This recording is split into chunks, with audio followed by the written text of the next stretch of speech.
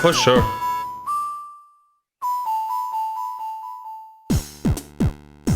Let's make this the most funniest horror day ever. It's time to play the testimony of Trickster. Trixie Glimmer Smith. Let's see how this game plays. Most cursed stream ever. I mean, we had 3 lesbians in a barrow.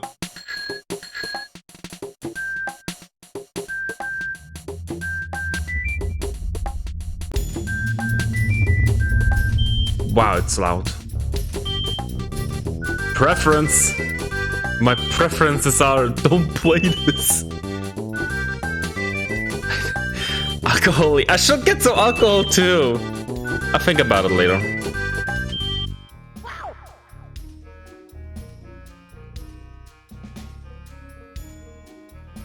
Oh, this music. This brings me right back to Three Lesbians, actually. It kind of sounds like Three Lesbians in the Barrow again. Must be made by the music must be made by the same person.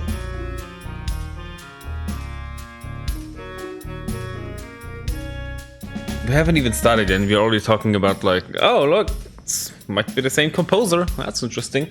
I can probably not play this with a gamepad. This is probably mouse and keyboard only. Yeah, of course it is. I should get my gamer table ready then. Now that I think about it. Oh, sorry.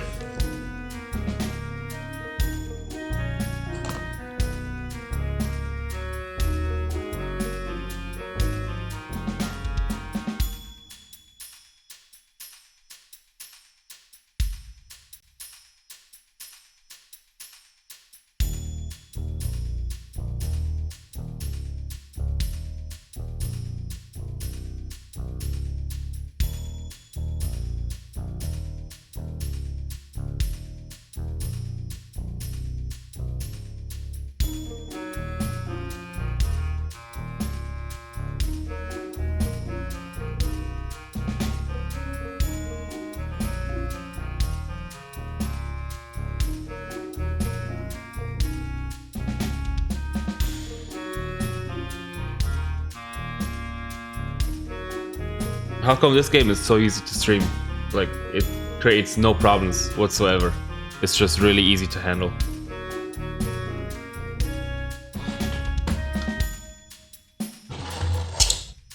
My gaming table. There we go.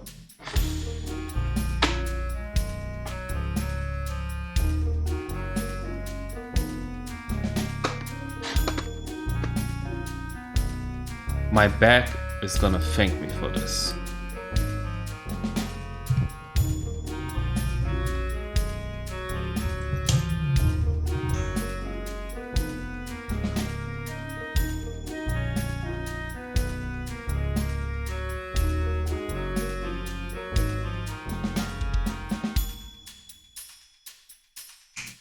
There we go. Wing transition. I don't think I need my keyboard.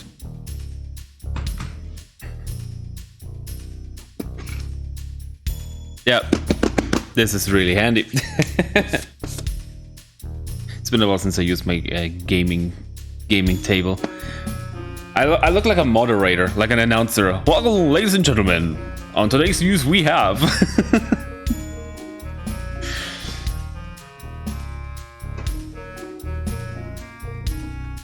I really look like some kind of announcer right now. That's kind of funny.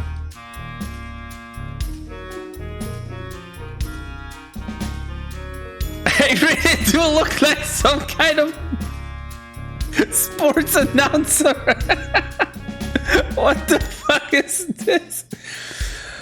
Welcome to the testimony of Trickster. Again, Trickster. Where is this coming from? Trixie Glimmer Smith. It must be her name, like Trixie Glimmer to Trickster. And he's throwing the ball! Whoop, there it is! Whoop, there it is!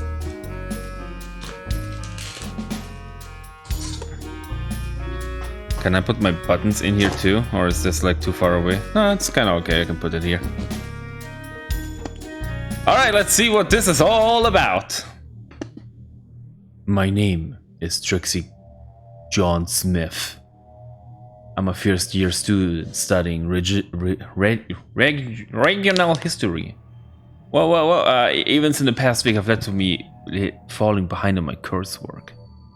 This is me accentuating circumstances, statements of case. I hope it is sufficient to explain why I need more time to finish my coursework. Thanks in advance for reading. Okay, thanks. It all started last week. At about 10 in the morning, I dragged myself out of bed and got dressed. There she is! I immediately want to like wheeze at myself for doing this. Cute poster though. Whoa, this place on our world? Is this Earth? Crazy. Right, it's 2 weeks till my coursework deadline. Time to start this report on.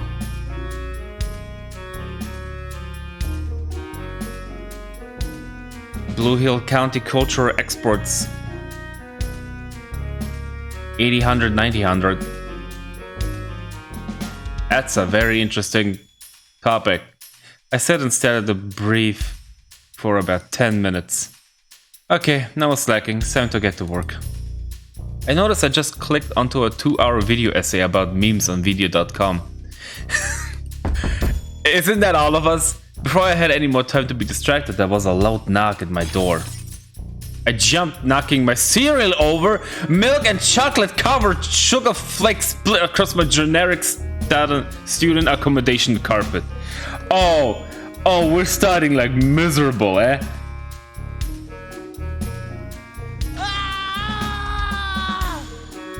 No, this isn't happening. There's no reason for me to go on. What am I fighting for? What am I studying for? I really feel bad for her. Someone outside yelled, Trixie, Glimmer, Smith, open up, we have something to discuss. It's Nikita. Nikita is back. I recognized the voice. It was Nikita, my course's top student. We didn't talk often because she's kind of horrible. I slammed the spacebar and quickly opened up a website about sheep. It wasn't really relevant to my work, but I hoped it might look educational enough to make Nikita judge me slightly less. Nikita scared the crap out of me and I didn't want to keep her waiting, so I ignored the puddle of chocolate milk seeping into my carpet and opened the door. Wow. Nikki immediately marched straight into my room without asking. I ended up back into my desk. Right, Trixie, you have to do me a favor. She's back!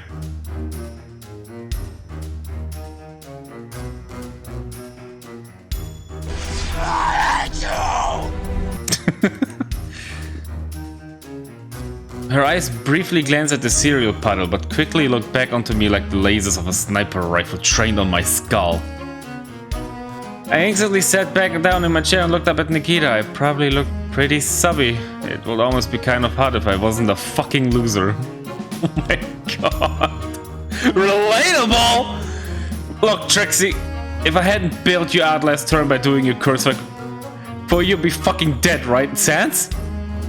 I mean, you'll be living in a bush and eating dirt because you don't want to go home to your family and admit you fucked up your education by sleeping through an entire term. Alright! I mean, it's a little harsh. I also been playing video games, writing raunchy fanfiction and growing breasts. It would be nice to get some recognition for that for once. Relatable? Question mark? I know it was. But listen, my point is you owe me big time for literally saving your life. It didn't literally save my life, what the fuck? Whatever. Look, I just want you to find me a play script, it's easy. Oh, is that all? I mean, I'm sure I can do that. I guess it did help me a lot, right? Sorry, it's just you were being really aggressive, so I assumed you were going to make me kill someone or something. Relatable? I'm gonna say relatable a lot because of you, Zabox, now. Tabby, maybe you hate her. Miss Knight is a try-hard bitch wasting everyone's time by running against me for a student president, but I don't need her head. That. I need to keep her around to make me look good. Tabby keeps psychic crystals in her bra to prevent lunar interference, which I'm pretty sure isn't even a word. That's a pretty low standard to make you look good. I felt pretty bad saying that. Tabby was really nice even if she was a little quirky and didn't really notice me. That said, interference definitely isn't a...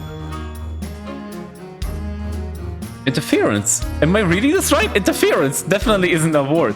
What do you mean? Interference? Am I reading this wrong? I'm reading interference. Am I having a stroke? Or is the game having a stroke? I can't decide. I'm not very likable, so I need all the help I can get.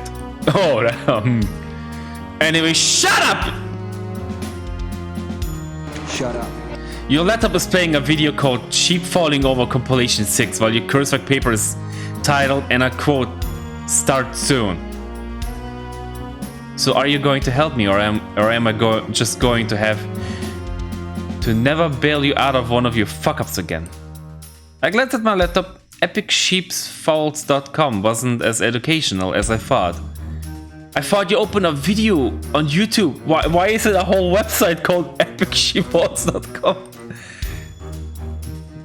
Fine. What do you want exactly? More specific than just a play script. Last night I was walking back from the library when I noticed some paper fluttering about. I don't usually make a point of picking stuff up off the floor, but something drew me to it. I picked it up and realized it contained writing. Wow! Paper is trying to write themselves an insurance. It has writing on it. I didn't know paper can have writings on it. I read it right there in the courtyard. When I finished reading, I stood in silence for some time. I read an excerpt from The King in Yellow.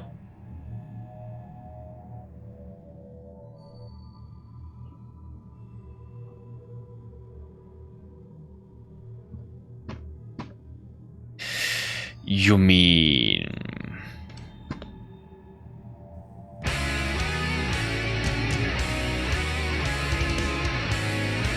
that king? I mean...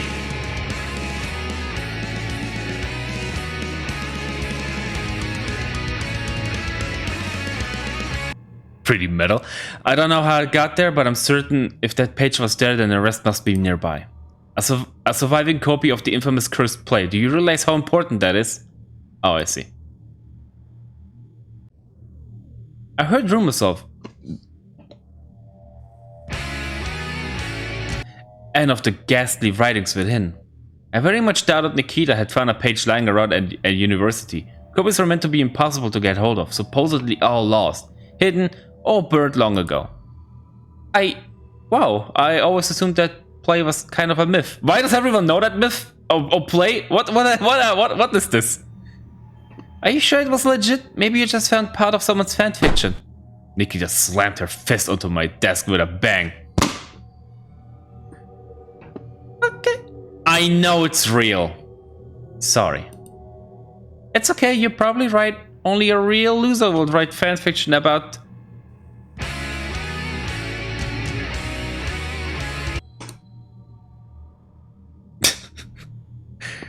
The completed play will be of immeasurable importance to my studies. I could write my entire thesis analyzing how it has affected folklore both locally and worldwide. I need the full copy. Now, after the initial shock of finding it set in, I started sneezing. I concluded there must be some kind of allergen on the paper. Oh, you just haven't... Okay. I happen to be allergic to exactly one thing in the world. It's paper. Not being a bitch. Ah! Shut the fuck up. Sometimes I do like the humor. It's kinda relatable. Shut up. I'm allergic to daffodil. That's not a word. Come on. Now we're making up words, right? Daffodils? Daffodil Lane is a few miles from here. Wait, the whole street? I happen to know that the lane has a lot of the folders, hence the shitty name. Given their relative rarity elsewhere in the country, I believe the page may have originated there. Oh, some kind of flower, I suppose then. I'd rather avoid going there myself. I'm too important to get mildly uncomfortable. Oh yeah, mild inconveniences. Yesterday I was like saying that to myself, and I was like, wait, why does these two words mild inconvenience like ring so much in my ear? Like it's like I have been saying that for a lot of times, and then right, Silent Hill 4. Almost every enemy is a mild inconvenience. Right. Besides, I'm busy brainstorming slogans for my student union presidency campaign. She looks like a president. You know what? She could be the... We found Noel's mother! Oh my god, this is set in Deltarune! How did I not notice this? This is Noel's mom from the past! No! No! Shut the fuck up! Nikita for president. Oh my god. Right now I'm thinking knowledge through unity. Unity through Nikita. Oh jeez. Whatever. As a thank you for me saving your life, you're kindly going to the 40 lane and finding the rest of the play for me. Good, thanks. Did she just whip me? I still wasn't convinced there would be anything to find, but I kind of wanted Nikita to leave my room before she noticed I left some of my underwear on the floor. I mean, I hadn't agreed yet, but fine, I'll go. Just stop being so rude to me. It's not a good work relationship. Fantastic! Thank you for being so accommodating, Trixie. I'll let you get on with it. I have some books to read. Also, pick up your fucking underwear. Nikita brushed some dust off of her shirt and left without a goodbye. According to my laptop, it was still pretty early.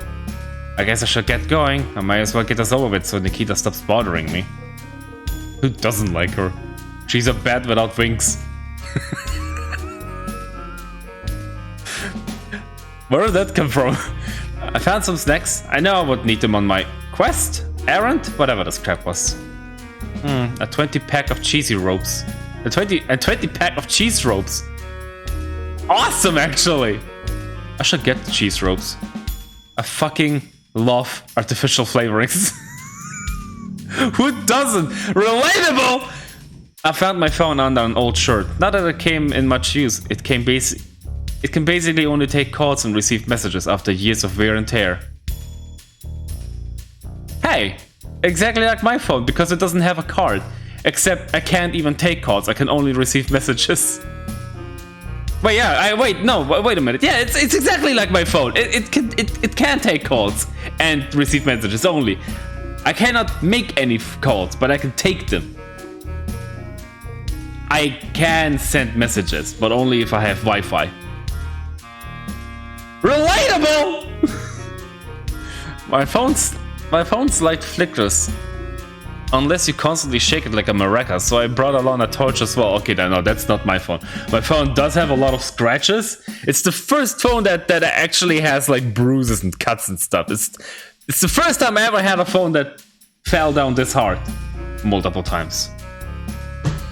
Mine was dismayed. I saw this a while back. I don't know. It's pretty old. Kind of. One of the oldest files say it's 2017. And it was updated in 2018 apparently. I mean, that's what the files say. Everything else is 2021 because I just started it up.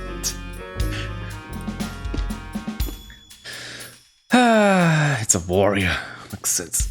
My phone, Maraca! A torch seemed like one of those things that was good to have when you're looking for things. In retrospect, I should have made sure it had batteries in it before I left. I crammed everything into my backpack. Alright! Her back has wings! Which makes her look like a bat. That's fucking cute, and I think I said that last time as well. A lot of people accuse me of having a bat fetish because of all my bat products.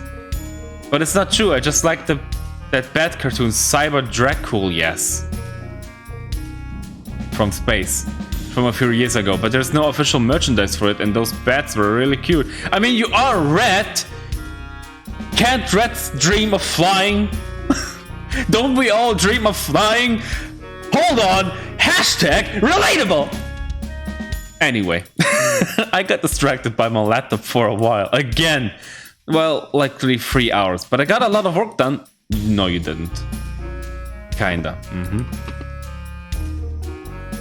Oh shit, it's the... This is Parsnip. It's the background of Parsnip. Oh no. Oh no, it's actually happening, isn't it? The 2-hour trek through the countryside during the worst heat wave in a century took its toll on me. I've never been good with summer. I usually just hide inside, so I underestimated how hard it would be out in the sun. Oh god. Oh god. Oh no. It's happening. God, that's relatable. I hate summers as well. It's too hot out there. It was also about here I realized I never cleaned up the cereal on my floor. I did eventually read the photo lane. It took a little rest in some shade and got my bearings. That backpack is fucking adorable. Phew. I hope the weather gets worse soon. I could use some rain to cool me off. At this point, wouldn't you say the weather should get better? The rain is better? I took a look down the lane from my vantage point. 4 quaint little cottages dotted the dirt road, and at the far end was the tree line of Blue Hill Woods. I've been in the woods once before as part of my course. They were old and filled with interesting landmarks. I considered taking a walk on them once I sorted out the play stuff. It was probably cooler under the trees.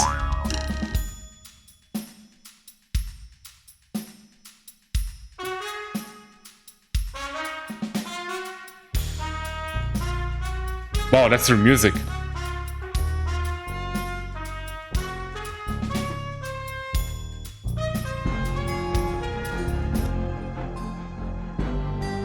She's here! Oh wait, no, he's here! I forgot. Parsnip is real! Parsnip is real! Oh no! Wow.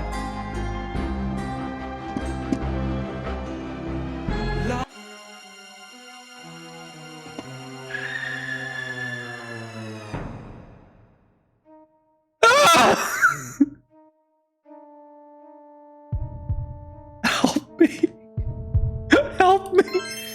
A small, rather eccentric-looking rabbit had appeared behind me while I was distracted.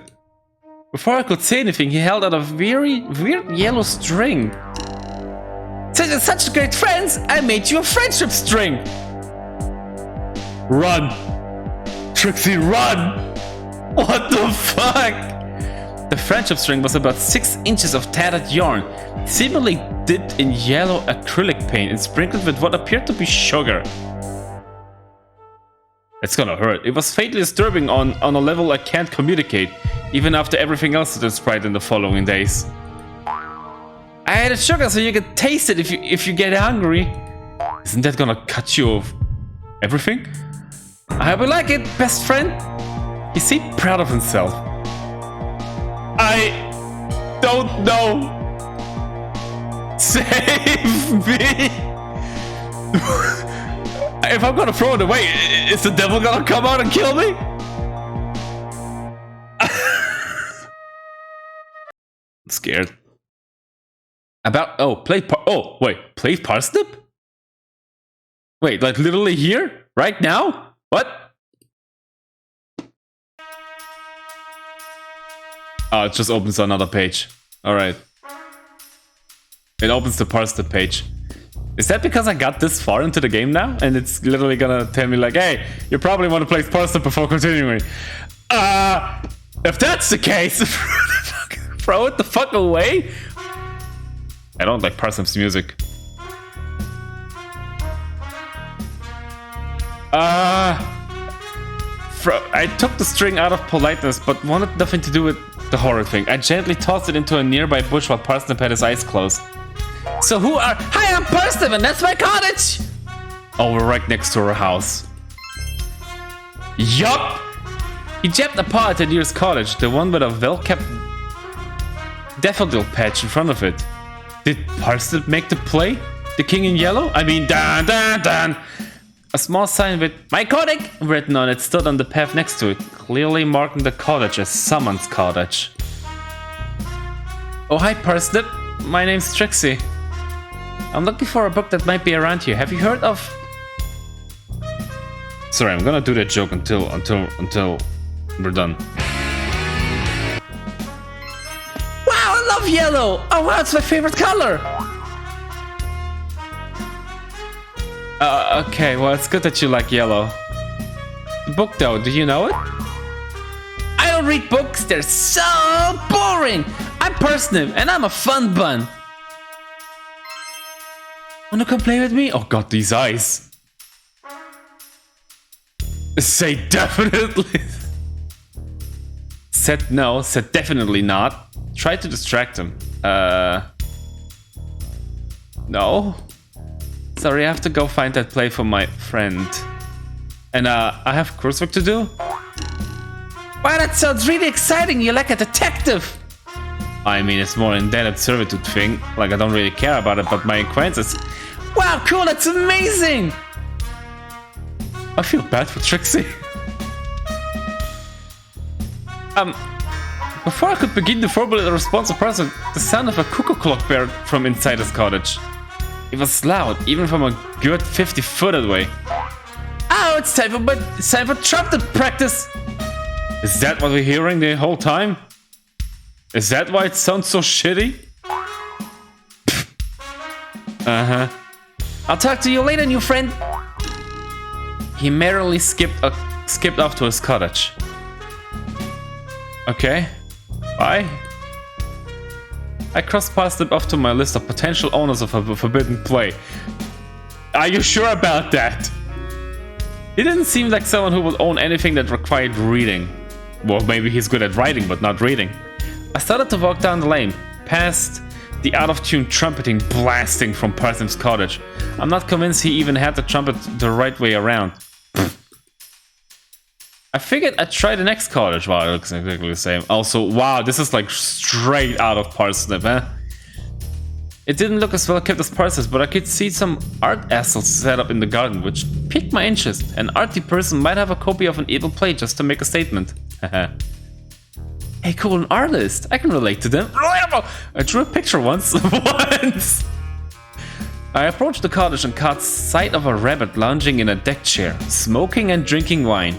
Classy. She was tall, stylish, and pretty.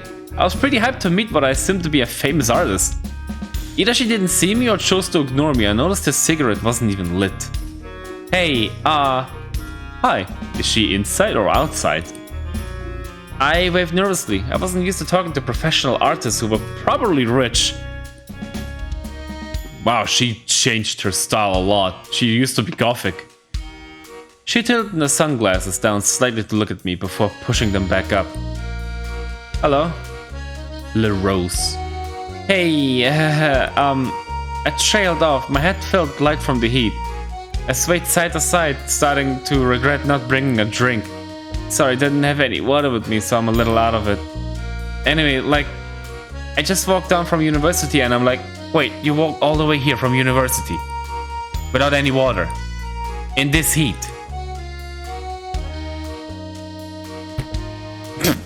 I remember letting out a quiet yes and collapsing, but not much else until I woke up a few minutes later. Oh shit! The rabbit's face was looking down at me from her deck chair. She looked mildly concerned, but apparently not enough to move me from being face down in the dirt. Alright, thanks. You fainted. Are you okay? I think so. Could I maybe have some water? I brought some out for you already. Oh, that's actually real nice, thank you. She meant toward a glass of wine on the ground beside me. That's wine. The rabbit went wide-eyed under her glasses. Oh, so it is. How did I get here? Is she Jesus? Everything she touches becomes water? She picked up the wine and shuffled shamefully into her cottage, returning a few moments later with some tap water. Is her sunglasses literally red-tinted or something? Thanks. It's still water. It's still wine. I downed the water and felt a little bit better. It was pretty stupid of me not to bring any with me. I realized I hadn't introduced myself and thought I'd better do it before it became too awkward. Hi! What's wrong with you? Hello. I didn't do a great job of it. I'm Trixie. La Rose. Awkward. There was a frosty silence. So, sorry to bother you, I'm just doing someone a favor. They think there is a copy of some old playbook around here. I can't say I heard of it. Are you sure your friend didn't say Devil the library? You know, the one in town? I briefly worried she had. No, she didn't. No, I'm pretty sure I didn't see she had Daffodil Lane. I didn't know where it could be though. I asked, Parsnip? Next door? Let us. Landlord seemed to grimace at the mention of Parsnip. The music is back. You spoke to Parsnip. Are you sure? You're lucky you still have the will to live. Holy shit! I didn't, but that was unrelated. I mean, yeah, a bit. Is he that bad? I mean, he's a little excitable for sure, but Lilo's blood pressure looked like it was rising rapidly. More red than her wine, probably. I gotta go back on topic. I decided it was best to change the subject. Anyway, sorry, the book, you haven't seen it? She shook her head. I don't get out much though. If it's around here, I probably wouldn't see it. I didn't even realize my neighbors were missing until the police came knocking. But jeez, the squirrels, yeah. Didn't it turn out they just went on a cruise to the Pacific Islands because they got rich and got bored? No, I'm pretty sure they're dead. It was on the news for ages. No. I accidentally started the rumor that they just ran off to go on a cruise during the school term. They're dead. Probably true. They were rich. Rich people do that stuff, right? I don't think she was expecting an answer. Look, I was brainstorming, okay? It's not my fault the police just took that as a fact and ended the investigation immediately. They're fucking dead! I'm sure they'll fight. No, they're not! We know! We played Parsnip! The police just dumped all the evidence they collected outside and left ACAM. Right? All cops are monsters? ACAM, all cops are messy. Point is, you could go back, you could go poke around in the boxes we want. They won't care. Maybe you find your book. Huh, yeah, maybe. Ask to learn more about the area? Sure. Is there anywhere else around here an old playbook might be hiding? There's the woods. They're pretty big. There's bound to be at least one book in there. She faked a big blow of smoke from a cigarette. Though I avoid them if I were you. They're dark, nasty, and no one lives there anyway. Well, I mean, there's a beehive, but they're a bunch of authoritarian jackasses, so they don't really count. I tried to go paint her once and I got pissy with me. The swarm of fake socialist mini dictators. There's not a whole lot on the road either besides a sheep field and some fucked up magpie. No, this place is kind of boring. That's why I moved here to get some space. It didn't work. Cyberbad Wildstar always used to say space is where you make it. What? Right. Does that actually mean anything or... no, not really. It's from some cartoon. So, wait, where did you used to live before you moved out of here, I mean? Town, I teach there. Oh, you're one of the art history lecturers at the uni? Do you teach the Blue Hill art history classes in second year of the regional history and culture studies? I do that course. I'm sure I might have seen you around. I teach preschoolers how to use glitter pens. Oh. Oops. Anger seemed to burn under her surface. I was worried her wine bottle would shatter in a vice like grip. They don't appreciate my art. I decided to run away before I said anything else stupid. Well, anyway, sorry to bother you. I'll go take a look at those evidence boxes. Have fun. She went straight back to staring off into the distance. I let her get on with it and headed over to the neighboring cottage. The Rose was right, the police had left their investigation unfinished and just ditched the evidence into a couple of boxes. Fortunately, the summer had been a dry one and everything seemed to be in good condition. I peered through one of the cottage's windows. It was definitely deserted. It was probably a nice place when it was looked after. I could see the occasional bit of half-eaten food laying around on the floor, making a mess of the otherwise cozy, mildly classed countryside retreat. I started sorting through the box labeled Kitchen 1. Most of it seemed to be old bits of snack packaging and half-eaten food. Gross. Fortunately, most of it was so artificial it wasn't even capable of molding. Interestingly, a DVD copy of Jenny Jason's archery training time for the Game Machine 100 also had a large bit taken out of it, and the toaster seemed to have lick marks on the grill. An entire box of sugar acorns seemed to have been emptied into the box, coating everything with a thin layer of nutritionless dust. Welcome back, Starbucks. Someone had been very hungry. The next box, Kitchen 2, only had a couple of gas canisters inside. I guess they were for the cottage's stove. I don't think Desolate Lane has much in the way of actual infrastructure. The last box labeled Kids Room contained the only real interesting stuff. My eyes went straight towards a small game console and a selection of video games. I spotted one of my favorites, Gun Attack 2. Oh hey, that kid is one of those little fuckers who always screamed abuse at me when I tried to play that online. Wait, you remember the name or something? Actually, I probably shouldn't refer to a possibly missing kid as a little fucker. That feels a little wrong. There were more sweet rappers, though the kid had clearly diversified their diet by eating crisps on special occasions. This kid doesn't seem the type to collect old play scripts. I doubt it will be in here. In fact, I don't think there's a single word in this box that isn't a brand name. As I said this, I realized I was wrong. There were some very obvious words in the box, and I don't know how I missed them before. On a small paper booklet, scrawled and faded, felt tip writing read, "There is a monster near the woods." Underneath was a crude scribble, vaguely resembling a crouching figure with a woolly thick body and 4 eyes. Some kind of imaginary monster. Or maybe a wool suitor, I thought. What's a wool suitor? Oh shit, that's ominous. The handwriting was childlike and shaky. It couldn't have been more than a month old. It was probably written as part of some silly game, I thought, but that didn't stop it from filling with dread. What was the monster? Parsnip. I realized the message was written on the front of a small scrap paper booklet. It looked like it had been written and illustrated by the kid. Squirrel Warrior Princess Adventure! Here we go! Squirrel Warrior Princess was on an adventure to save the Squirrel Princess Dragon!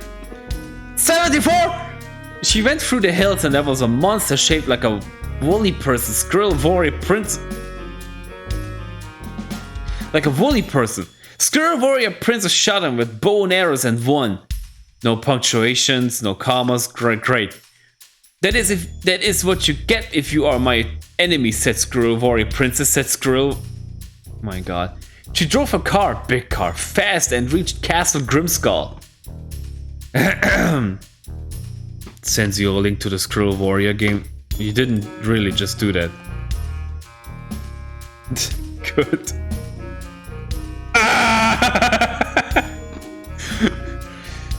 I'm here to save you, Squirrel Princess Dragon. So said Squirrel Warrior Princess, for fuck's sake. She went through the castle and used her gun to shoot the bad enemies, and she went up the castle. 74? No one can defeat me. I am the strongest warrior, I said. A skeleton popped up, but Squirrel Warrior Princess punched it and it fell down and cried, and I laughed at it. That was really brave. Thank you for saving me, said Squirrel Princess Dragon. She flappered her dragon wings. She has dragon wings and can breathe fire, but she's a squirrel. They played video games together and one single player on on Midoleon of Home of the End. Holy fucking shit. Inspiring. Relatable? I decided it was best to leave before I left much more incriminating DNA on everything. I felt pretty sure I wasn't going to find the plan amongst the junk. And I wasn't breaking into what was technically still a crime scene on Nikita's behalf. So I headed down the lane to the last cottage. I strolled past the sheep field. The silly creatures were absent-mindedly chewing on grass, as sheep are apt to do. It looked like a refreshingly simple life. The field was overshadowed by a large tree. There seemed to be a few shiny pieces of jewelry trapped high up in its branches. Maybe it was one of LaRose's art pieces? Nope, that's the crow. A wrecked nest was perched high up near the top. It looked deserted. This is probably where that fucked up bird LaRose had mentioned lived. Oh, that's the house. It's the house with the thing. Capture cursor. You can't see my cursor.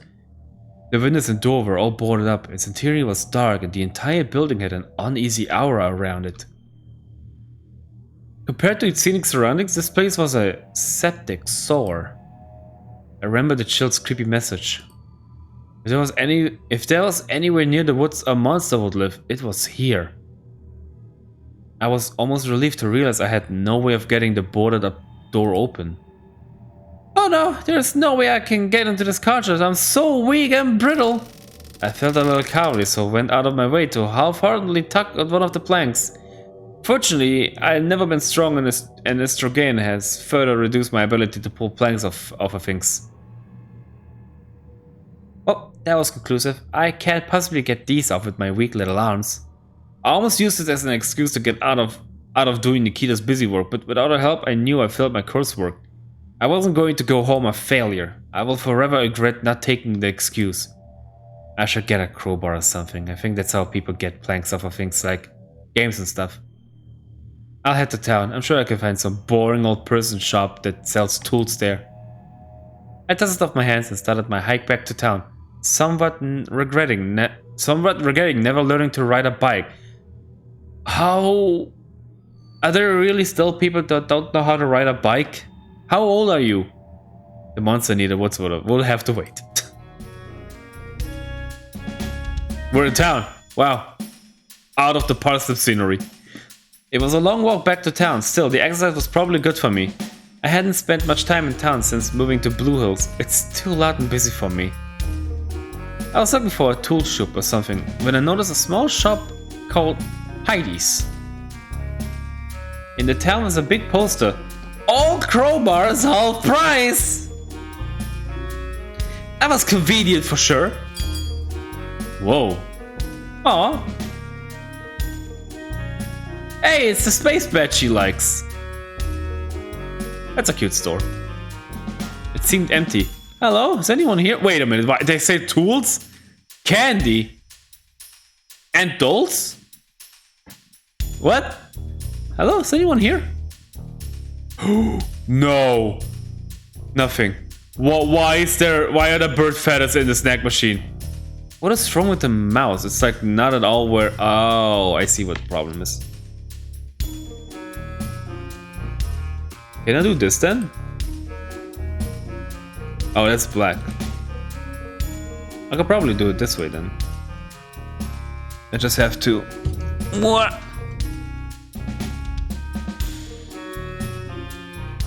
No, not black. Display.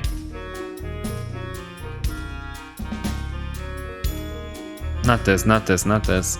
There we go.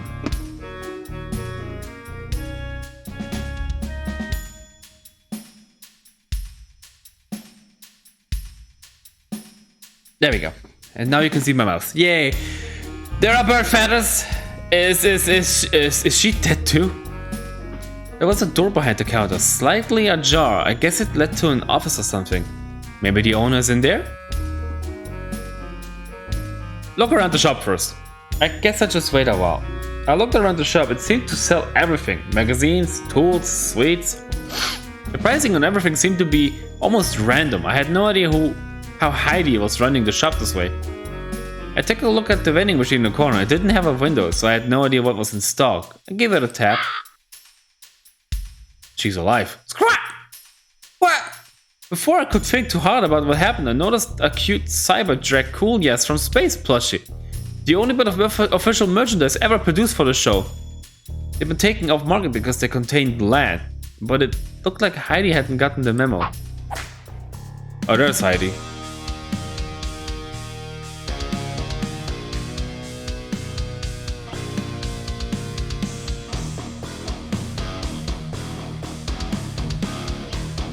Nice!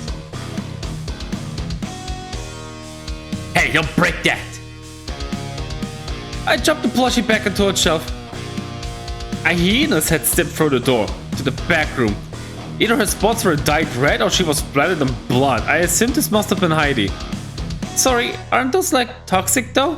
Jeez, who are you, the PC police? She smirked. I think she was trying to make a joke.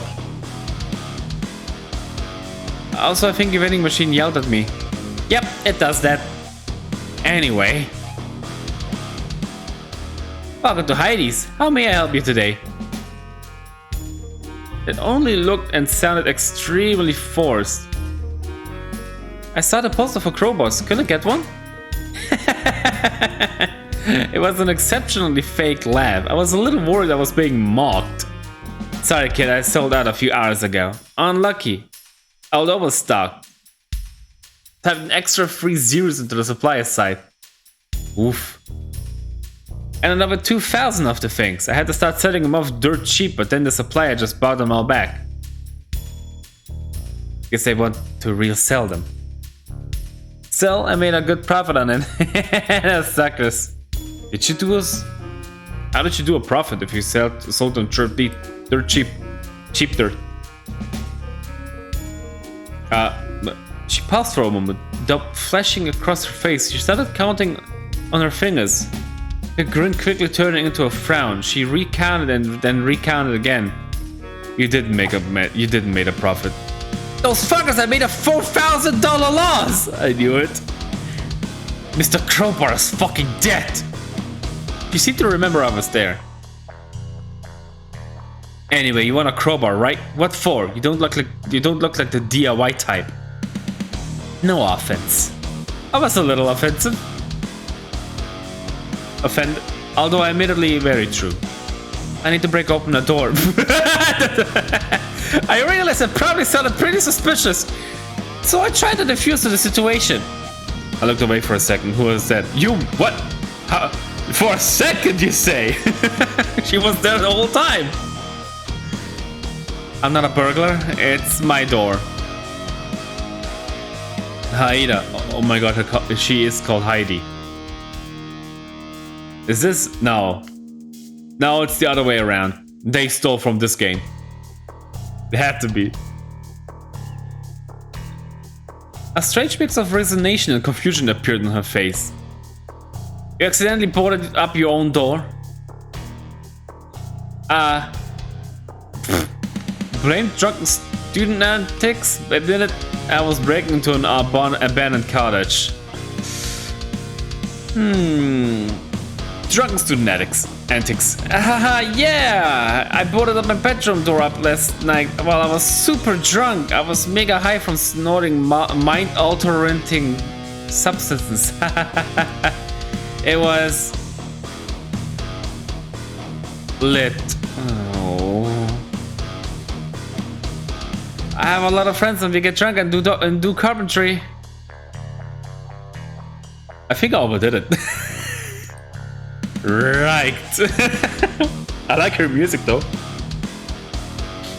In fact, I think she had stopped caring.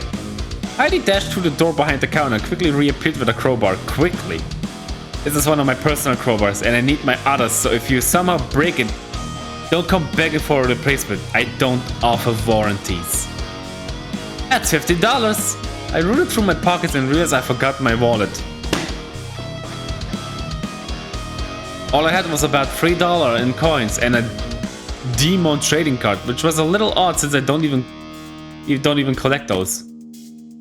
How did you? Ah, I kind of forgot my money. You forgot you needed money to pay for things at shops? Yep. Do you accept trading cards? She didn't look amused. She jumped her fingers on the counter for a moment. Okay, whatever. What if you owe me a favor? I hope this wasn't going to be a weird sex thing. It's not a weird sex thing. Don't make that face, pervert. I suddenly resented my naturally pervy face. What the fuck? I wasn't thinking that. Not too much. What was it you did? What? Nothing crazy. Just having me sort some extra stock. Usually I have to do it myself, but 2 hands are better than 1, right?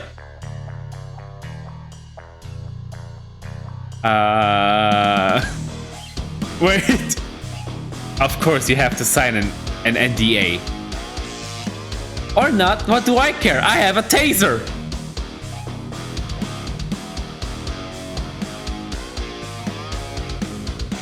It didn't sound very exciting, but I needed the crowbar, so I didn't have my choice. Okay, as long as it's just something small and Lego. Another unconvincing laugh. I think it was supposed to sound friendly. Kinky?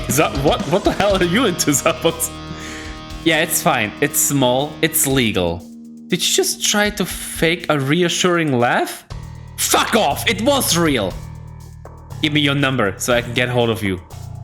I gave her my number, hoping it wasn't about to end up crossing any borders with 5 kilos of counterfeit electronics hidden in my clothes, because I knew I'd be too awkward to say no to that. Great, I'll give you a call when I need you. I preferred it to texting. God damn it. Easier to shout. Oh! And don't try to get away for free. I have a taser. Holy shit. Who did she kill? She put her hand out for a handshake. I guess she wanted to seal the deal. I limply shook it with my puny little arm. Sure, thanks for the crowbar. I guess I'll see you soon. Who died? I left the shop armed with a crowbar, reflecting on how I seem to operate entirely on a favor-based system these days. Oh well, I thought it was cheap. The bird earlier, obviously. Well, actually, the bird in the vending machine is alive. And not our bird, it seems.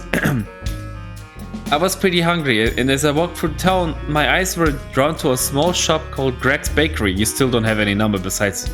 Actually, you do have $3, so maybe that's enough. The shop had a charmingly decorated exterior, albeit a little cutesy for my taste.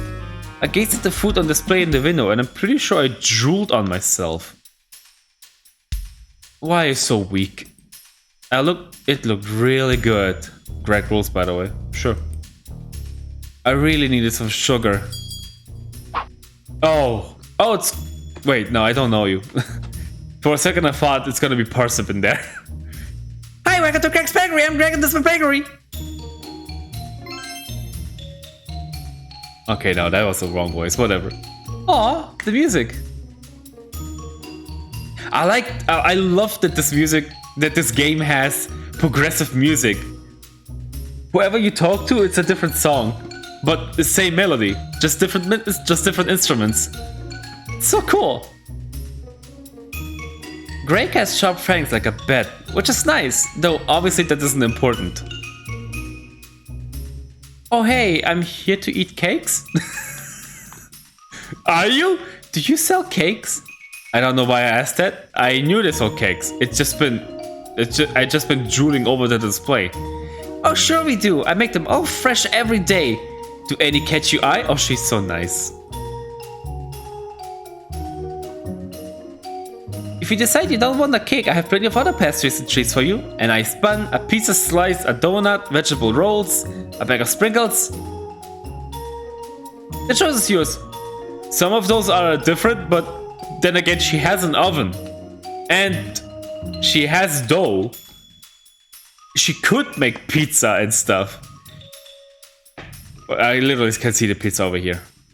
There's pizza right there. Right next to all the pastries. She sells pizza slices like this. They seem nice, albeit slightly hyperactive. kinda suck at buying food, especially when there's so much choice, so I was glad to hear the door loudly open behind me and distract Greg. Oh no, it's gotta be Parsnip. Hey, Abel! Oh, it's the cow. The usual? Yeah, betcha, hun. How's work going? This instrument, huh? A violin and a banjo. It's just cowboy instruments. Great, thanks. It's been a quiet day so far, but now I have 2 customers at once. Exciting, huh? What was it you wanted me to get you? They were looking at me and I still hadn't decided what I wanted. Can I get I've been cut from another milk delivery route, Greg. Can you believe it? What? No way, another one?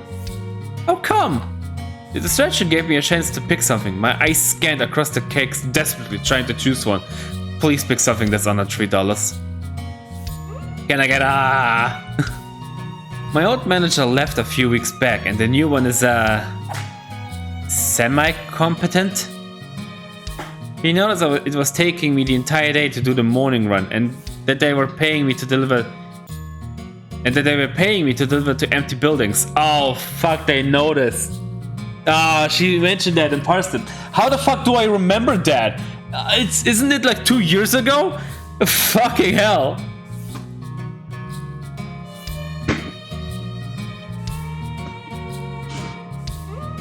There we go.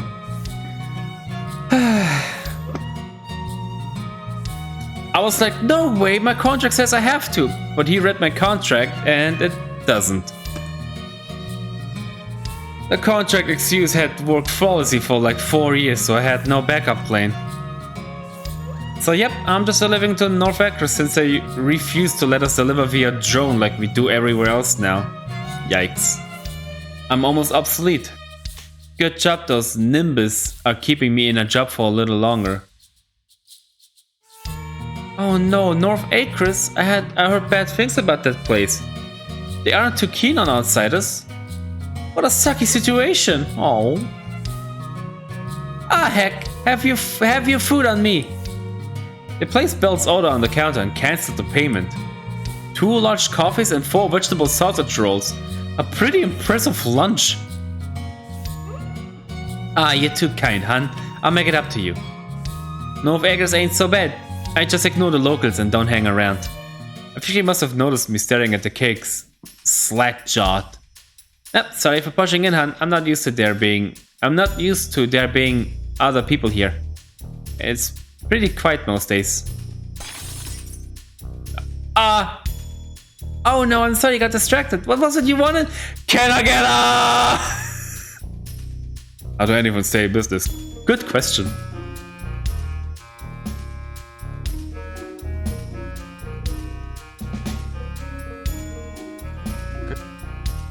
Good question. That was weird. I'm turning to look at the white item fear. It's interesting that this is all in past tense. All of it is happening here is in past.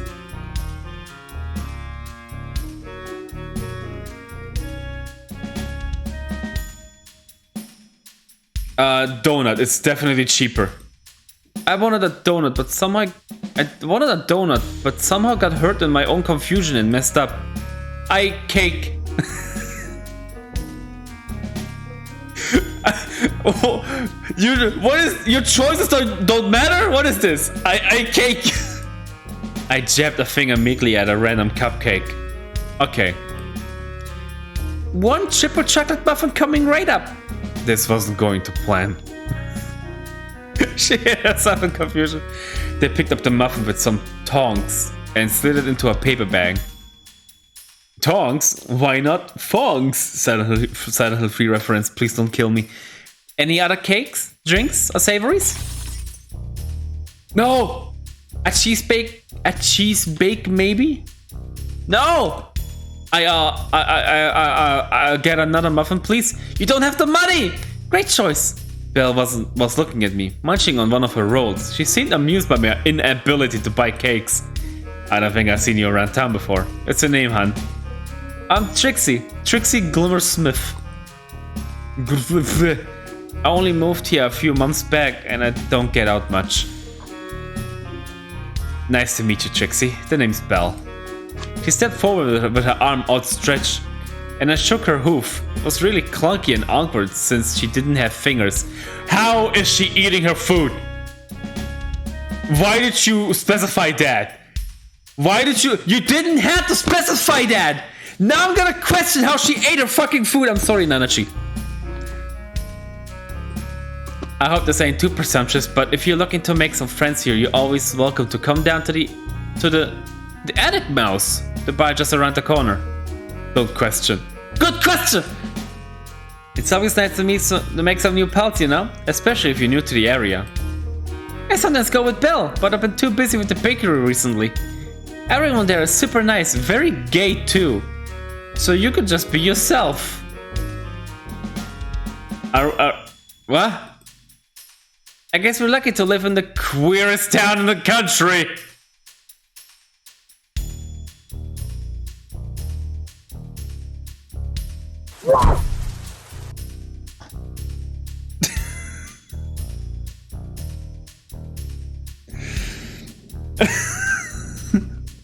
What? Shut up. Shut up! Shut up! Shut up! Got it memorized. Shut up! What? My confusion is... What? Snake, are you alright? No. Yeah. I mean, not officially, sure, but heck, you try finding someone here who isn't queer. What the fuck is going on? They had a point. Everyone I met here was pretty fucking gay.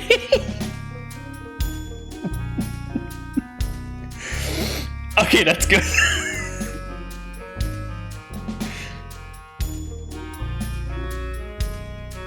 What the?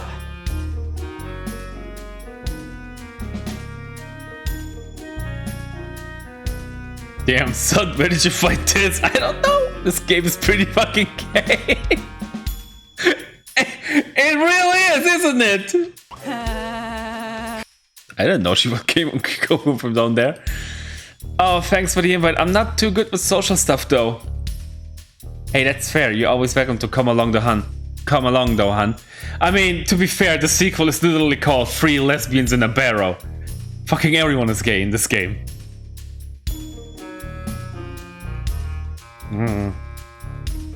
Is Parsnip the only boy in this world? I just realized that! I think Parsnip is the only guy in this world, and yet he wears a dress.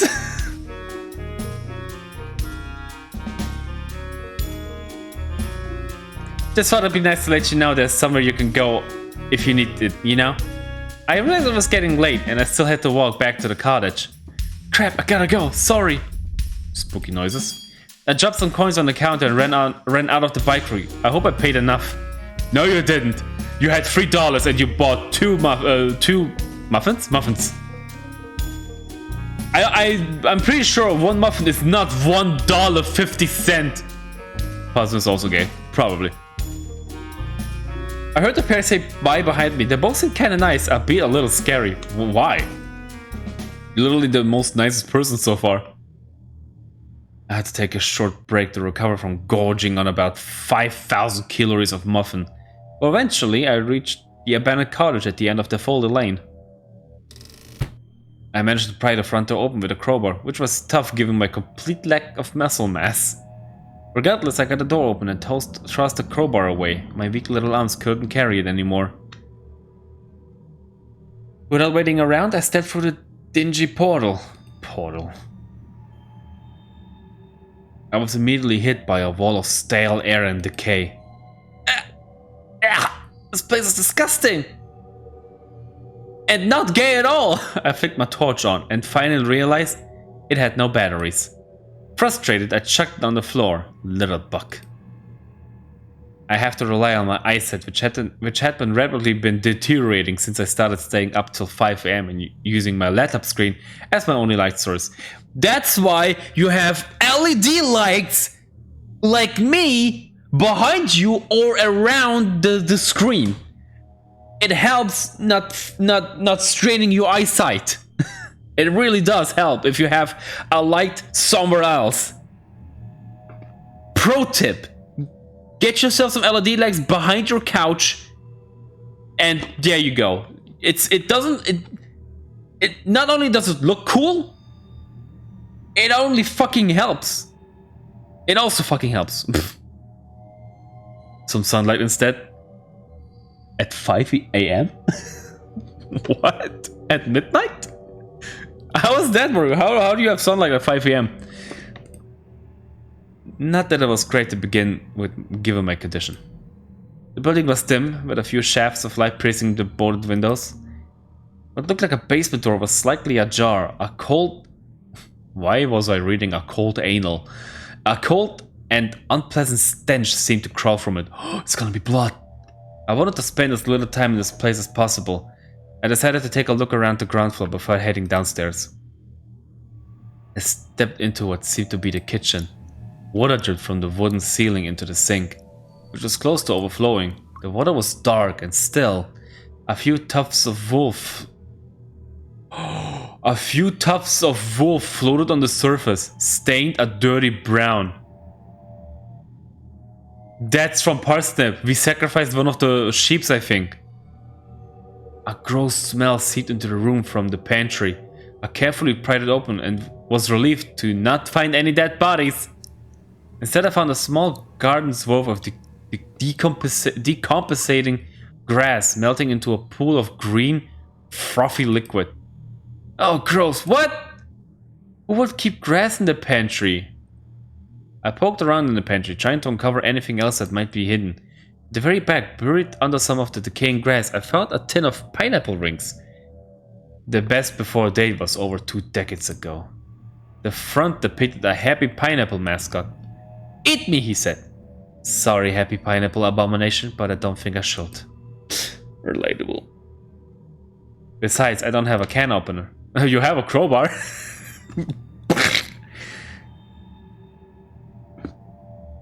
The bedroom was evidently plainly decorated years ago, but was now completely derelict. A bookshelf stood against one of the walls, but it was almost completely empty. The only books remaining were Manners for Girls and Seven Plants I Saw, an Adventure Story. One of those is not like the other. I decided not to read them. Good. Like the kitchen, the window here had been boarded up, though I noticed that the planks seemed to have been taken from the bed's frame, giving that the mattress slumped on the floor. A pile of tools on the floor looked like the likely culprits for the renovations to this place's windows. I noted one of the tools was a sturdy crowbar.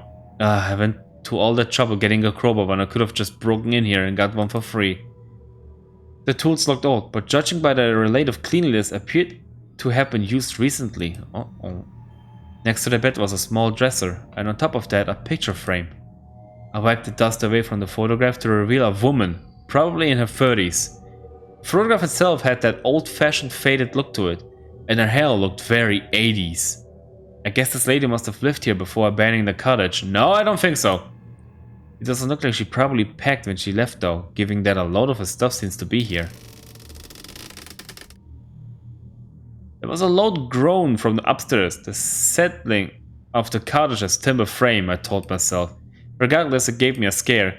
This place has me really on edge. Let's hurry this up. The bathroom window was broken. One of the boards seemed to have fallen off. A black feather was snagged on one of the nails, still left in the frame. The water tank was probably meant to be above the toilet, had fallen down, littering the floor with smashed ceramic shards and leaving a moldly damp patch spreading from the toilet's gutted remains. This place is a fucking nightmare. The bottom few inches of the bathtub were stained brown, as if it had been full of rancid water for some time before being emptied. The plug hole was matted with wool, almost like a spider web. Wool. Oh, this is nasty. What's wrong with this place? No wonder it smells like... I was cut off as the house groaned, as if settling. Only then did I realize how weak the floor seemed to be in this room and stepped back. I had no intention of falling through into whatever waited for me in the basement. I returned to the living room where I at first had entered the house. I hadn't really looked around when I first got here. It was totally trashed. The furniture was a mess, the floor was covered in junk, and some water appeared to drip down from the attic onto the sofa, which was coated in white mold. What looked like blood stained the floor and seeped into the musky sofa. It couldn't be more than a month or two old. Ah, this isn't good. Hopefully someone just had a minor accident, which made them lose about 4 liters of blood. Here we go. That's the ritual that happened here, huh? It's old though. I'm sure any murderer who lived here would have left ages ago. The smell probably drove them off. I stepped a little further into the room and almost tripped over something. A video game cartridge? The squirrel. The squirrel!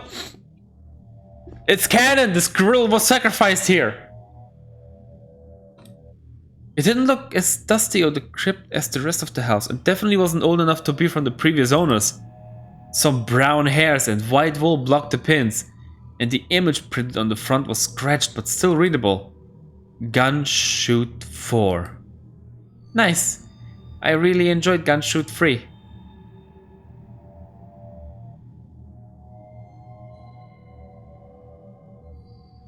I figured there wasn't much use lying around this couch, so I decided to take it with me. Maybe I could wind down with it when I got back to my room.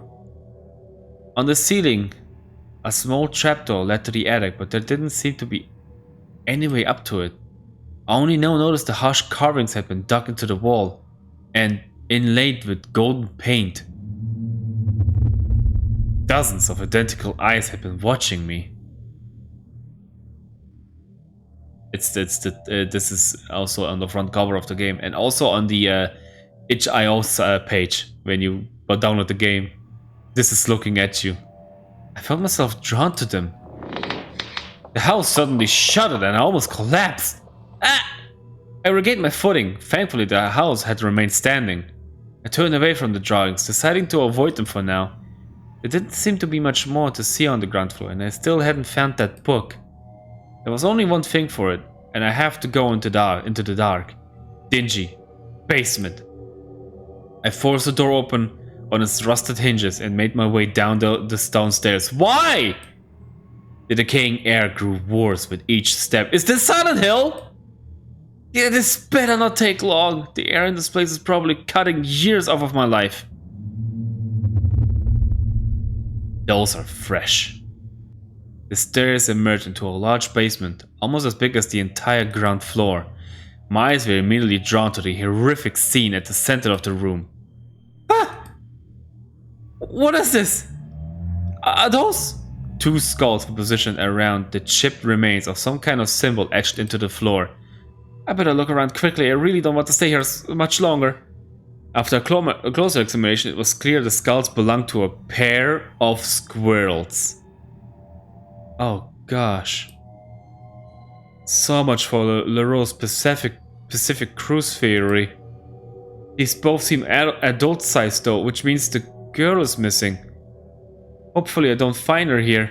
The skulls were undamaged, with no indication of how their owners may have died. Strangely, I don't recall having seen any other bones around the cottage. I feel like Trixie's taking this way better than what anyone else would do. Not unrelatable. I decided to leave them to their rest. Not that I've been brave enough to do anything other than nervously stare at them from a distance anyway. Okay, there we go. With the most obvious thing in the room thoroughly examined, I took a look at the rest of the basement. This whole room looked like something from one of those trashy horror stories I read. It was uncanny. Part of me hoped this was just the setting of a really well-decorated LARP. But I felt pretty sure that was wishful thinking. The basement was littered with black and white feathers. It looked like a bird had been in a fight. But with who? You know exactly who. Probably the most out-of-place thing in this murder basement is was a small collection of dry cake crumbs scattered across the floor. Despite there only being as little of cake left, I felt my stomach tighten. A deep and primal part of me knew it was a bad cake.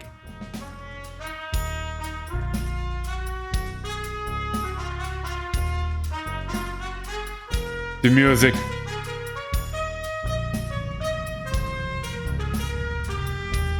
Oh, the cake! The poisoned cake! The poisoned cake from Parsnip! Look, Hell's Kitchen! And now Parsnip music is playing. Oh no, that's not good. Stop losing your foot.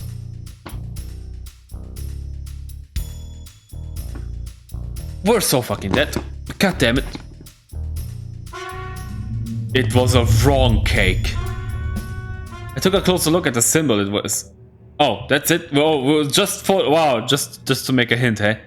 I took a closer look at the symbol. It was etched into the stone with some kind of tool and gilded with golden paint. Golden paint. It depicted one of the eyes I had seen painted upstairs. It was no less unnerving here, especially given the rest of the room. I think it's time to get out of here. Okay, so I know so far it looks like I spent all week running errands and stuff, but trust me, I have my reasons. As I hope you will soon agree. This is where things get a little hard to recall, but I'll do my best in the interest of proving why I'm going to need a few weeks extra to finish my coursework. Thanks for reading this far, by the way. Faculty admin team, I appreciate it. Thanks. There was a loud screech and the cottage above me started to shake and creak. I heard a loud groan as the basement door shut. The cottage continued to shudder. I could hear furniture topple over and slam against the walls above me. I need to get out of here! Before I could make a move, whips of golden mist curled around the skulls. Heart-shaped. They jerked around to face me before lifting off of the ground as if pulled by puppet strings. What's going on? No? How about no? The floating bones remained motionless in the air, their eye sockets boring deep into me. This stolen release beyond betrayal. Cloud waves. Carcosa. I'm sorry for taking the video game. The skulls called into my mind, a rasping voice that felt as if it's coming from within my own thoughts. Upstairs, the cottage continued to shake, the sound drowning out even my breathing, but the voice remained clear. The rabbit, betrayal. How? Blue starlight, Carcosa. The rabbit, Parsnip. Carcosa, the dread city trapped forever under the red skies of the Hydas. The stolen crown jewel of a long-forgotten empire. The setting.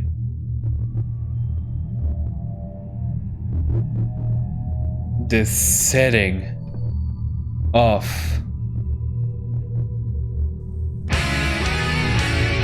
that much I knew. If the play was anywhere, it would be here, but that was hardly at the forefront of my mind at this point. The spire, broken body, Carcosa. What are you? Who am I? I am the abomination, the malformed stalk. What the fuck? Why is my emote broken? Hey, cool, Luna. Great, you enjoyed it. Alright. Why is my emote broken? This is not okay. I am the abomination, the malformed stalk, the accursed meat, filthy, unclean. Also, is my... It says special events I'm streaming. I'm not streaming special events. I'm streaming... I wonder if this game even is on... It's in here. The testimony... It is in here. Wow, why the fuck is this game on Twitch? The testimony of Trixie Glimmer Smith is actually in here. Holy God, to peak. Why is that broken?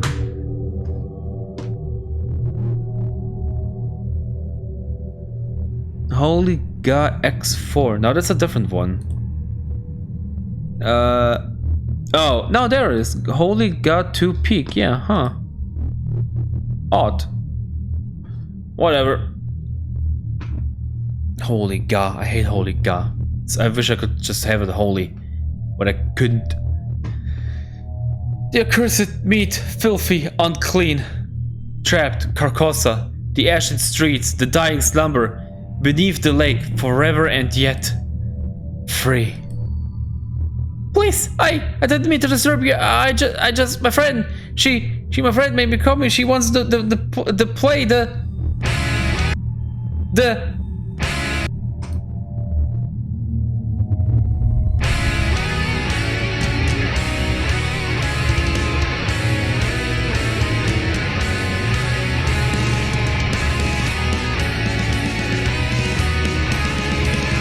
Are we done with the joke? No, I don't think we are.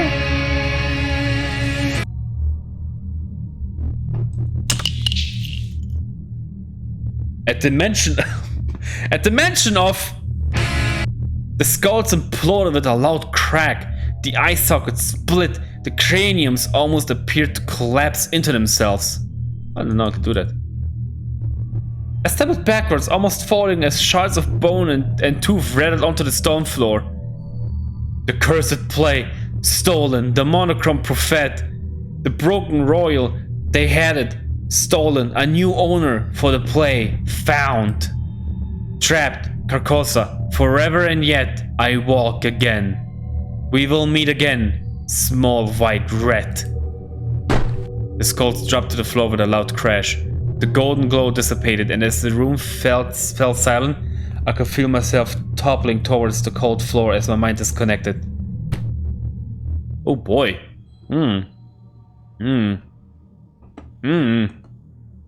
My eyes slowly opened. A feeling of grogginess and nausea had taken over my body. I felt my mind spin. I could make out grass fluttering gently in the breeze. Oh no, it's the sheep. I looked up. A sheep gazed down at me as she chewed on some grass. As I stared, she wandered off and left me be. I took some time to properly come to, but I soon realized I was crumpled in the sheep field on Daffodil Lane. The moon cast white rays across me, and I wondered how long I had been there. What happened?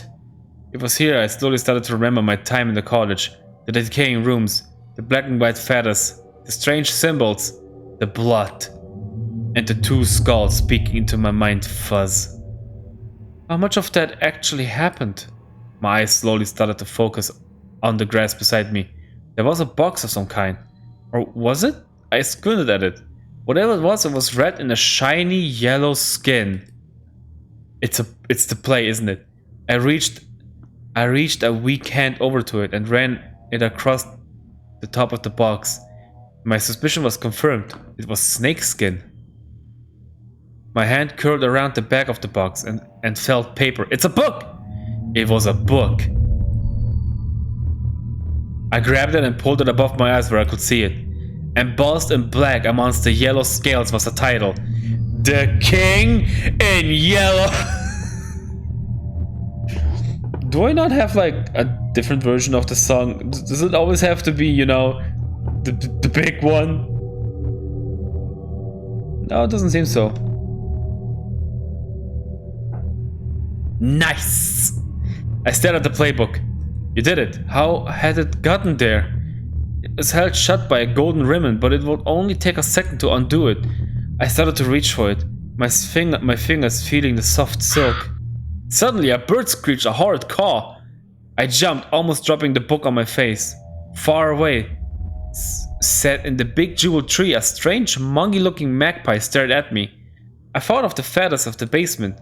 It was hard to tell at this distance, but it seemed to be staring right at me, its wide eyes reflecting white moonlight like mirrors. I was about to shout over at it, but it took off and flapped away into the darkness of the night.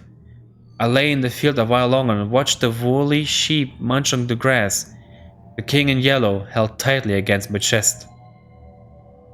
Eventually I managed to pull myself up and started the long trek back to my room.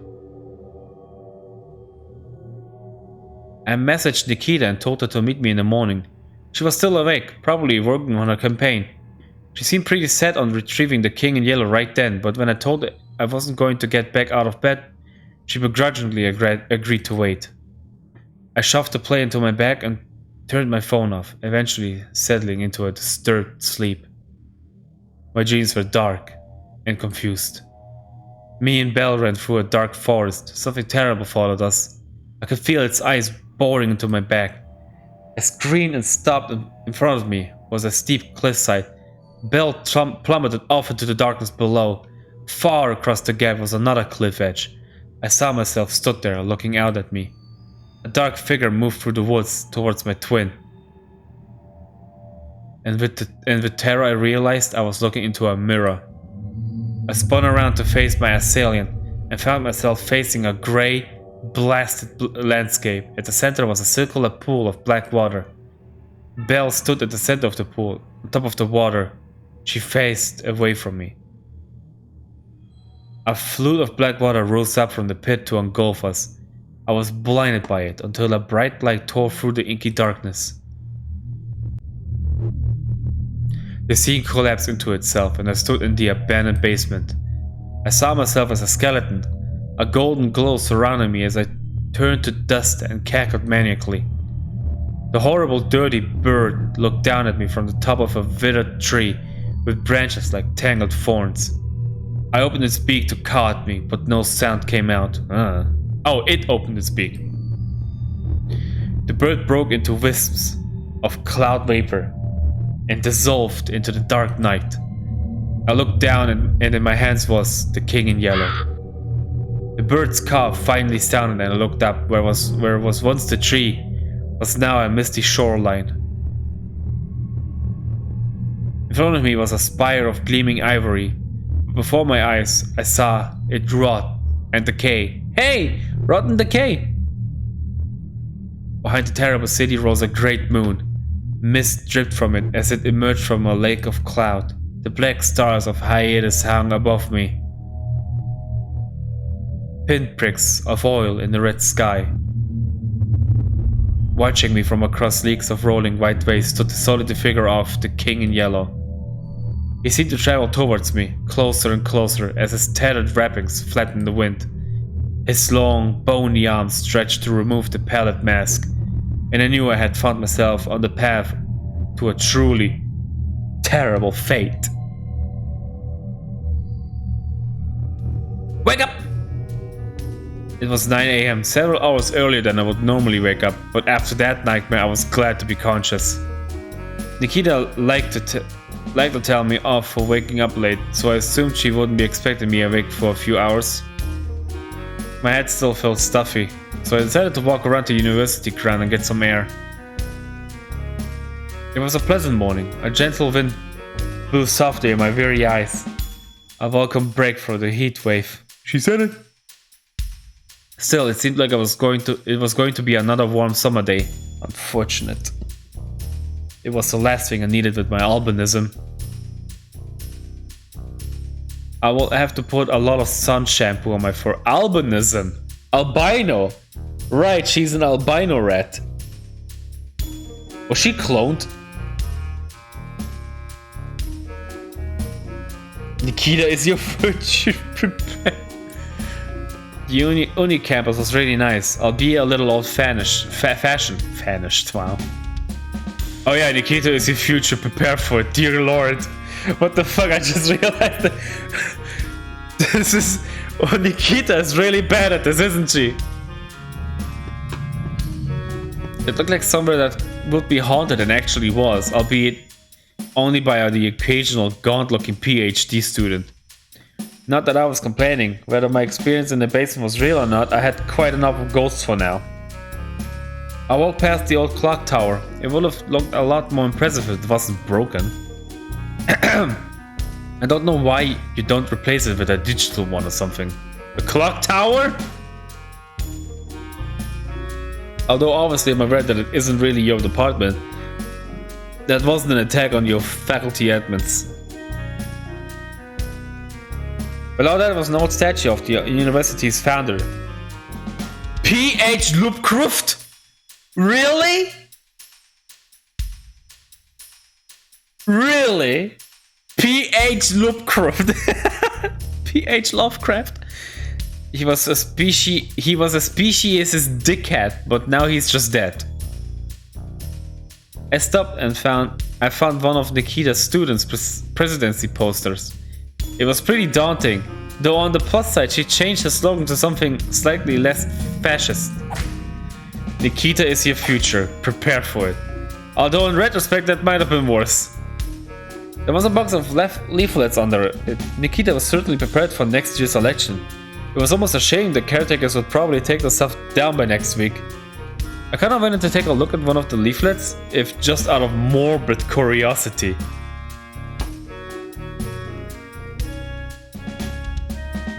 Took a look to state my masochistic side. Sure. Bluebell University Student Union Presidency Election 2019. Nikita, a manifesto for a stronger world. Bluebell University, once the 9th highest rated university in the country, now a decaying ruined institution sitting at a lonely 11th. Oh, dear God, you're starting out great, eh? Its student body has become lazy, undisciplined, and led astray by bad leadership, poor facilities, and social societies. But I shall change this, oh God. I shall make us strong. Who am I? I am Nikita. I am the top student on the Regional History and Cultural Studies course here at a prestigious university. I shall one day be our greatest student union president. This, fellow students, is my promise to you. My enemy candidates may be many, but I assure you all, among them, my equals are none. Tabithia Knight especially is a try-hard bitch and will not save us from our collapse. My 5-point plan for a stronger world. 1. The library must be expanded and open internally, so that our minds too may expand. Only through knowledge can we take our rightful place in the world. 2. Too much of the university's budget is spent on frivolous activities, parties, societies, and trips to name but a few. This must be diverted to improve our facilities. 3. The union has many rovers diligence. The sports officer, the societies officer, and the administrative team, among others. These positions should be dissolved. Our power must flow to the executive. 4. The student union president should be made a permanent position, lest future presidents veer from my vision and lead us back into the abyss. 5. We need to fix the vending machine outside Wilbur Hall. It no longer properly dispenses toffee millet bars.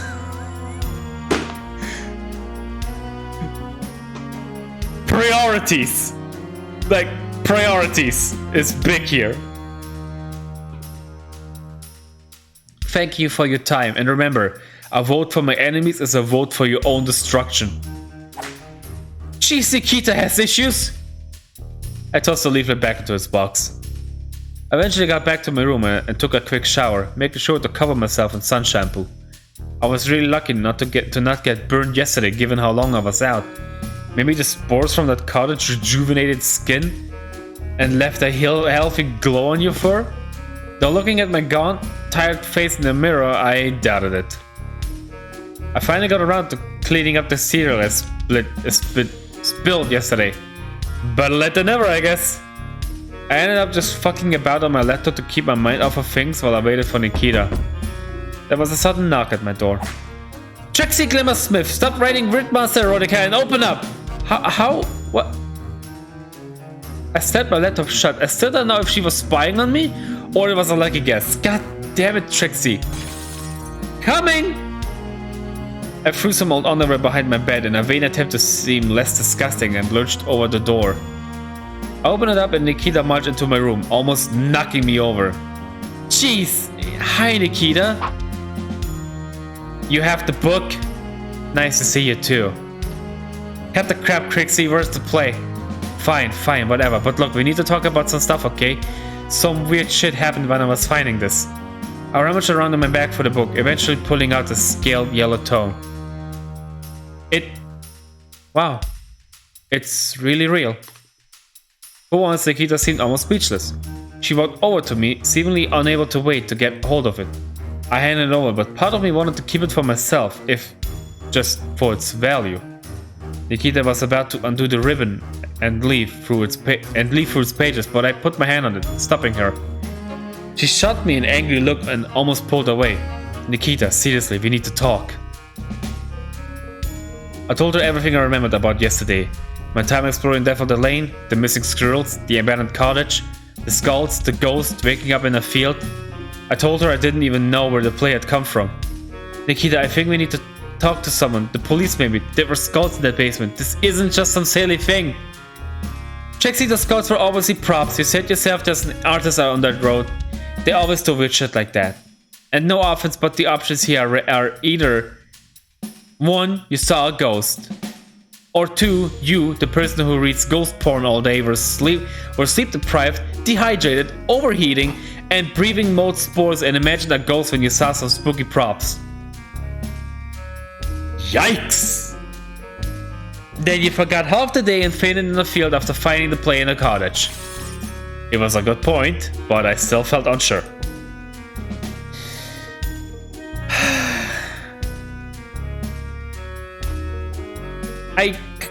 We should call the police anyway, because they're squirrel skulls. No, shut up, Nikita. There were real skulls in that place. I'm phoning the police. I just won't mention the weird stuff. This is serious. It's more important than some dumb story. Nikita's lip visibly curled when I described the King in Yellow as a dumb story. Fine, whatever. Phone the police. But when you get arrested for breaking and entering, don't cry to me on the phone from your jail cell. I was pretty certain she was bluffing. I wouldn't get in trouble for that, right? I dialed the number for the police on my phone, and after a brief wait, an operator picked up. That's on your screen. Wow, she's really... That's kind of cute. Hi, yes, I'd like to report a suspicious house on Daffodil Lane. The creepy one, yeah, by the woods. Uh-huh. Right. I mean, there were skulls in it. Yeah. No, skulls. I saw some blood too? What, seriously? Of course you have the budget to investigate it. You're like... the police. It might be important, but about those missing squirrels that live literally 50 foot away? Uh-huh. Right. See, this is why no one likes the police.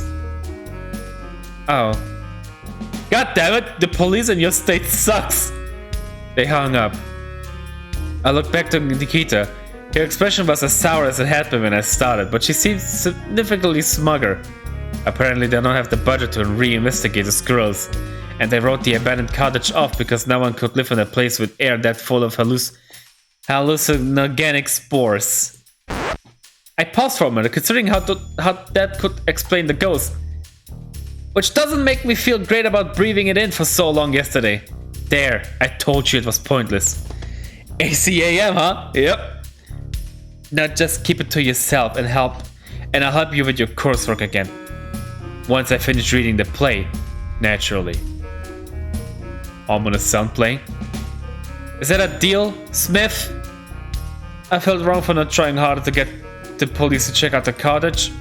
I knew it was selfish of me to ignore what might have been a huge deal, but I needed Nikita's help. I couldn't face the idea of going back to my parents after fucking up my education and not talking to them for months. I let out an audible sigh. Whatever, as long as we're even now. Of course we are, I never lie. I wasn't sure I believed that. Well, I'm off to read this. I do appreciate your service, Trixie, as much as I hate to admit it. I draft your coursework for you in a day or two. You have to finish it yourself, though. I'm not your mother. Nikita was being uncharacteristically nice. Maybe she was warming to me. Anyway, you should get some sleep. You look like shit. Or not. I thought... Why is the music kinda cool? Or not. I thought as Nikita marched out of my room. The King in Yellow clutched tightly against her chest. Thanks, Nikita. This music reminds me of a lot of Final Fantasy VII. One certain spot. Actually, I can play it right now, because this really sounds like that music.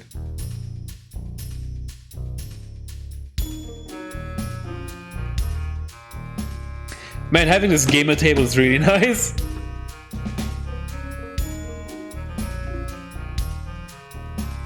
I think it's Materia Junkie. No.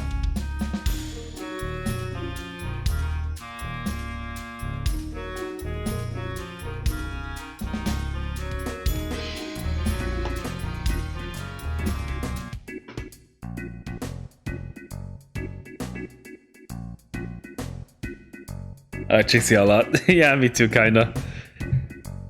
Yeah, the bass in the background. Is that what I'm thinking of? Or is it this one?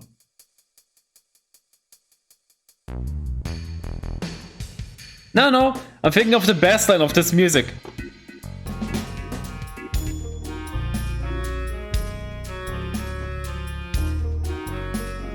Neat. I stumbled back onto my bed. Nikita was exhausting. The beach. A buzzing woke me up a few hours later. Someone was calling me. Oh no, it's gonna be Heidi. I was groggy and confused, so no different to normal. I reached for my phone and through my blurry eyes I could make out Heidi's name on the screen. Hey, you owe me a job.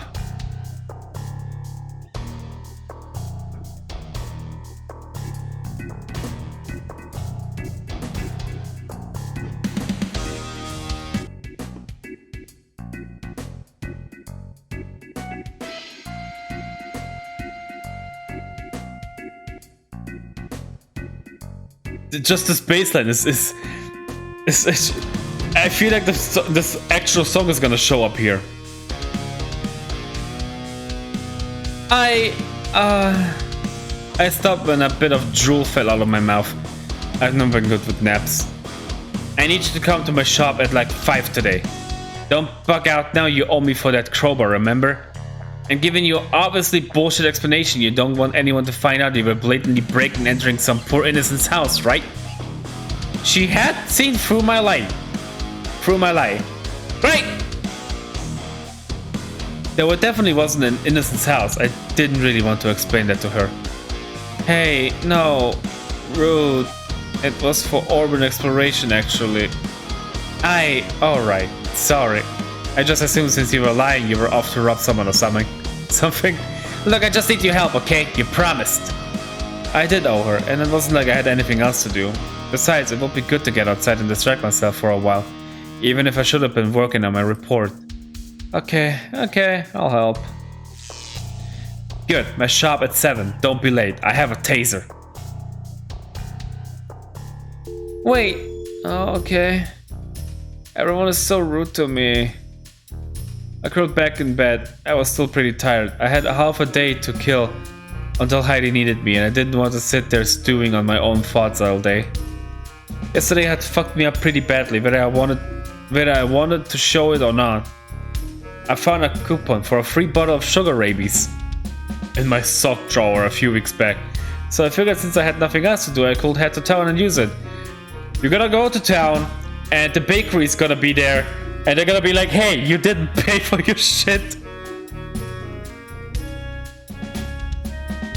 Anyway, the shopkeeper let slip that the only reason Sugar Corp was giving the stuff away for free was because anyone who drank a can lost an average of 3 teeth, so no one buying it anymore. I guess they were hoping people would risk a bottle for free and end up hooked on its dubiously legal chemicals. I knew better than to wrangle with that since I don't have that many teeth, being a retinol. Fucking capitalists. My phone's clock said it was almost midday and I hadn't really eaten yet. I figured I'd combine breakfast and lunch. I decided to call this new meal Lunchfest. I like that. I like Lunchfest and I cannot lie. My thoughts were cut off when a familiar figure tapped on the window next to me. I recognized Greg, the small sugar glider from yesterday. Oh, she's a glider. That's neat. I wandered past the bakery without realizing it. I guess my subconscious was telling me to get Lunchfest at Greg's. You didn't pay. Oh, hi, Greg. Hi, Trixie. Are you here for some tasty treats? Yeah, I guess so. I don't like the selection. The triple chocolate muffin I'd eaten yesterday had been really nice. I did kind of want to try something new though. Take the healthy option. A vegetable roll would be nice. I need to keep an eye on my sugar intake. All my vegetable rolls come with a triple chocolate muffin. Yes! Greg scurried behind the counter and placed the food in a little paper bag. Fortunately, I remembered to bring my wallet today. It's nice to see you again. Sorry, the bakery was so busy yesterday. I could see it was making you anxious. It's a lot calmer today. Just one. The fact that 2 customers were considered busy made me feel slightly bad for Greg. Was the bakery not doing well? Oh, no problem. Sorry for being weird yesterday. It was kind of hard.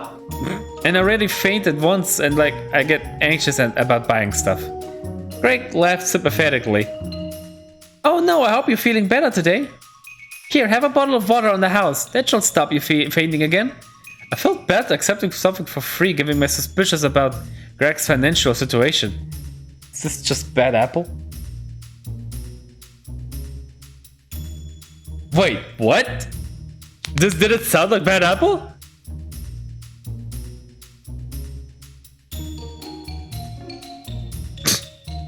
I see your point, but I raise you, I know. Nagarete ku toki no nagara demo gena usaga no naguru guru mararate watashi no.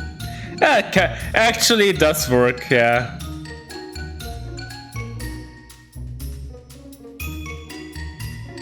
It kind of works.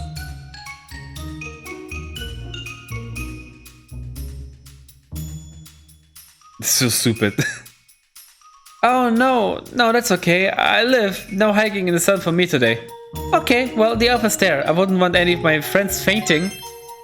Ah, the friendliness almost reminded me of Parsnip. Though thankfully Greg seemed to be capable of conversation and had an actual personality. You seem to like cakes, Trixie. Do you make any yourself? I shook my head. I don't really do much baking. Or cooking in general, really. I basically just eat snacks and drink energy drinks. I probably have 4 years left to live. Oh no, I hope not. Nanachi, please, I'm not even touching you at this point. I was just thinking, can you survive on food without even cooking if you have a low income?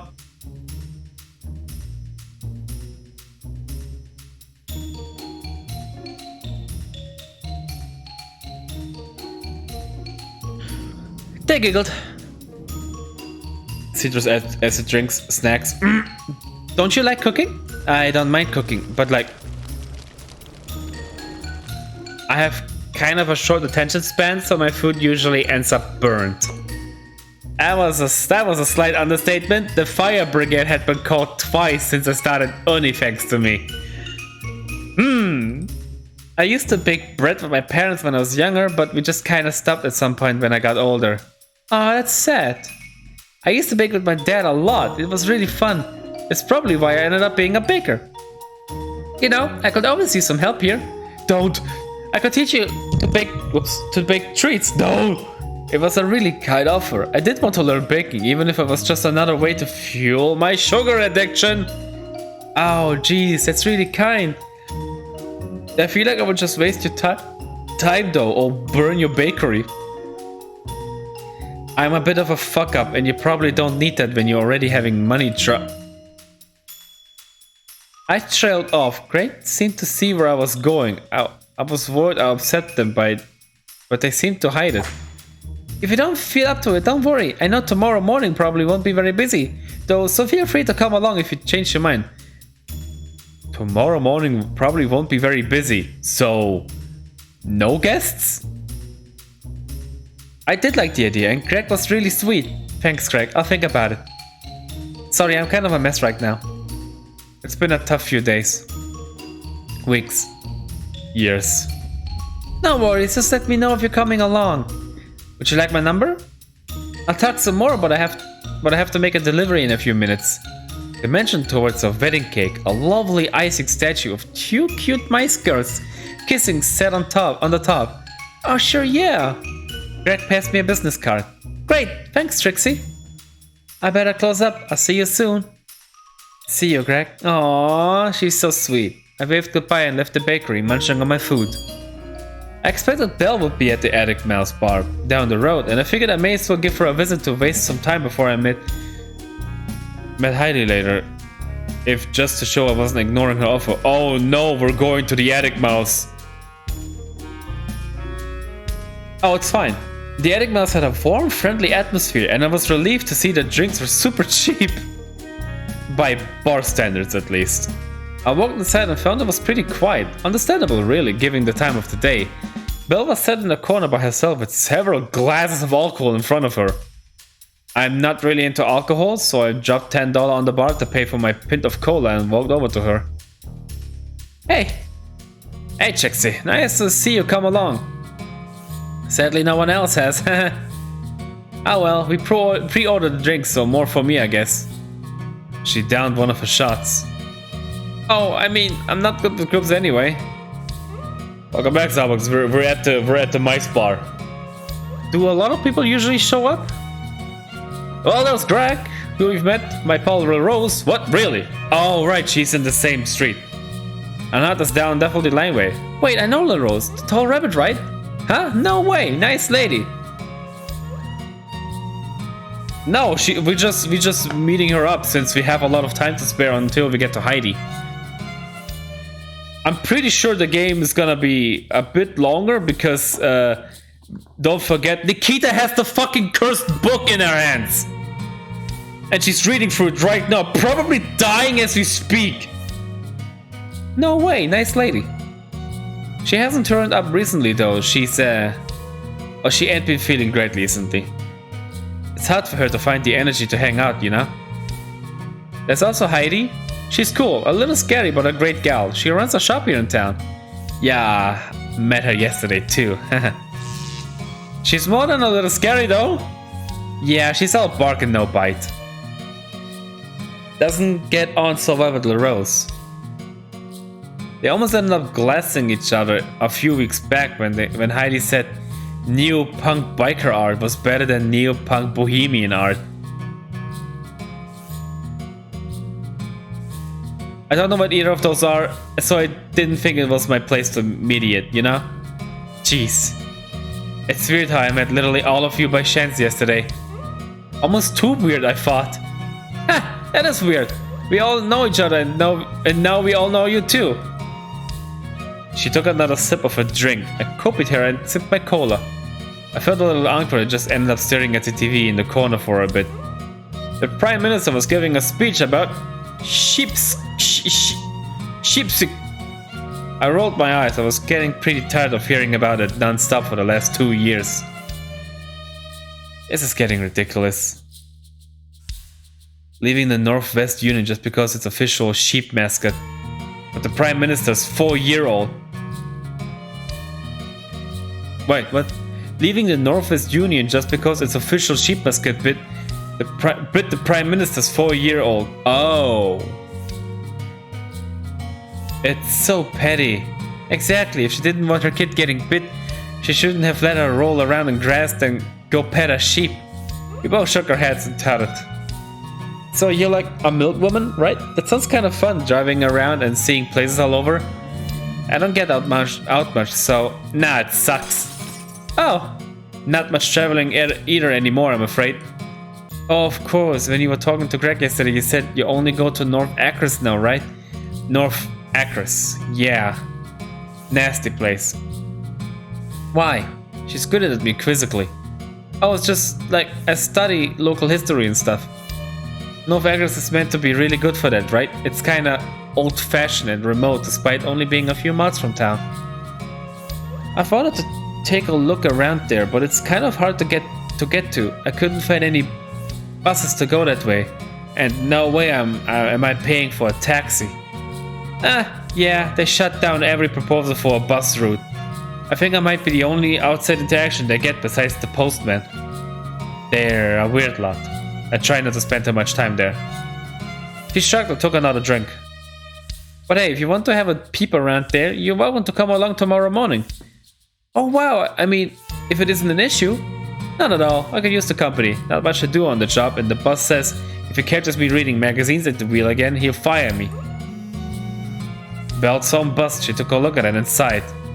Oh, speaking of the great dictator, I gotta get going. Apparently, sheep have escaped from Daffodil Lane. Probably that kid opening the gate because it looked sad being closed again. Parsnip! She shook her head and downed the rest of her drink. I suspected I knew who she was talking about. Oh no. I better stick around. I still have some stuff to do in town. Well, feel free to shoot me a message tomorrow morning if you're up for a really dull adventure. She chuckled and added her number to my phone. She just took my phone? Wow, everyone really wants to hang out with me. If this were a lame dating game, I'll assume they wanted to get in my pants.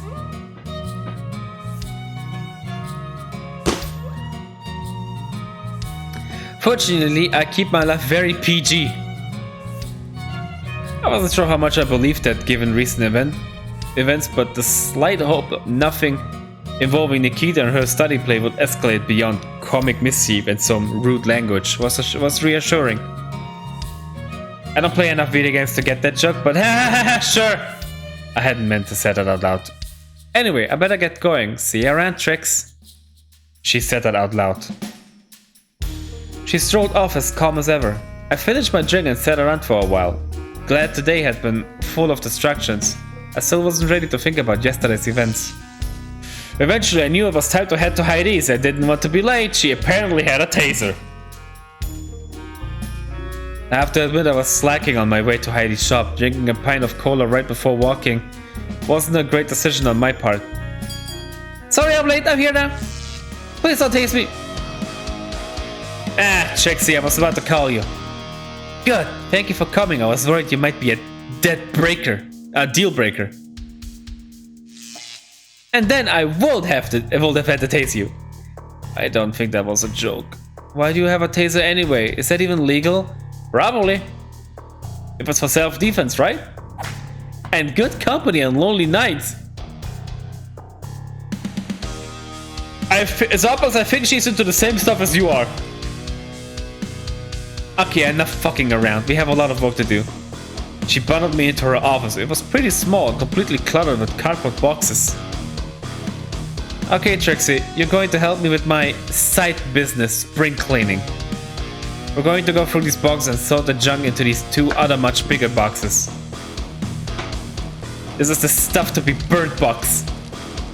She kicked a generic wooden crate soaked in petrol. I chose not to question her health and safety practice and just try to avoid breathing too much. And this is the stuff that might actually be worth money box. She tapped a sturdy metal safe. Okay, so what kind of stuff are we sorting through? Like extra stock or what? Just like old antiques and books, nothing too important. Let's just get on with it, okay? I want to close on time. She dropped a cardboard box full of junk onto the decks in front of me. I started rooting around it and found it was full of trash, mostly dusty books falling apart at the seams and broken old antiques. But the more I looked, the more it became clear some of the stuff might actually be valuable. I pulled a golden bracelet out of the box and blew dust off of it.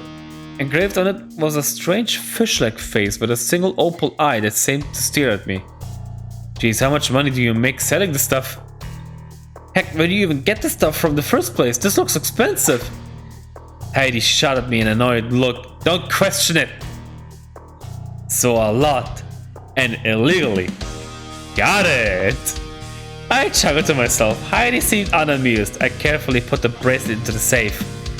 As I sorted through the box, it became pretty clear there was a theme to Heidi's stuff. It was all in some way arcane. Old magic books, spooky scrolls, and even what seemed to be occult apparel like the bracelet I found earlier. Heidi, do you believe in any of the stuff? Monsters and magic, I mean? She looked at me for a moment, somewhat puzzled. Of course not. I never seen any monsters or magic. But like, don't you ever get tempted to try out any of the spells in these books? Open up one of the thick, dusty tomes and skim through it. I skimmed through it looking for example. Before I could read anything, Heidi slammed it shut on my fingers. Hey, ow! Okay, new rule. You don't look at anything for any longer than it takes to work out if it's valuable. Got it? I nodded.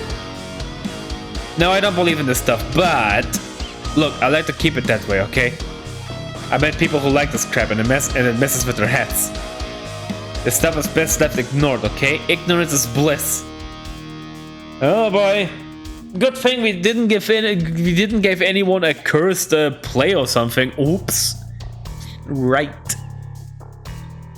She got back to work. I envied her lack of belief. I hoped with enough time my brain could fully convince me that what I saw that night before was just a dehydration and a spore-fueled hallucination. But I think even then I knew the truth. Heidi seemed to know that we were only inches from madness and intended to never test that distance. We sorted through the boxes for a while. Most of the stuff was pretty uninteresting stuff, but a few things caught my eye. A copper amulet, a shard of amber with a strange ancient bug frozen inside of it, some long distant ancestor to a modern bee perhaps, a manuscript detailing a ritual to summon rain, and at one point a Dungeon and Fungeons rulebook with Heidi's name on it, which was quickly grabbed off of me and stuffed into Heidi's desk drawer. I was getting pretty bored. Some of the stuff looked really interesting, but I knew Heidi would snap at me if I tried to look into any of it. Fortunately, there was a sound outside. Someone had walked into the shop. Heidi slinked over to the people in her office door suspiciously. Ah, it's a customer. What? Okay? Trixie, you take care of the stuff. I'll go deal with this schmuck. She walked into the shop, snapping at the customer for looking at something too strangely before the door closes behind her. I picked up one of the last items in the box, a small book titled Spiral Speeches of the Star Gods. Most of it seemed to be missing, but there were a few pages left. It sounded kind of interesting.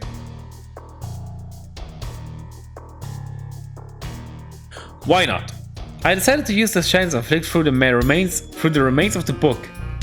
Spiral Speeches of the Star Gods. Is this gonna be another fanfiction? Across the world, hundreds of tablets etched with identical spirals have been uncovered by archaeological digs. Thanks to bird mythology, these are popularly known as the Star God tablets. Wait, is this gonna be what's happening in the sequel? Though there has been much speculation around these strange artifacts, the most obvious origin is clearly the humble sheep. Famously, every sheep has a near identical spiral on the right front hoof. A strange evolutionary quirk, these exactly match the spirals seen in supposed Star God tablets. As the Star Gods are without a doubt entirely fictitious, the most obvious conclusion is that ancient societies will use sheep to produce the strange art. Most likely these etchings were painted when originally created, but any evidence of this has long since faded with time. Of course, some old bird legends would suggest that sheep created these themselves by pressing the food into wet clay and allowing it to harden. This would make sense if not for sheep showing no signs of the creativity needed to create such art, let alone the intelligence to produce clay tablets. That said, anyone who has seen the footprints of a sheep can certainly agree that the process would be physically possible for them, if unlikely. This may merely be a misinterpretation of the claim. It is entirely possible sheep were specially trained to perform this task, or had their hooves used as tools after death, probably that.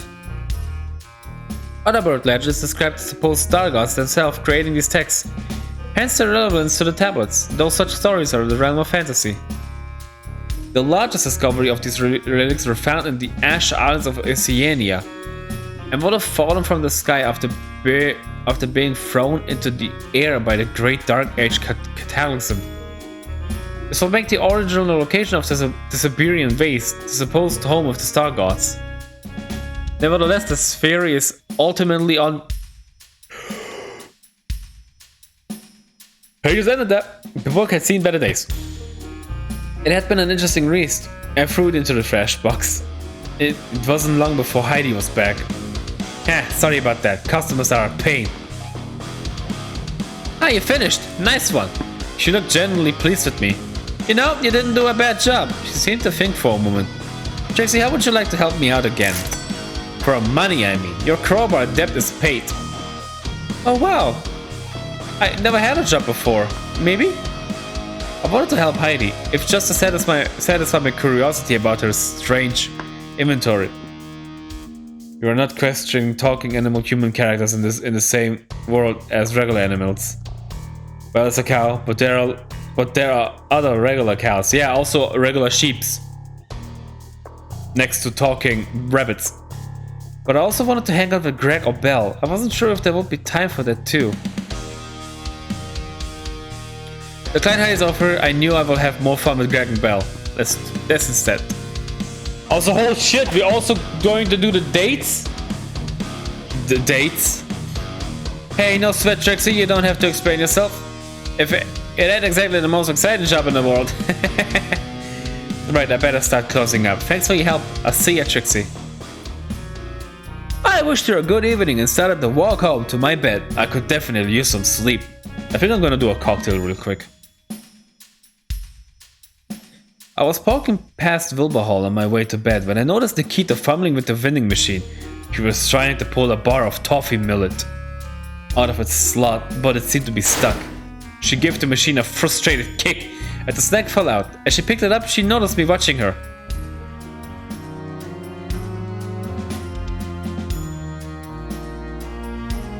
She has seen better days. We're gonna take a mini break right here. I'll do a cocktail, and I'll need 20, and she needs 200. Relatable. All right. I'll keep this music on, I suppose. No, you know what? Fuck this music. This one. See ya.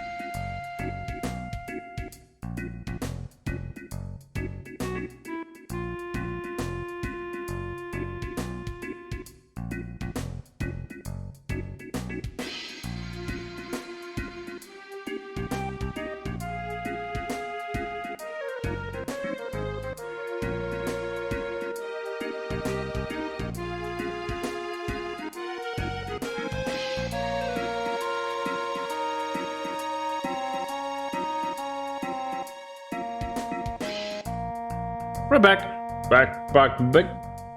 We are back. We are the rats. We the rats. We the rats. We the rats. Man, a really nice blood orange cocktail. Fitting for our bloody investigations.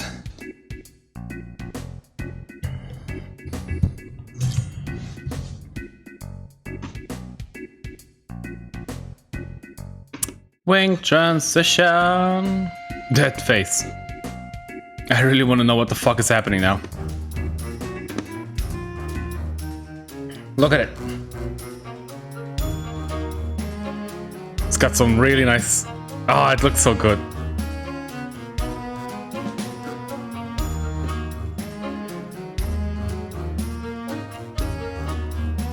Look at this baby. Looking cool, Joker. Thanks.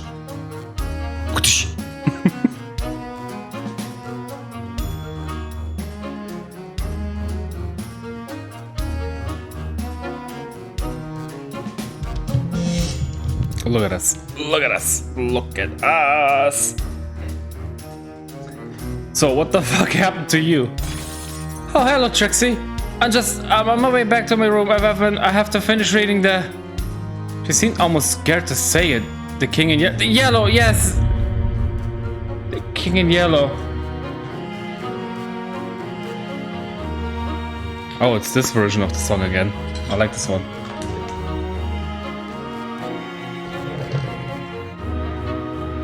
Nikita seems skittish. Her usually tidy clothes were scruffy, her fur unbrushed and her eyes flitted around the hallway frantically. Her constant fidgeting made her look eager to finish talking to me and get back to her room. It was like she just been for spinning the tumbler dryer full of caffeine. Are you okay, Nikita? You're kind of a mess. Have you been reading all day or something? Yes, I have. All day, yes. Last night too. Preliminary research. It has been an illuminating read thus far. Now I need to read a little more, but... Trixie. She grabbed me by the shoulder, pulling me close. I looked down at her scared eyes. I knew all too much about the reputation of the King in Yellow. I didn't want to believe it could have done this to Nikita, but this wasn't right. Trixie, I need to make some notes and I need to double check, read between the lines, but no, never mind. We can discuss this later when I'm certain. I think Trixie is in the book.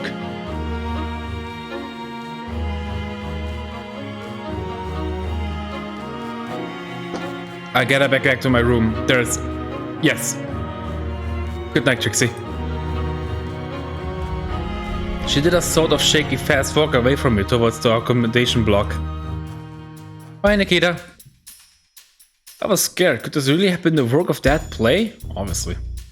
I shook my head. No, of course. This had to be sleep deprivation. She barely slept in weeks with her campaign planning and coursework. And yet I could remember how the book had drawn me to it when I held it. I wanted to pull the golden ribbon and read it. Regardless of its contents, the rumors around that accursed play were more than enough to make it maddening to behold. I didn't like Nikita. Done. But I was genuinely worried about her health. I figured I'd have her finish reading and get some sleep. Then I could always make sure she was okay in the morning. You could do her a favor and get her breakfast or something. I eventually got back to my room and collapsed onto my bed. It had been a busy day. I was planning to muck about on my laptop until I got tired enough to sleep, but it was on my desk and I couldn't be bothered to get back out of the bed. I remembered the book about ghosts I'd gotten hold of a few weeks back. It was probably still on the floor next to my bed. I remembered it being pretty tacky. Peering over the edge, I could see it was. After my sighting in the basement, I thought it might be relevant. If I was going to stay awake a little I thought I might as well use my time productively. Before I could reach for the book, my phone buzzed. Tabby had sent me a message. That was unexpected. I don't speak to Tabby often, which is sad because I kind of wish we were friends, but I don't think she really notices me. Who's Tabby? I used to think she was kind of weird, but after the last week I have to admit I'm taking her more seriously. Oh, is Tabby the fox? I wasn't sure if I could handle a conversation with her right then, but I didn't think it would be kind of nice to talk to someone. But I did think it would be kind of nice. Message Tabby. Hi Trixie, one of my psychic crystals, the green spiral-lined one, went missing. I was wondering if you have seen it anywhere. Hey, sorry Tabby, I haven't seen it. When did it go missing? No worries. Some went today, I think. Oh no. I keep an eye out for it. Hey Tabby, do you know the King in Yellow? Sorry, not to bug you, just wondering if you're not busy. Oh yes, the infamous haunted play. I know it. Can't say I've read it though. Why, you researching it or something? I heard that's generally a bad idea. Not to discourage you, I bet it would be a great study for next year. No, I'm not going to read it. I'm pretty sure it doesn't even exist anymore.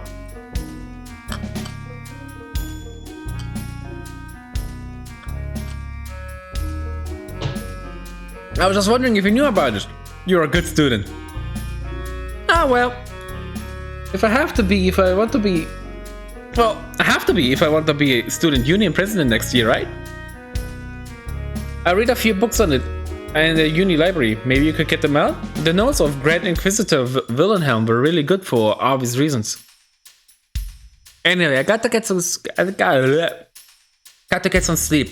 I'm going to Wolfest South tomorrow in town. Going to be super hot in my costume, lol. Not in that way, you cheeky rat.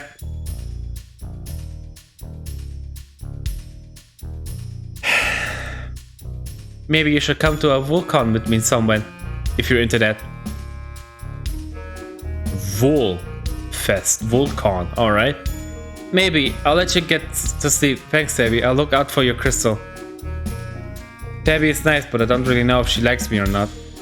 I wasn't super keen on the idea of going to Volcon, dressing as a sheep and whiffing or whatever they do at those cons didn't sound super appealing. Oh, Christ. Regardless, it was time to sleep. I had a surprisingly pleasant, if somewhat strange dream. Oh no, I hate when this fucking trumpet comes. I was a clerk marrying Nikita to a giant toffee millet bar. And then I married the entire cast of Cyber Drankulias from Mars. Puzzle was there jumping up and down, throwing confetti. Let's not get into it. Regardless, it was a welcome break from the horrid dreams I had the night before. I woke up feeling a lot better. It was pretty early in the morning, but I sent Nikita a message anyway.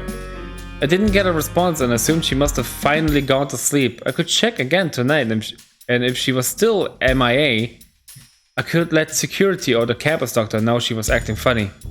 That said, I knew she wouldn't do the same for me. I lazed around in bed for a while until I felt too gross to not shower any longer. Once I was eventually somewhat functional, I decided to work out what to do today. Where should we go? What date are we going to go?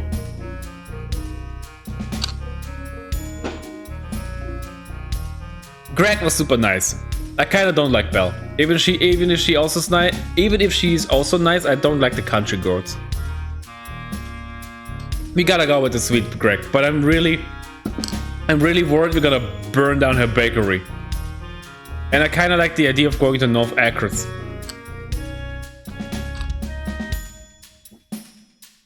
Which means we're gonna do a save. I remembered Greg's invitation. That was nice, but I didn't think I could handle driving around in the seat. Besides, I really wanted to learn to make cakes. Or more accurately, I wanted to eat them. But last night's encounter with Nikita, all but forgotten I made myself somewhat presentable and headed to town. You looking good? Nah. Hi Greg, I hope I'm too late to make cakes with you. Oh, not at all. I was just about to start. I'm glad you decided to come. You better wash your hands so we can get baking. I ended up just trying and failing to follow Greg's baking instructions. Accidentally baking a whisk into one of the cakes was one of the most least disastrous moments. Once the cupcakes came out of the oven, we got the chance to talk properly. Okay, Trixie, time to ice our cakes. Let's get creative. I look at my vaguely cake-shaped blobs of carbon. Adding ice into these would be like sticking plasters on someone hit by a howler's shell. Yikes. I don't know how you do this every day. I'm tired already. Although to be fair, tired is pretty much my default state of being. It is pretty tiring, especially since I'm open pretty much every day. I might not need to work as hard as soon though. Maybe I can take a break and enjoy the sun. I need to get to the beach. Oh, are you getting like a machine to make stuff for you or what? Greg was suspiciously silent for a moment. I could see their eyes and thought. Kinda. I could tell they didn't want to talk about it, so I tried to change the subject. She's getting fired. Or she has to close down the bakery. It's kind of nice getting outside in the sun. I used to have to stay inside a lot during the summer since I can't really handle the sun with my lack of melanin. I got some of that new UV protective sun shampoo for it though this year, so I've actually been able to get outside. I'm still a little worried I might end up sunburned though. I miss the heat. Hopefully I can spend some time outside before this heat wave ends. You used to miss it? Oh, I moved here when I was pretty young. Me and my parents used to live in Oceania. I still remember playing in the summers there. They were even hotter than it is here today. Oh wow, I hadn't realized. That's cool. I wanted to visit Oceania for ages, but I don't think I could handle the heat there in the winter, let alone the summers. Thousands of ash islands dotted with strange Siberian artifacts thrown across the planet by the Dark Age cataclysm sounded right up my alley. What about chipsticks? Is that going to be a problem for you? Oh my god, I just realized what this is! It's Brexit! But chipsit!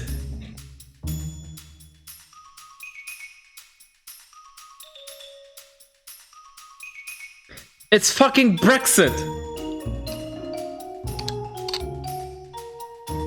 Good job dating your game!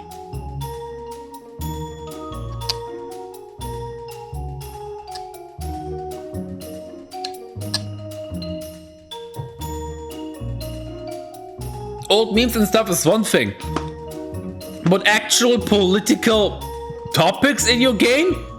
Way to date your game! I don't really know much about immigration. Oh no, I'll be fine since I lived here so long. I still think it sucks though, and that poor sheep. I can't believe the Prime Minister wants to let her kid bite it back or she won't accept an exit deal. Gay rights, am I right? I hadn't heard about that yet, but it didn't surprise me in the slightest. The exit negotiations were growing increasingly surreal. With a ring, the shop door opens, and installed a familiar face. It's gonna be Belle. What's up, sluts? It's her. Hey, Heidi. Are you just popping in for lunch? You bet. I can't hang around long. I have some stuff to sort out at the shop. She shot me a slightly scary look. I think it was meant to be friendly, but it's kind of hard to tell with Heidi. It's not Belle. Can I get 20 soy meat rolls and a whiskey? Heidi, I don't sell alcohol. How many times do I have to tell you? Gret said as she got a half-liter bottle of Dusty Dunes whiskey out from under the counter and poured it into a paper coffee cup. Heidi smiled and winked at me. I winked back and probably looked pretty silly. Well, I better get going. See you later, you two. Oh, Heidi, before you go. Whoa, those eyes. Do you sell any boxes? I need some. Boxes? Yeah, I have some boxes. You can have them for free, honestly. I have plenty spare. Hooray! Awesome. I'll come pick them up later. Nice, I see you then, dude. Heidi left and we got back to icing. What do you need boxes for, Greg? Oh! Oh! Before Greg could respond, the shop's phone started to ring. I get that!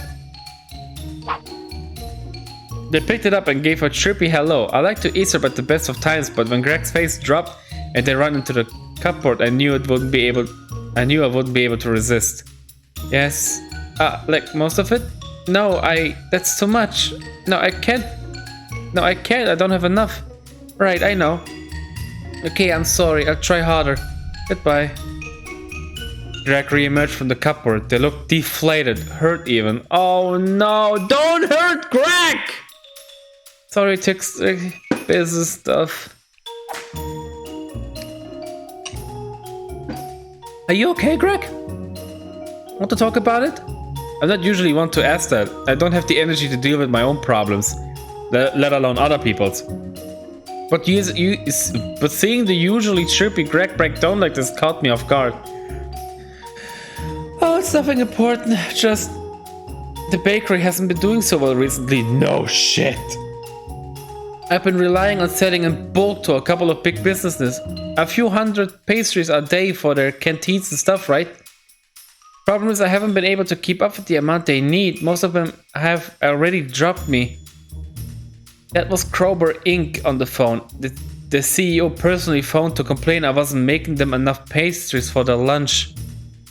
I've got a week to turn it around, and if not, well, I have to close, I guess.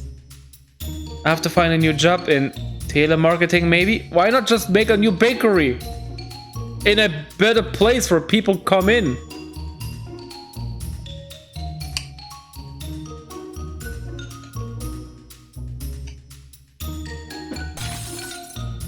Sorry, Trixie. I didn't mean to kill the mood. Oh god. They were trying their best to backtrack and pretend everything was fine. Hey, no worries, Greg. I wish I could help, but... I looked at Greg's pristine cupcakes, and then I gazed in fear upon my abominations. I don't think I'm cut out for baking. That's okay, Trixie. It's my problem to deal with, not yours. They seemed to think for a moment. Hey, Trixie. Are you into spooky magic stuff by any chance? You're talking to an expert. For sure, I study at the uni. Kinda. Why? I thought so, you look like the type. Was it that obvious? There's, I guess, a kind of plan I have. Maybe you could help me with it. I wasn't sure I liked where this was going. This is probably going to sound really silly, but a few years back I got a hold of some book. Cryptids of the South, I think. Oh sweet, I read that last term instead of doing my actual work. I was like, wow, I can write my report on spooky monsters. Then I reread the report brief and realized it was meant to be about some old dead language. I had to get my friend to bail me out. It's a fun book, right? Pretty silly, but when I started struggling to keep up with my orders, I remembered one of the entries. The Enter Tree. Oh yeah, they're like some old food god or something, right? Oh. Are we going to do the same thing Parsnip did and kill people with cakes?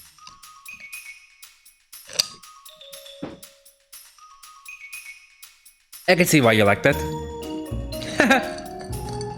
But this Enter Tree is meant to bless people in need with endless amounts of food, right?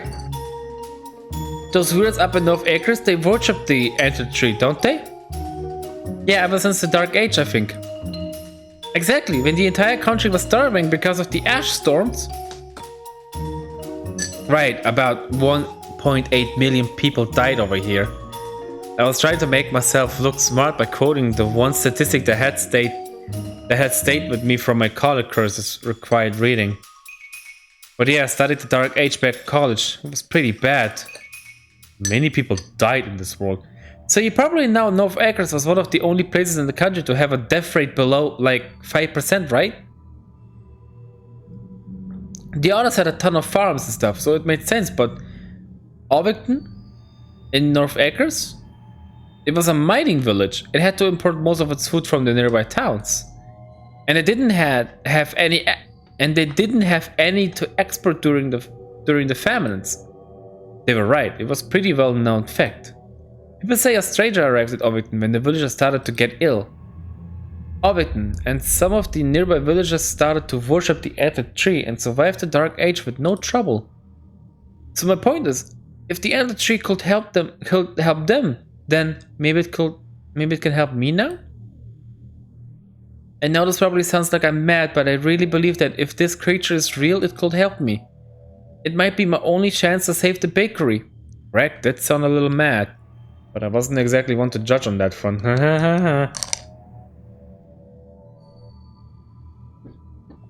If I had an endless supply of pastry, that's my problem solved, right?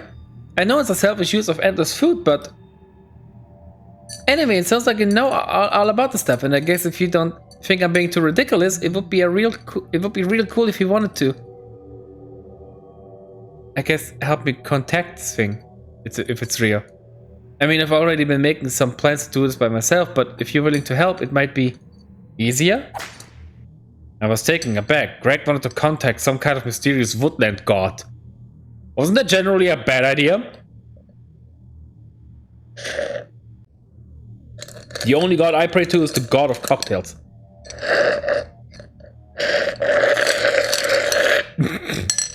Sorry. That was a really good cocktail, actually. It's blood orange juice mixed with 2 shots pina colada, 1 shot Berenson apple, half a shot of lime juice. No, not lime juice. Pure lime. Well, that's it, pretty much. No shots of vodka. Just the only alcohol in there is the 1 shot Berenson apple and the 2 shots pina colada. Pretty tame.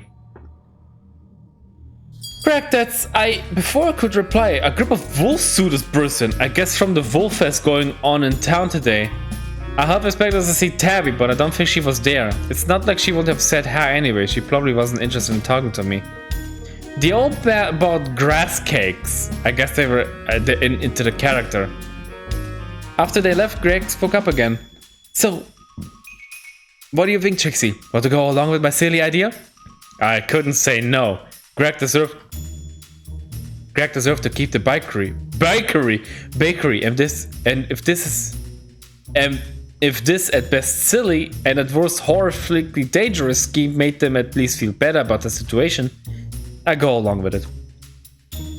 In retrospect, this was a poor decision. Sure, Greg, you can use my expertise. I gave him a smile and tapped my little brain. Greg ran over to me for a hug, but I guess my face went into the about to be hug grimace I adopted ever since puberty hit me. Oh, sorry. Not really into hugs. Sorry, Greg. Oh. Maybe another time. Greg seemed to understand. That's kinda cute. And oh, you can't hug Trixie. Thank you, Trixie.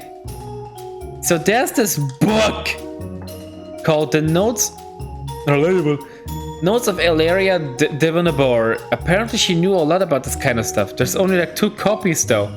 Yeah, one of those spooky Glimmers. I'm pretty sure they're always kind of bullshit though.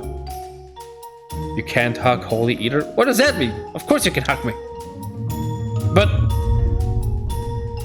not like, I don't know, not like just out of the blue, or if I'm not attracted to someone. Whatever. I said this, but at the back of my mind, I couldn't help but think of the King in Yellow. Bwah, bwah, bwah. After seeing Nikita last night, I'm feeling the pull of that. Plays yellow pages. I mean, sure, most of them probably are. But the Notes of Ilaria Divinabora Well, I heard things about it. Anyway, I might be able to get a hold of a copy soon. But let's talk about that tomorrow. We have cakes to ice. We iced for a little longer, but eventually had to get going. Greg let me take some of their cupcakes back to my room for lunch, which was nice. I think mine ended up in the biohazard bin. It had been a nice, if strange day. So I wonder, do I reload the save soon? After this whole thing? According to Poppygon.com, Cyber Drag Cool Yas from Mars was getting a reboot. So that was cool. Cyberbad Razor had a new design, somehow even harder than the old one. Oh, that's Cyber Drag Cool Yas over there.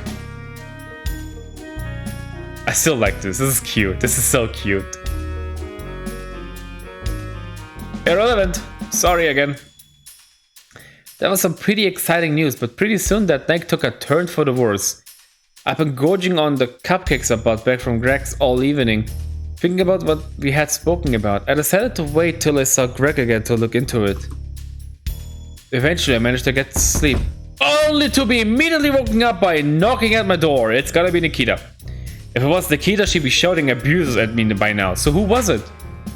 Trixie, this is important! We need to talk! It's about the King in Yellow! My blood froze. I completely forgotten to check up on Nikita, and by the sound of it, she deteriorated somewhat. I shouted a mess of words at her, my half-asleep mouth barely functioning. The knocking stopped. I managed to get my clothes on and opened the door. Trixie, sit with me! She took a seat on my bed, the King in Yellow clutched in her hands. I was taken aback. Nikita always looked faintly repulsed by my hygiene. She would never normally consider touching any of my stuff. Nikita, are you okay? Trixie, shut up. I'm fine. Now sit down and listen to me. I already told you this is important. She didn't look fine. She looked even worse than last time I saw her. I nervously sat down. My eyes were drawn to the closed play. It was only a book, but it seemed to suck the air out of the room. I felt cold, confused, and scared. Trixie, I have finished reading it. This can't be good. It says so much. I can't. You need to read it for yourself to understand it. It's just so... I can't explain. My head is maelstrom. But Trixie, my point is, I'm in this play. Or I mean, I can tell it's supposed to be me. Trixie, I am the heir to the broken throne.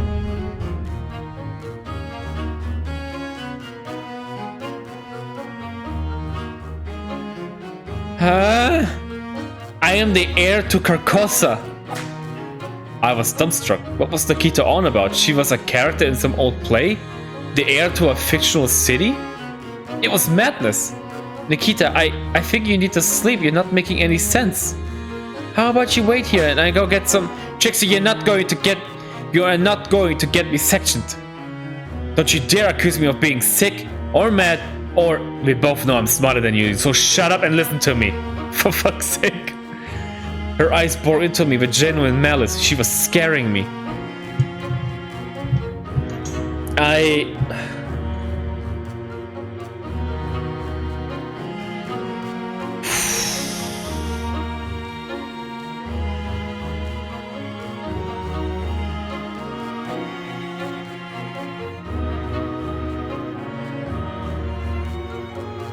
Okay. I'm sorry, Nikita. I'll listen. She stood up, pacing for a moment, the book still in her hands. Eventually stood over me, trying to look tall. I leaned back a little, hoping if she got what she wanted, she would calm down a little. I am the heir of to Carcosa, Trixie. At first I didn't believe, but all the signs are there. What are the signs? I've got this. I had it since I was born. She pointed at the right freckles on her face. You recognize them, right? The hiatus, the constellation, the eternal prison of Carcosa. I gazed in Nikita's face. It was hard to be sure, but her markings were definitely familiar. I'd seen them before, in my vision of Carcosa that night in my dreams. I see it. I mean, it's hard to tell. I don't know much about stars. It seemed to placate Nikita somewhat, but she still seemed pretty unhappy with my lack of certainty. Look, Trixie, just read the play. It's not just the marking, there's so much. Nikita dragged my desk over to the bed. It screeched across the floor, but I didn't want to stop her. She sat down next to me again and placed the king in yellow on the desk. Read, please. You understand? I looked down at the play. Ever since I first laid eyes on the book, the book had been at the back of my mind. I wanted to read it. I carefully reached out and ran my head across the cover. It was cold. Open it, Trixie. We don't have forever. Whoa. A lot of time passed. Initially, I was disinterested. Nikita had obviously been skimping on sleep. A play written over a century ago did not reference her. It could not.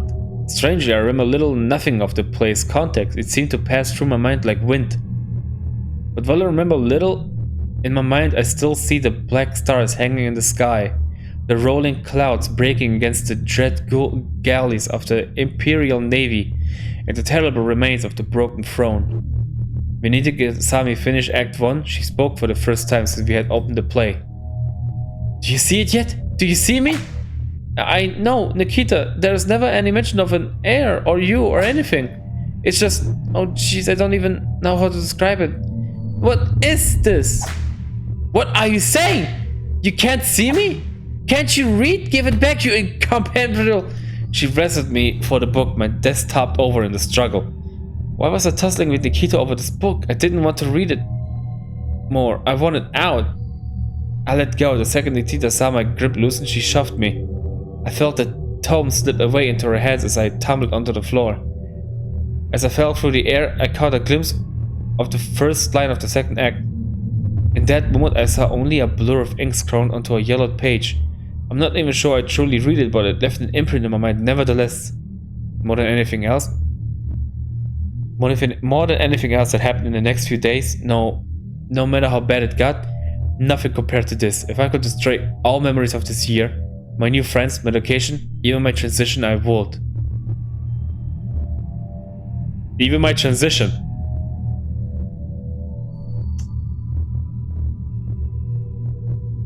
I had some thoughts about that, but I guess now it's confirmed. Trixie was a dude. For the opening to the second half of The King in Yellow was terrible, unlike anything imaginable. I hit the ground with a thud, my head spun and my vision blurred. A feeling of dread, the likes of which I had never known, hit me like a gunshot. My head felt lighter, and as I raised my hands to indicate my surrender, they shook, as if I was about to faint.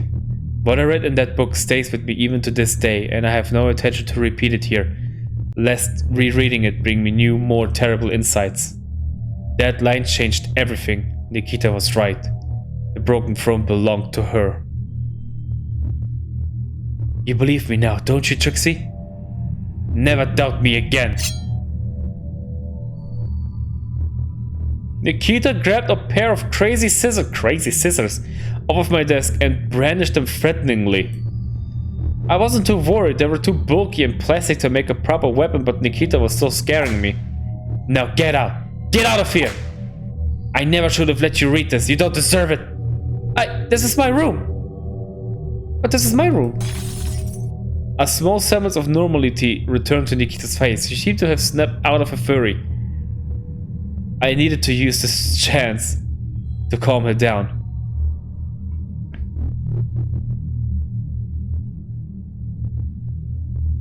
Broke down and cried. Oh no!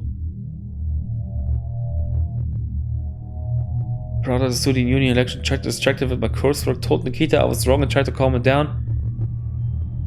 I'm pretty sure these two options will make her mad. This is just pathetic. I'm gonna go with this. Nikita, I was wrong. Please, just put away the weapon and calm down. You're scaring me. I was too late. It was too late. Nikita seemed convinced I was her enemy. She glared at me, her eyes filled with an anger matched only by the cloud vase of Hallie. You saw my calling ink to the page, Trixie. Whether you want to admit it or not, you know. Have always known where I was headed. To Carcosa, to the broken throne. My head hurt at the mention of the Forsaken City. Surely Nikita couldn't truly intend to sit upon its throne. Look, Trixie, you had your chance to join me as my underling. But it's clear the decay of this world, its silly parties and fun have ruined you. You could have shined as bright as the twin suns. Disappointing. Pathetic. She took off, running from my room with the play in her weapon.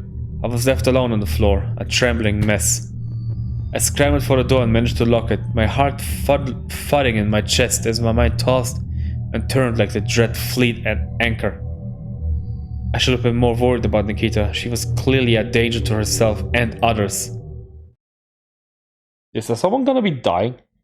But all I could think about was the king in yellow. I only remember parts of the night that followed. My mind raced up almost non-stop. Every now and again I fall asleep, only to wake up elsewhere in my room. I really want to know what the line was. Like, what is the line that confirmed that it's it's Nikita? It's Nokia. At some point my phone buzzed. Nikita was messaging me. Why didn't you believe me, Trixie? You had your chance to serve me at the foot of the broken throne and rule the city of decay. Why did you have to ruin it? The king's tattered hand will guide me, and me alone through the path you made for me. The twin skulls will guide me to twin suns, the night that never ends, under the pale moon, under the black stars, under the bloodlino sky. It's Nikita. Under the bleeding sky. This is what I was meant to be. This is what I was meant to be. Always. I was meant to be the ruler. I was meant to be. Do not be scared, Trixie. You know this is right. You know this is the way things are supposed to be.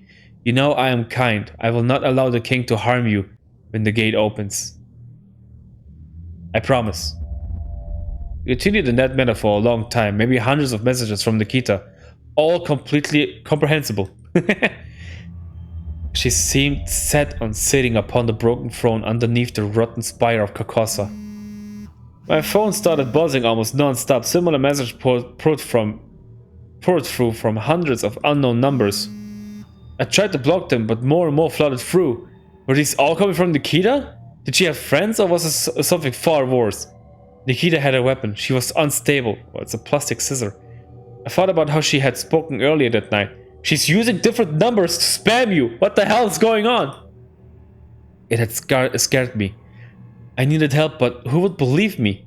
I couldn't born Greg with it. They already had their bakery's issues to contend with, and, well, to be honest, they didn't seem like the type who could handle serious danger like this. There was the police. I didn't like them, but maybe they were my only hope. The police wouldn't help me anyway. I sighed. The police had already ignored me when I reported possible murder evidence once. Why would they care if someone stole a play script I didn't even really own, and my crazy scissors which struggled to cut through cardboard? I gave up. This was my problem to deal with alone. Eventually I managed a small amount of restful sleep, an hour or two at most. When I awoke, I could remember what happened with Nikita all too well. I could remember reading The King in Yellow. But after that, nothing. Parts of it seemed to be a dream. Or my imagination. Or something worse. There was no wall between reality and madness. I couldn't trust anything. But I knew Nikita was dangerous. I knew she was headed to the broken throne. Quite what that meant I didn't know, but I had to stop her. If Nikita unlocked the white gate of Harley and walked through, what could walk back out? Despite my fatigue, I somehow remembered that I needed to change my estrogen patch today. Desperate to retain some degree of normalcy, I decided to get on top of that. I've been skimping on my anti-androgen tablets too, but no wonder I was a mess. My hormones were all over the place. So yeah, she's transitioning. I downed one, hoping to keep my testosterone in check. With dark thoughts still swirling in my head, I managed to stagger over to my bathroom mirror. As usual, the edges of my patch were coated in grey gunk. Gross, I peeled the sticky patch off. And as usual, I looked like shit. I needed a hot shower. Maybe it will wash away the storm of thoughts in my mind along with the gross eye gunk clinging to my face. She had those in the other game too. Yeah, exactly. I spent most of it curled under the water, the hot water masking my tears. It woke me up, but I didn't feel any better. After the shower, I slapped a new patch on my ear. You meant to put them below the waist, but I don't want to shave an area for it, so...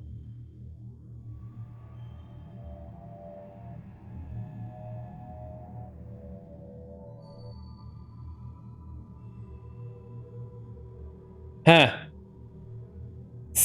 Okay. Reading from read by someone who literally doesn't have any hair on his body anymore. It's just except for the head. Alright. I'm assuming I'll be fine. I haven't died yet. I've gotten on a text from campus security. Apparently the person next door, I think Misty Dartmouth or someone on the museum studies course, had put in a complaint about me. Apparently I've been talking to myself all night and scratching the wall. Hey, you are red after all. Shame, I liked her if just because she had a nice name. I looked at the wall. It was true, I left some tiny claw marks in them. That was my deposit, gone. Maybe I could buy some paint of Heidi and hide them. But right now I had more pressing problems. By the time I was ready to face the world, it was already pretty late. I needed to do something after last night. The last thing I wanted was to be trapped inside my mind all day. I was thinking about seeing how Greg was doing when my phone buzzed. It was Greg. Convenient. Hey Trixie, I was wondering if you wanted to come help me with that thing I asked about yesterday, Smiley. Oh, I could guess. Bald hole even. Hold, shut up. You okay, Trixie? You sound sad on the phone text. Yeah, okay. I'm okay. I'm just tired as all. Maybe I'm having a classic AHT mood swing. Hahaha. I'll come over soon, okay? Okay, hope you feel better soon. Don't push yourself, but also please come, because I need you. I almost forgot about this discussion with Greg. I was already feeling weird about the whole meddling with strange entities stuff they had going on. And after last night, I just wanted to stop Greg making any mistakes. If the King Yellow was real, Carcosa, the broken throne, I don't need another unspeakable terror in my life. I shook my head. It would probably be fine if I talked him out of it.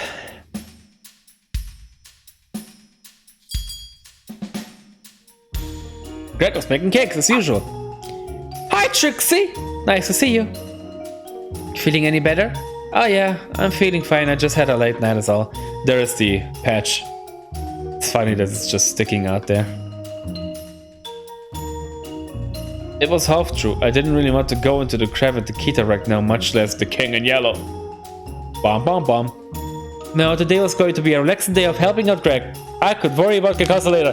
Today is going to be a relaxing day of meeting another unusual, horrifying entity. So you wanted me to help with something, right? Like research? No, not research. I got some stuff sorted out last night already. I totally arranged a meeting with someone setting a copy of that book. I need right here in town. We're meeting tonight. Oh, cool. So like you're buying it and want me to help you read it? I was thinking more you help me steal it. What? I totally arranged a meeting with someone setting a copy of that book. I need right here in town. We're meeting tonight. So like you're buying it and want me to help you read it?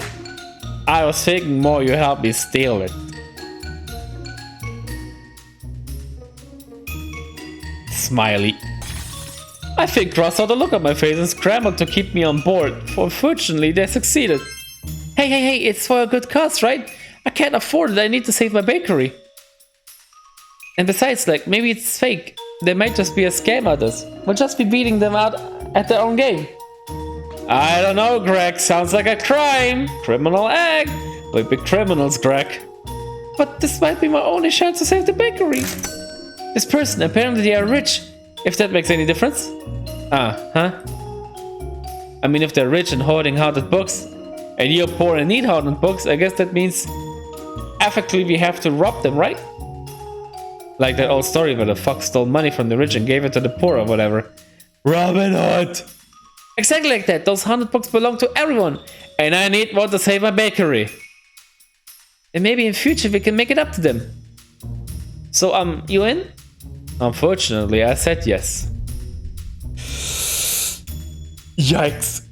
We spent most of the day running the bakery like normal, but after we closed up for the day, we got down to a dirty, dirty crime. Okay, so you know the plan, right? When I say the trigger phrase, Tango October Dusk, you leap out and push the schmuck over. That okay?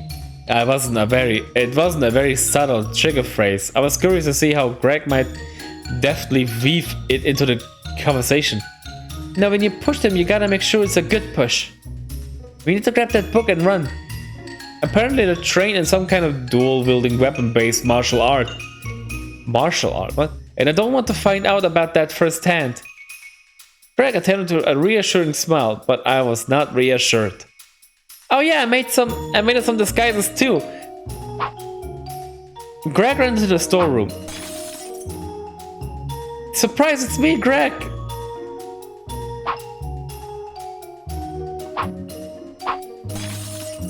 What the fuck?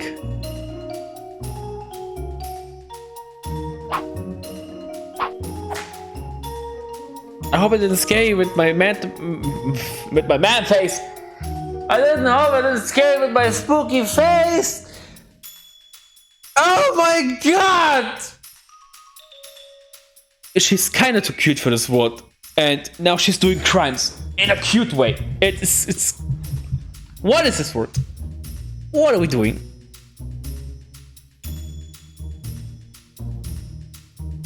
That's why she needed cardboard boxes. Oh god, you're right. I thought she needed the cardboard boxes to, you know, get all the stuff from her bakery in there, cause you know it's closing. They tossed a second box over to me. A box? Yeah, of course. We don't want to be recognized, right? They might seek revenge. Was that a knife sound? That wasn't reassuring. What is yours? Oh, I tried on my disguise. They would definitely cover our faces, but they weren't particularly impressive. Right, so you know the plan, don't you? She's Noelle, isn't she? No. Nikita is Noelle's mother, so Noelle doesn't exist yet. I hide behind with the disguise on. I sighed. I hide behind some bins with a box on my hand. When you say the trigger phrase, I leap out and push over the bookseller. In the confusion, you grab the book and we run away. What's the trigger phrase? Tango October Dusk. Yeah, I knew that. Greg bit their lip. They didn't seem entirely convinced. I pulled off the box. I'll be fine, Greg, I promise. But can I make some changes to my box? Me and Greg got into position at the meeting spot, the alleyway next to Pound Town.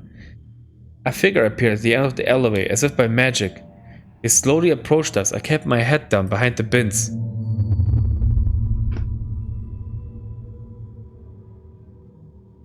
That's a cool face. The daylight shroud dissipates and I arrive here through the moonlight. Delia Moonbeam, keeper of the cosmic secrets, froze as they raised their hooded face to Greg. Wait, is that...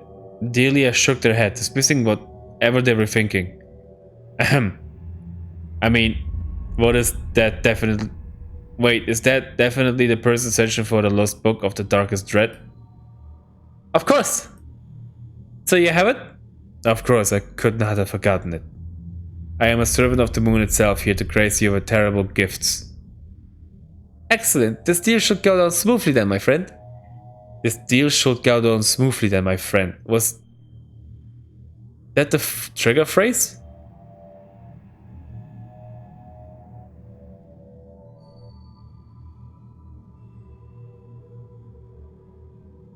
No?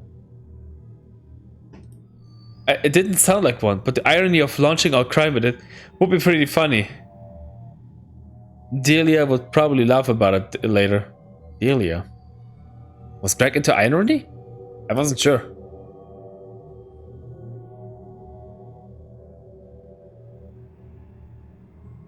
Stayed hiding? No, that wasn't it. The actual face was way crummier. I could distinctly remember rolling my eyes when Greg first mentioned it. The payment then, you have it? The Moonlight Man demands it. Well, the octagon strikes at dawn, right? Was that the phrase? It sounded weird enough to be it, and it did have the word strike on it. Yeah, that's it. I sprung out from behind my cover. The bins clanked to the floor as I flew at the mysterious Delia moonbeam. Tracy, what are you doing? What? I thought that was it!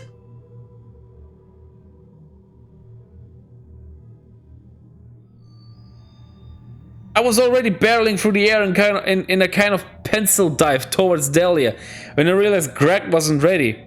I made a move too soon. I bumped into Delia. She didn't budge, clearly braced for impact. I fell to the ground and scurried backwards, unsure what was going on. Oh, you fuckers. Oh! Wait, a taser? Delia Mumi pulled out a taser out of one hand and a Randa's bed in the other.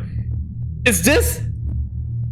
Their dual waiting prowess was terrifying to behold, but I knew I had to leap into action and save Greg. That's the change you did? Wow, amazing. I let up from behind the bins, tripping over the lid of one of them and falling into a bemused Delia. As I knocked him over, the taser jabbed at me in the ribs and shocked me. Ah, fuck! As I reeled from the shock, Delia spun around to face me. Behind him, Greg was freaking out. Oh, frick! Troy? Smith? Greg launched himself at Delia, knocking them over. Unfortunately, onto me. I pulled myself away from Delia just in time to see a metal bin lid being thrown towards my face like a frisbee. Fuck! I yelped, anticipating being hit in the face, and was relieved when the bin instead hit me in the ear. Fortunately, years of listening to edgy music above the safe volume had rendered my ears mostly useless, so I had little to fear. That said, it did really hurt. I realized later that it must have been Greg who threw it, as Delia was still on the floor. Grab the book! The book had tumbled onto the floor of the alleyway. I went to grab it, but my foot slipped onto the bin lid. I tumbled face first into the floor. I was lucky not to lose a tooth. Through my bleary eyes, I saw Greg grab the book and timidly bat Delia over the head with it. I think they were trying to knock them out, while also not wanting to hurt them at all, which was awfully considerate. Delia didn't even seem to notice. They started pulling themselves back to their feet, groaning. I scrambled to my feet, not wanting to be on the floor when Delia recovered. Go! Go, go, go, go! Go, go, go, go! We both fled the scene. I was bruised, battered, and faintly embarrassed, but glad to have gotten away. Did you piss yourself? I felt really bad about dropping Delia, but I didn't want to disappoint Greg. Besides, I knew if Greg was right about this, it would all be for a good cause. Behind me, I could hear Delia shouting. I didn't turn around to see if they were following us. I remembered Greg had said my name. Or had they? They had clearly said Smith. That was pretty vague, at least. But I'm worried this wasn't the last I was going to see of Delia. I started to regret getting pulled into this. I had enough crap to deal with already. We hurried through the streets, eventually reaching the bakery where we could pull our disguises off and catch our breath. Hey, Greg!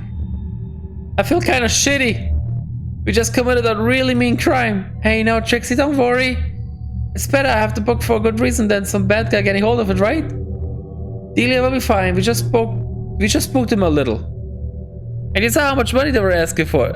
They're obviously super rich, right? I guess. We didn't even hear anything of money. Let's go back now.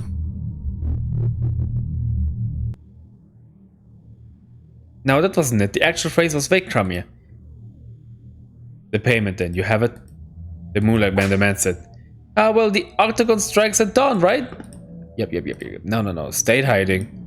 No, I knew it wasn't. I kept hidden. Excuse me? Oh, sorry, it's from a cartoon. I thought you were referencing it. There was an awkward pause. So, like, are you going to give me the money now, or... yeah, It's a veritable old Tango October Dusk. Is that it?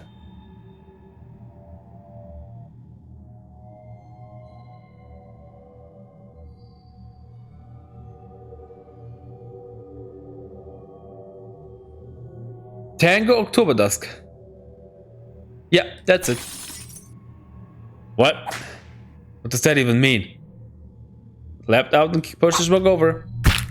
I leapt up from the bins. Delia yelled, but before they could turn to face me, Greg jumped at them, creating a short distraction while I knocked into them, pushing them forward. Hey, it worked! Their masks fell to the ground, but seemed undamaged. Delia seemed to realize their face was exposed, but Greg was already lunging for the book. Delia dropped it and pulled their cloak over their face, keeping their identity shadowed by the night. They ran and quickly disappeared from view. Whoa, that went pretty well. Nice job. I should have known keeping the secret identity would be more important than the book. Wait, what did you do? What? I leapt out for the bins, yelled, but before they could turn to face me, Greg jumped at them, creating a short distraction while I knocked into them, pushing them forward. Their mask fell to the ground, but seemed undamaged. Delia seemed to realize their face was exposed, but Greg was already lunging for the book. Delia dropped it and pulled their cloak over their face, keeping their identity shadowed by night. They ran and quickly disappeared from view. Oh, nice job. I should have known keeping this would be more important than the book. Alright. Oh yeah, no. Yeah, that was intentional. I totally owned them. It hadn't been intentional, but Greg seemed impressed. Better get going, Trixie. I don't want to hang around here any longer. Oh yeah, let's go. Before I could run, something stopped me. Out of the corner of my eye, I saw Delia's strange mask lying on the dirty alley floor. Shakily, I looked around. Delia Moonbeam was nowhere to be seen. The mask seemed to stare at me, though, its single empty eye socket. Memories of a masquerade in the Imperial Palace filled my mind. I shuddered. Was I really considering taking the strange thing?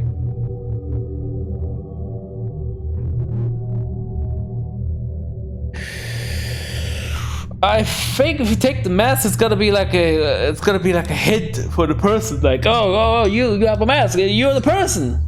You have my book, right? Now give it back.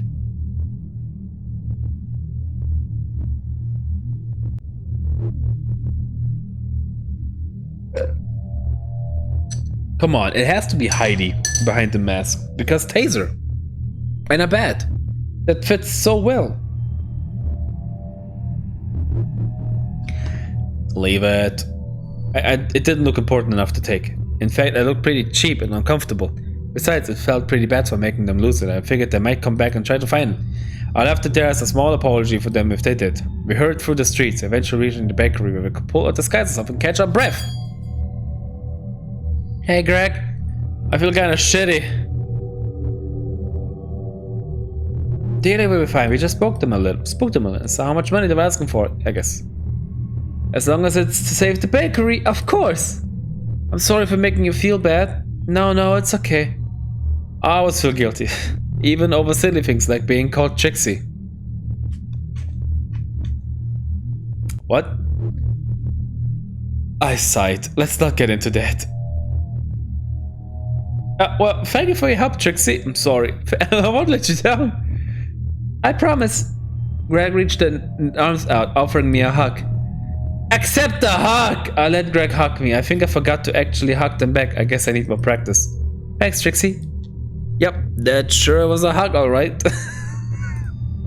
Greg seemed amused by my awkwardness. Right, I have a book to read. I need some coffee. Greg flicked through the book, their eyes flitting back and forth for the passage they needed. Between every page they took another big sip of mocha. They must have refilled the cup about 8 times in less than half an hour. Dear Lord. My stomach felt uneasy. I felt bad about the robbery, and even worse about Greg's plan. I knew they meant well, but in my mind I had seen the black stars hang in the Hyades, the wide gate to the cosmos, and dread galleys of the imperial slavers. I knew there were things that shouldn't be meddled with. I shook my head. There was nothing to worry about. The book was probably a dud, a silly old storybook from a more superstitious time. I would soon learn this hope was in vain. Found it! Call it forth to the Harvest Queen. It's like a spell or something. Awesome! This is such a cool book. I wanted to be glad for Greg. They seemed to be enjoying the book, but I still felt uneasy about this. Cool, Greg. They were so excited they didn't seem to notice I wasn't too keen on this. Greg is lovely, but easily distracted. It seems pretty simple. We just need to get some food we want. An effigy to the end of the tree, and then just a drop of blood. I mean, a hair. I mean, we have all of those except the effigy. I mean, we could make one out of like marzipan or something, right? Like we do for wedding cakes? Yeah, we could go to North Acres and steal one. They probably have loads. Yeah, wait, what? Steal? Greg, didn't you hear me? We can make one. I guess, yeah. I mean, I kind of wanted to go steal one though. Greg, are you okay? Did Robert Dahlia put you into some kind of blood craze or something? What's with all this? What's with all the petty thief? Tried to convince Greg to stay and make a marzipan effigy. Told Greg I didn't want to commit any more thefts and would stay here and read the book while they committed the crimes. Went with Greg and committed a petty theft, accepting myself as the twisted criminal I am.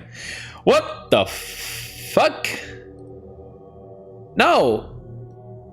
Come on, you could totally make a kick-ass effigy out of your marzipan. No need to go all the way to North Acres, right? Yeah, I guess. Maybe, but I kind of want to drive really fast all the way to North Acres and steal one? It would be fun, right? Greg was seriously hyped up on caffeine and sugar, even by their standards. They looked like they might actually explode if they didn't go outside and commit a pointless petty theft. It was pretty weird, to be honest. Okay, whatever, Greg, if it makes you happy. Oh my god. They're all rich over there anyway, so it's basically a victimless crime, right? Yeah, sure, let's go. I feel like we should stay behind and read the book. Apparently my choices don't matter. So I can just override this. I kind of want to read the book, but I feel like she might die if we don't go along.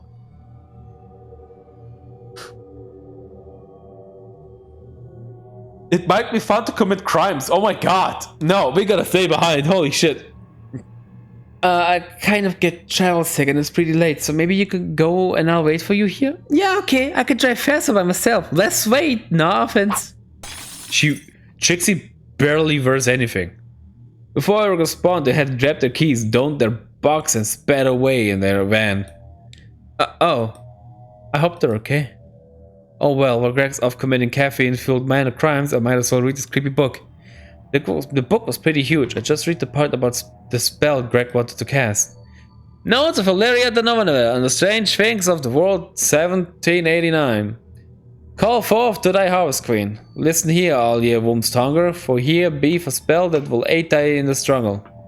The Mother of Meat, Our Lady thy antlered tree, shall hear ye when they perform the ritual. Wait, Mother of Meat? That's not bakery. Thy hungers be healed in her name. First ye needed thine effigy, thine graven image of thy mother. Though in truth she taketh the form of 1,000 riding ropes, pitted with teeth and looked out in the world through 100 eyes, thy form shall showeth to us mortals as that of an ancient deer, Talif and Schlender. Whomst a bush of horns resideth at her head. Create ye this image in thy hands and place it in thy stove or fire. Into the fire throweth my thy food of thy choice.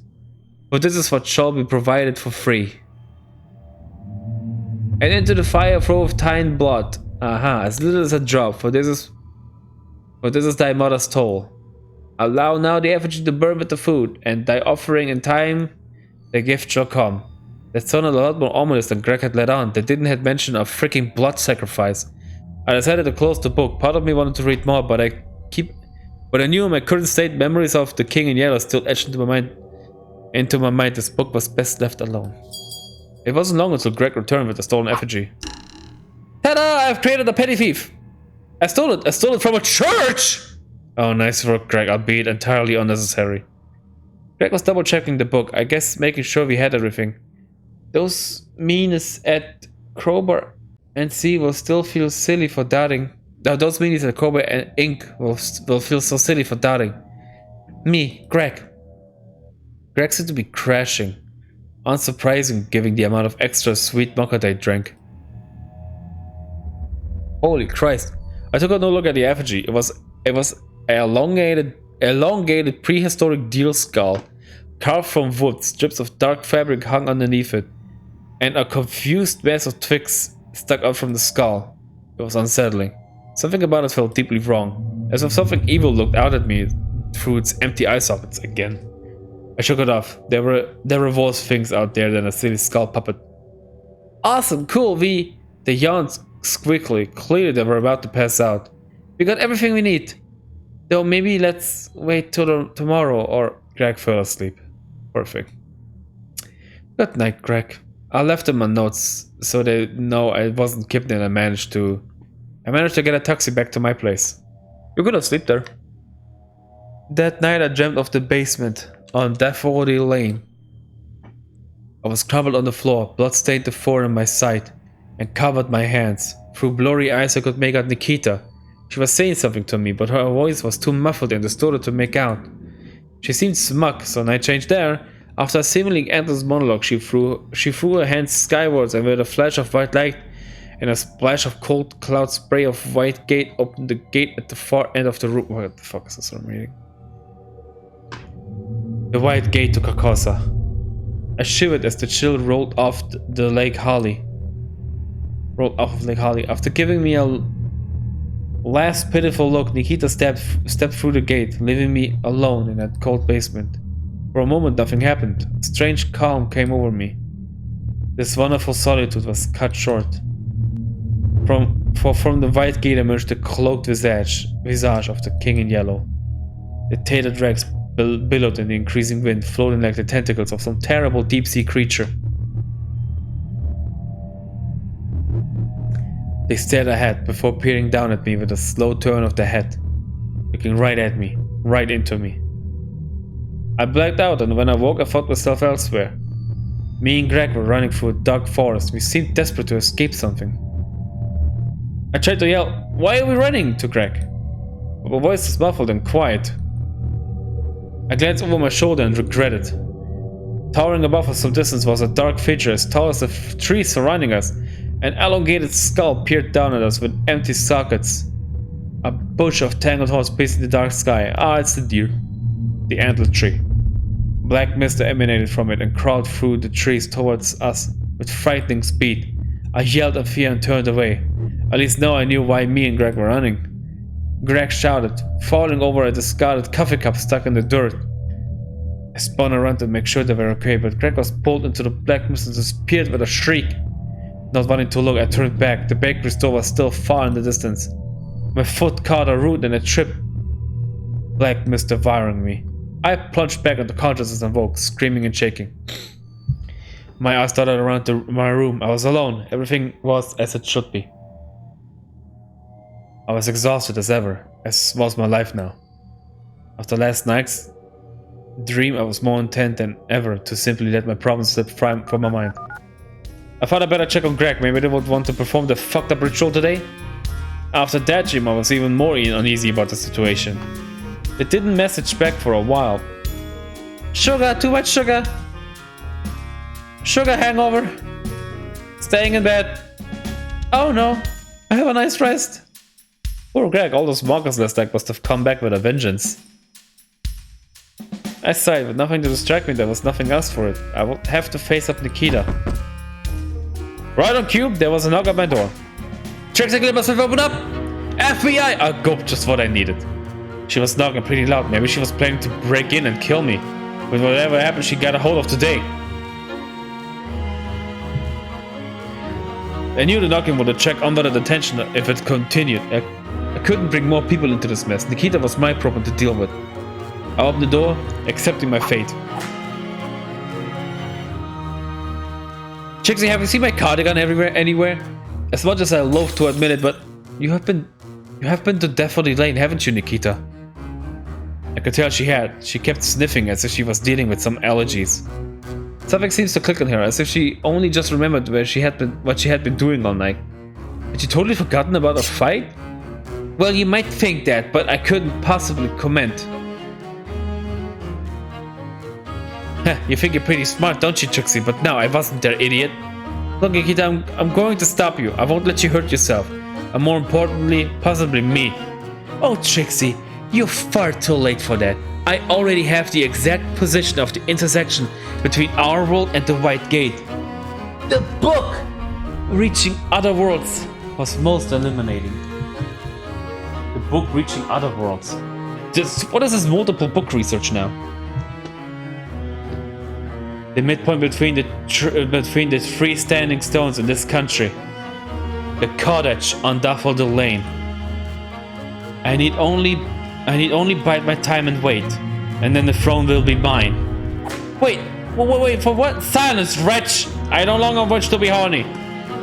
I wish to be happy. I have already said too much. Suffice to say, my ideals have been vindicated. While you got a ghost hentai, I studied in the library. While you got a ghost hentai, I studied in the library. Your fate is of your own making, Trixie. Maybe you should just accept that I've won. I will sit on the throne, not you. I don't want to.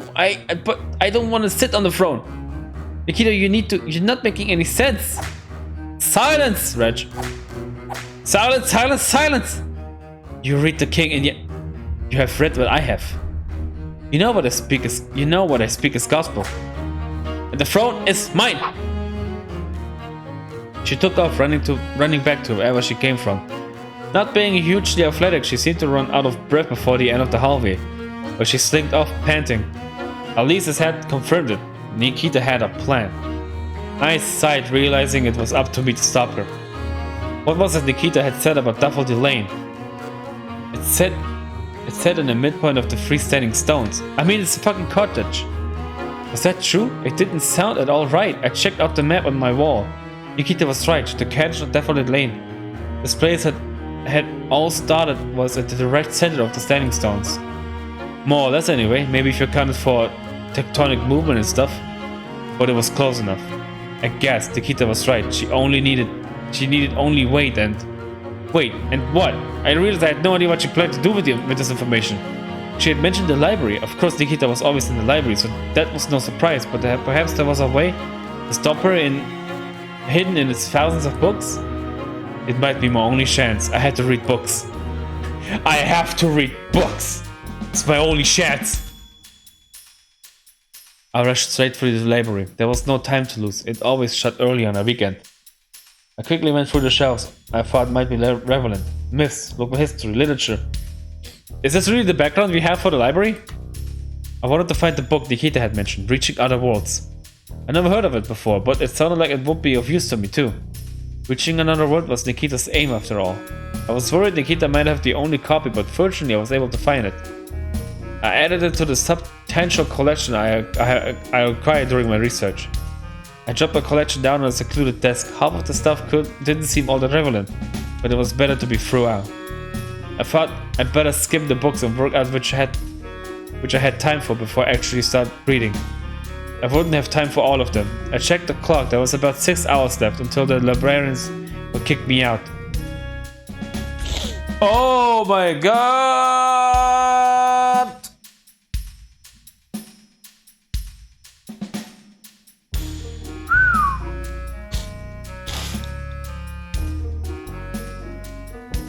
So we know that.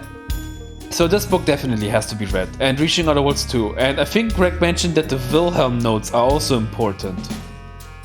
And I heard someone saying Cryptids of the South.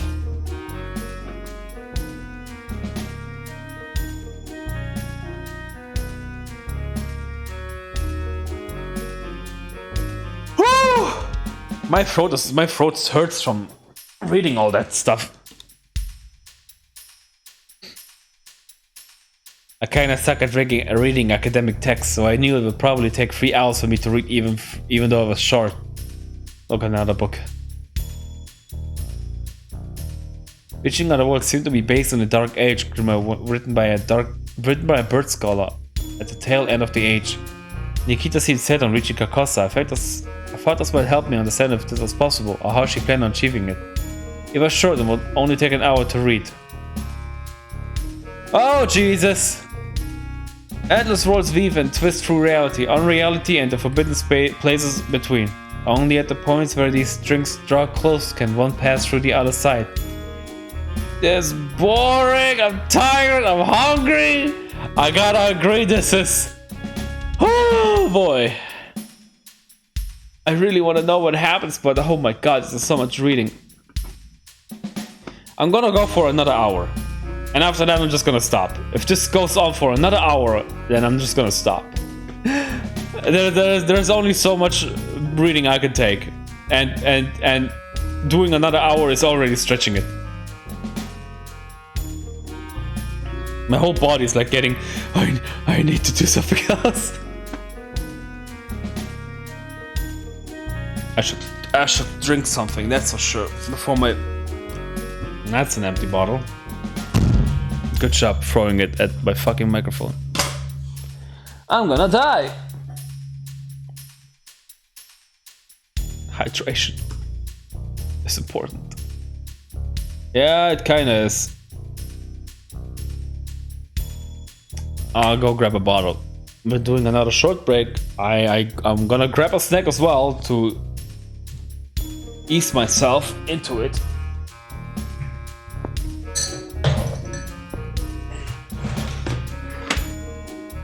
Even Terranigma was better than this.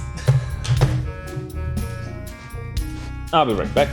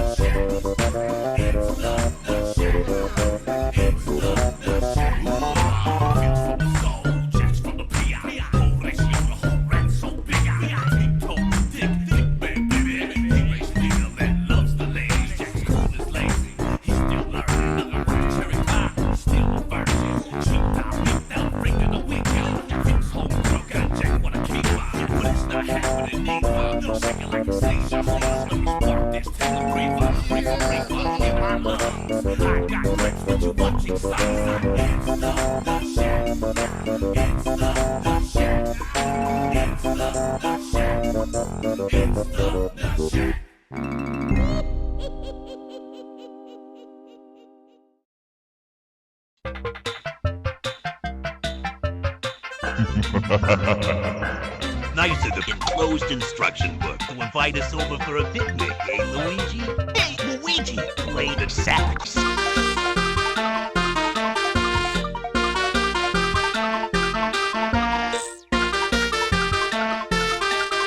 know what they say? All Luigi's toast spaghetti. Where'd she go? Over there! She's not coming down! Here's the problem. Too many toasters. the fuck are you listening to? You know what they say, it's been one of those days.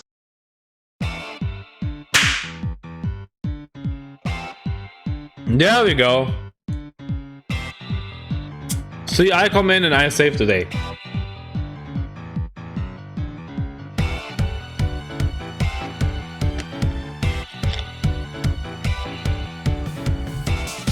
A shame this doesn't seem to be the vocal version.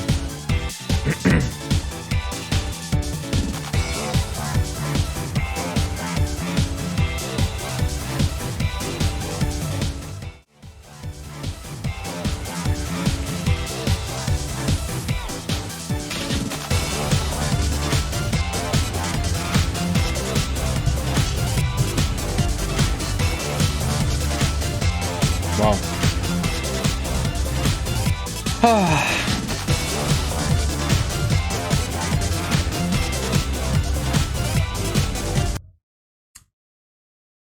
Right.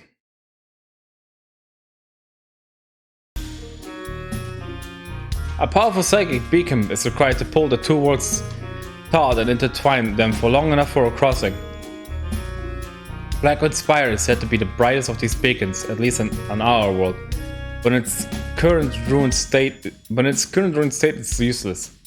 The Care and Crows of the Blackwood of Brandenburg use their own natural psychic influence to shield themselves from the horrors of the Brandenburg Secession Wars. For the plain workers of Abernathy in the ancient times, powerful psychic crystals were most commonly used in pairs. Singularly, they could bind the worlds, but when paired would nullify each other, preventing others from traveling to or from the area. It is said that this is how the Court of Despair remained hidden forever in the Cathedral of Teeth. Cathedral of Teeth. I guess a librarian shushed me. I knew Nikita wanted to reach Carcosa, but I now realized quite how close she might be. All of these materials were easy to acquire, except for the psychic crystal. But I now knew where Tabby's missing crystal was. Nikita had taken it. Alright. Shit. I always assumed they were phony glass toys, but now a second crystal would create a dissonance with the first. If I could just get a hold of one, I could prevent Nikita's ritual from working. I began hurriedly messaging Tabby. Hey Tabby, you there? Hi Trix. You got a spare psychic crystal? I have bad energies and I might help me. You don't need to end everything with a question mark. Hey, yeah, though, you can borrow one. My energies are balanced right now and the moon's eye is staying closed for a while. So I don't need to stop it. So I don't need to stop watching it. So I don't need to stop it watching me. Oh. I can slide it under your door if you want. I'm going out for a few days to stargaze on the Isle of Wight and talk to some sheep friends. Yes, please! Sorry, Tabby, I better get back to work. Thank you so much. Talk to you when you're back. I put my phone away without checking for a response. There was no time right now, but at least I was making some progress. Things didn't seem as hopeless. I checked the clock. There was about 5 hours left until the librarians would kick me out. I mean, apparently the Wilhelm notes had something to say. The Wilhelm notes was a collection of notes written by the infamous Grand Inquisitor Wilhelm, traitor to the investigation and supposed author of the original transcript of the King in Yellow. It was a pretty poor translation and the original text was incomprehensible to begin with, so despite its short length, reading this would have about 3 hours. I mean, we got the important thing, so just read it. It began when I led a small number of the first chapter, the Order of Mercy, to that cursed chapel outside of Bluefields town. In the enduring fight against the cultists of the Yellow Eye, I was wounded, a pitchfork to my side. I stumbled away from the battle, blood staining my purple robes, a dark brown, and found myself facing one of the site's many altars. Emblazoned on it, the yellow sign. As I left consciousness, the yellow sign still staring into me, I slipped into somewhere dark. When I first saw Carcosa and its rotting stains, I knew I had glimpsed an unimaginable terror. I walked the streets of that city for decades, centuries even. From the top of the Imperial Palace to the deepest depths of the Twilight Quarter, where abominations long forgotten crumbled to dust underneath the perpetual darkness of Lake Howley. It was a city drenched in evil. When at last I returned to consciousness, I awoke in a pile of bodies and presumed dead. I dragged myself away from this terrible place and made my escape into the woods. I would later return with the 4th chapter, the Order of Retribution and Purification, and burn alive each of the cultists. I foolishly believed that this would end the whispers in my head. Still, they even continued, dismayed. I returned to my home and inflicted punishment on myself for this heresy. But when the voices remained and I gave into my weakness and listened, I finally realized what was being whispered to me, and was filled with a manic intent to lay it on into parchment. The words flowed into my mind and onto the page. For 3 days, I wrote without rest, food, or breath. And finally, the manuscript was completed. I bound it in preserved snakeskin, the only remains of that ancient people. Oh, so this is how he wrote the book, huh? I looked upon my work, seeing it with my own eyes for the first time. I had written The King in Yellow. Later, a gift was presented to me. The mask of the Pale Servant, one eye looking out to the future and the other blinded by the first ruby to be mined from the quarry that will become the Twilight Quarter. Oh, Delia, and forced only to remember the past. A white, china-like mask inlaid with gold mined from the great moon of Kokosa. It was terrible to behold, for I knew who had delivered it to me. Whispers from the king tell me that they who possess the mask are blessed to walk his path and claim the broken throne for themselves. I should have taken the mask! Oh no! I should have taken the mask!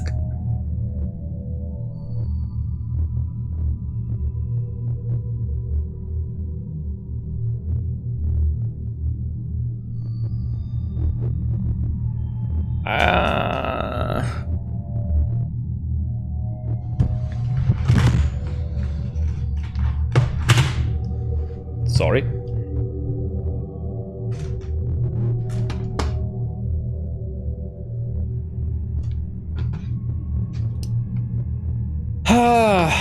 Damn it. Oh.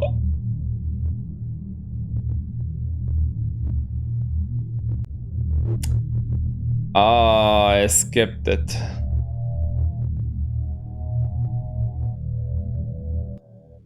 Yeah, this is the wrong thing.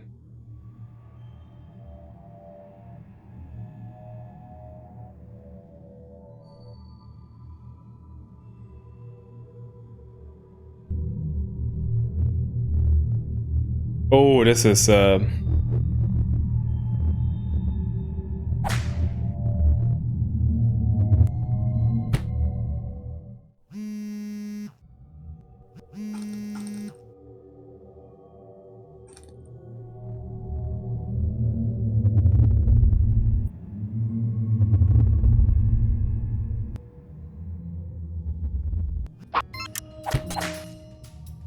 perfect.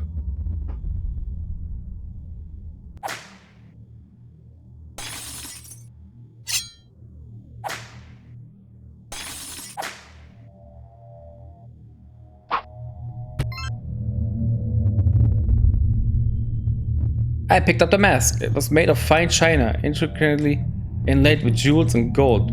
Me and the mask stared into each other's eyes for some time. I jumped and stuffed the mask in my bag. I don't think Greg saw it. Sorry, coming. We hurried through this we saw. Except. He's not gonna listen to me. Stay behind, read the book.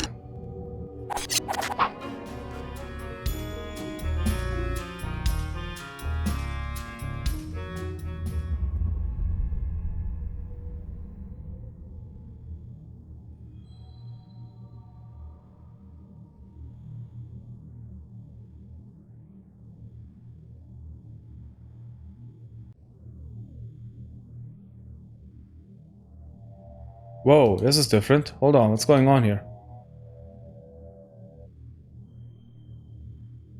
She had mentioned the library. Of course, Nikita was always in the library, so that was no surprise, but perhaps there was a way to stop her hidden. It might be the only chance. I had to read books. I rushed straight through the library. There was no time to lose. It always shut early on a weekend. I quickly ran through the shelves. I thought I might be relevant. I wanted to find the book Micha had mentioned, Reaching Other Worlds. Found the shelf. I found the shelf it should have been on, and there was nothing. Nikita must have come here first and taken it so that I couldn't find out how to stop her. I panicked. If she was actively trying to stop me, there was nothing I could do. Nikita was smarter than me and driven like one possessed by her obsession with that cursed play. My eyes remained locked on the spot the book should have been, and I felt my body grow numb. Was I too late? This is different.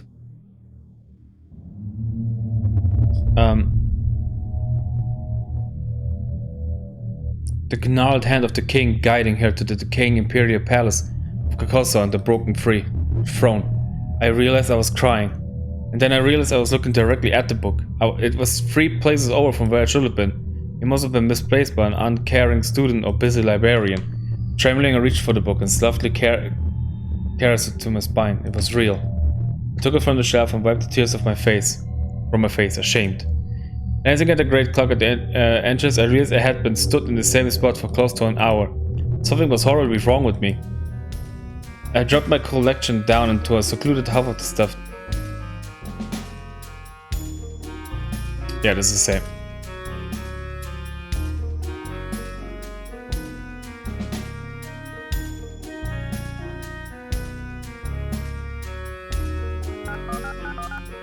Yep.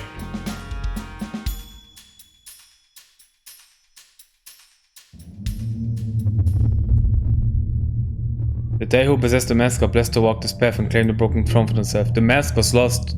The mask was lost to me. Stolen. Mercy on the wretch who finds it. I reread the crude description of the mask as I shakingly undid my bag. I felt around for the cold, fine china mask and carefully lifted it out. I held it in front of me and my eyes looked upon the mask of the pale servant. How had Moonbeam found it? Did they know the dark origin of their mask? No matter, it was mine now. Nikita was not the heir to the broken throne. I was. I shook my head, almost in tears. I could not do it. I wasn't Nikita. I didn't have the will or the intelligence to rule the rodent city. This mask had to be destroyed, but first I needed to show Nikita she was deluded. I checked the clock. There was about 1 hour left until the barbarians would kick me out. I think Cryptos of the South is good. I read Cryptos of the South before, but I thought it might be helpful. It wasn't a very long book, so it would probably only take an hour. Clayton Wimberly, the 5-faced eye stabber. A 5-faced squirrel with an eternally spinning head. He spits and screams from his many mouths as he tries to stab the left eye of his victim. Though there have been no recorded victims of Clayton, one man claims to have been killed by him but later recovered. True story? Could be. Despite as many claim to have seen the scary creature, you better watch your back. Old Lady Whitetail. The Antler Tree. A manifestation of an ancient god, the Antler Tree is said to be a deer-like creature. So is the pine tree, its head decorated with a bush of sharp antlers which pierce the sky. Often thought to be a bringer of prosperity and food in hard times, it is a popular figure for worship even now in some areas. The residents of North Eggerson particularly are known to hold secretive festivals dedicated to this mysterious figure, though rarely are outsiders able to glimpse these ceremonies. Mr. Sprongy... Wait, what? Mr. Sprongy is fucked up. We don't know what's going on with this guy. Quiet figures, tales of shouting tall figures have been common throughout the history of the county. These figures are often said to be able to talk and only in hushed Forelock, the altered beast, the white rose water snake. Rereading that wasn't a great idea, it was almost entirely useless and stuff I knew already. I realized I ran out of time. I quickly put the books away and left. I ended up back in my room. I just needed to sleep. The week was killing me. When was the last time I had slept properly? I walked through my door and almost tripped over something. There was a little velvet bag on the floor. Someone had slid it under my door. Oh great, Nikita has been sleeping anthrax into my room or something. No, I honestly took it out and was revealed to feel a hard crystal inside. This must have been Tabby's Psychic Crystal. Oh thank you Tabby, you're a lifesaver, possibly literally. I carefully put the crystal into my bag. It might be the only thing that could help me. I checked on the mask. It was okay. Its jeweled eye looking into me. I shut my bag. I didn't want to look at the evil thing unless I had to. Once Nikita was dealt with, it had to be destroyed, or at very least hidden. I wanted no part in this prophecy. I was going to have some noodles to eat, but I couldn't get the packet open without scissors thanks to my weak little arms. I remembered Nika had stolen my scissors, putting a stop to my noodle meal. Not her worst crime so far, but probably her most annoying. In the end, I just had to eat crisps. This week was really taking its toll on my diet. I needed time to digest what I had to eat. I was too tired to do anything practical to deal with Nikita tonight. No doubt she was thinking around to university or holed up in her room plotting. That night there was no dreams, there was only darkness. I woke up as tired as ever and wanted to check the internet for news. Convinced I'd find a photograph of a disheveled Nikita being bundled into a police van after committing some atrocities in the name of the broken throne. Fortunately, it looked like Nikita hadn't been arrested for any terrible crimes. Unfortunately, it means she was still with my problem alone. Yesterday, Nikita had, well, not admitted to being at Daffodil Lane, but it was fairly obvious she had been. I was pretty sure she wanted to open a portal to the white gate of hell in that cursed basement. I needed to know if she had done anything there. Maybe I could find a way to stop her. I ate some sugar flakes and got ready for another long walk to Daffodil Lane. Please don't forget water. I arrived at Daffodil Lane only to be greeted by a loud car, that mangy magpie again. The car sounded like it came from near the creepy cottage, as if it was calling for me. I tried to spot the magpie, but there were nowhere to be seen. Hi, Trixie. Fuck! I spun around and screamed. Directly behind me, less than a half meter away, stood Starsnap. Oh no, please no bad words. This is a no bully zone. Sorry Spot, you just scared me, so I didn't expect you to stood directly behind me like that. No one ever does. I'm very quiet. I couldn't help but feel slightly creeped out by that. I turned around to look for the magpie. I was sure I could feel the beady white eyes locked on me, but they were nowhere to be seen. Reluctantly, I turned back to Parsnip. He was grinning excitedly, and I noticed he had a picnic basket with him. What's a picnic for? I'm having a picnic. Would you like to come, friend? I was kind of hungry, but I felt like I should probably get on with stopping Nikita. Sorry, Parsnip, but I'm kind of busy. I have big girl work to do. Busy? Too busy for a picnic with me, Parsnip Bunner? That's so sad. Are you sure? Yeah, sorry. Are you sure? You sure? Yeah, sorry. See ya, Parsnip. I ran away. Phew. I stood in front of the abandoned cottage. The gateway to Carcosa. I needed to make sure Nikita hadn't done anything here. This cottage might be the only place I could stop her. The upstairs seemed pretty much as I left it. I knew I was going to have to go downstairs. Not a fun thought. Memories of my last visit still swarm in my mind fuzz. It was time to accept my fate and return to the basement where this all started. The skulls sat in the same position as before. I almost started to believe I really had imagined them speaking to me. But before I could step any further into the room, they snapped around to face me, and my heart sunk as I realized returning here was a mistake. Another guest. The little rat returns. Hello, friend. I was frozen, whether by shock or by the ghost's design, I don't know. Please, I'm not here to bother you. Your friend, yes. The deer was here, searching for a gate she found. Already present, the yellow sign, Creator, I am. Forever, never to be removed, no matter how much I tear at its paint. The gate is present, needs only a key.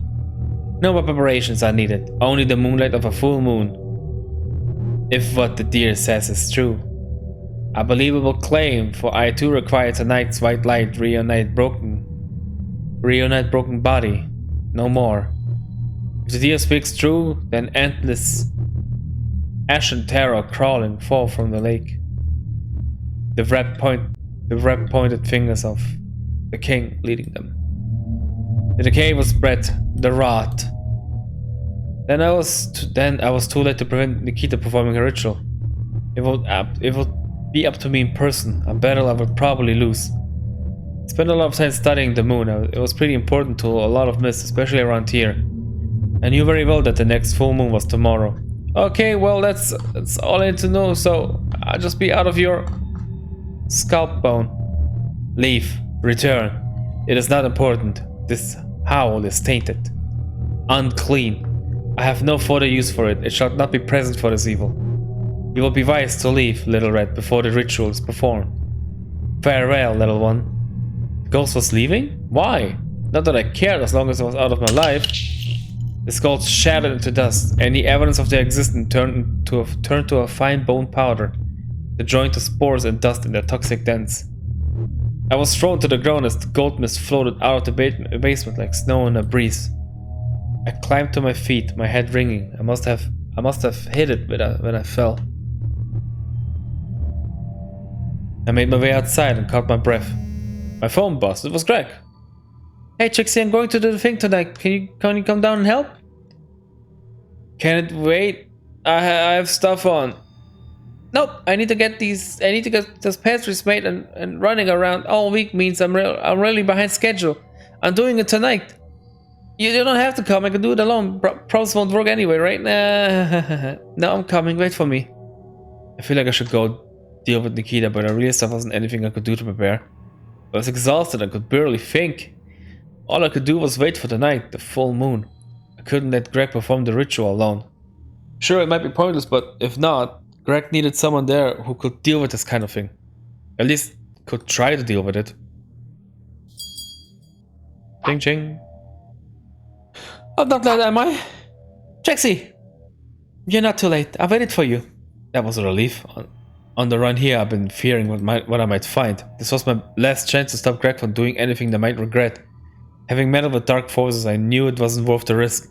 Greg, before you do anything, are you sure this is a good idea? Just think for a moment. If it is real, do you really want to make some kind of deal with an ancient unknowable woodland god? I mean, we've come this far, right? And if this is what it takes to save the bakery, yes, I'm doing it. Oh, okay. Oh, okay. I'm not much of a negotiator. But look, I got everything ready while you were on your way. You pointed to a mixing bowl of cheese bake ingredients. Now all we need to do is add a hair. I'm super self-conscious, you should look away, haha. She's not gonna add hair, she's gonna add a drop of blood. So like, just turn around for a minute and I can pull a hair out, okay? Greg, I know you're not putting your hair in it. Huh? I read the book while you were out doing crimes the other night. I know the ritual needs blood, not hair. You don't have to hide stuff to make it seem less fucked up. I already know it's fucked up. Oh, sorry. Just didn't want you to worry. Okay, here goes. They picked a knife out from amongst their utensils. Greg let out a little whimper. I felt bad for them. That sounded like she fucking stabbed her stomach. A small drop of blood fell from the finger onto the bake. It seemed to sink into the cold pastry and disappear. Gross. Greg nervously placed the tray into the oven. I saw the effigy was already inside. We were ready. So, you're sure about this? I mean, it's our last chance to stop, just in case it is, you know, real. I'm sure. I can't let my bakery shut down. I have to take the risk. You can go, Trixie, if you don't want to be here. Part of me wanted to. Most of me, in fact. But I had to stay. Whatever it was to make sure Greg was safe or not, or to safely some kind of terrible curiosity, I still don't know. Whether it was to make sure Greg was safe or to satisfy some kind of terrible curiosity, I still don't know. I'm staying. We started this together and we finished it together. I'm pretty sure I just stole that from like every movie ever, but it seemed fitting. Yay! Thank you, Trixie. I was briefly worried Greg was going to hug me, but fortunately the excitement of the ritual seemed to be keeping them distracted. With a trembling hand, Greg reached for the switch and flicked the oven on. I've been expecting a whoosh of flame, the sound of chanting and the opening of a portal, but instead, the food just seemed to bake normally as a bowl of cheese and blood set next to a wooden skull could bake anyway. Huh, that was anticlimactic. We need to let it bake, obviously. Geez, Trixie, don't you know anything about baking? As we had already clarified a few days ago, no, I didn't. So like, we just wait? I guess so. We can talk or something for a bit, it shouldn't take too long, right? We spoke for a while, it must have been a few hours at least. Occasionally, Jack would check the oven. Smoke still billowed out of it, but unfortunately, the bakery's extractor fans seemed to suck it all up. I don't remember anything we talked about. My mind was completely overcome with worry. I feared that any second there would be a bang and some terrible being would explode from the oven with a screech and rend me and Greg to pieces with its claws. It's been like 3 hours, Greg. I think maybe it's time we admit that this isn't going to work. I put on my best disappointed face. Before Greg could say anything, there was a loud bang.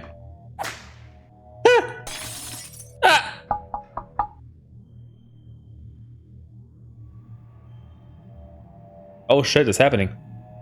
Our heads shot around to the oven. Something was knocking on the door from within. Oh jeez, Greg, this isn't good. Another bang. Well, I mean, we should probably let them out if there's anyone in there. Greg nervously pulled the oven door's handle. It swung open. A strange cheesy membrane sack tumbled out of the oven and landed onto the floor with a disgusting wet thud. It should have been revolting, but I couldn't help but feel hungry when I looked at it. It smelled delicious. I mean, this isn't quite what I was hoping for. There was a hideous noise as the sack split like wet tissue.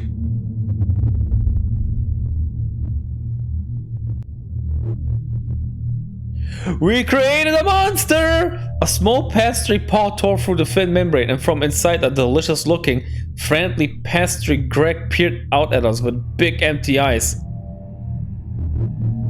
He looked at Greg, expecting to see a revulsion of fear, but the expression was one of delight.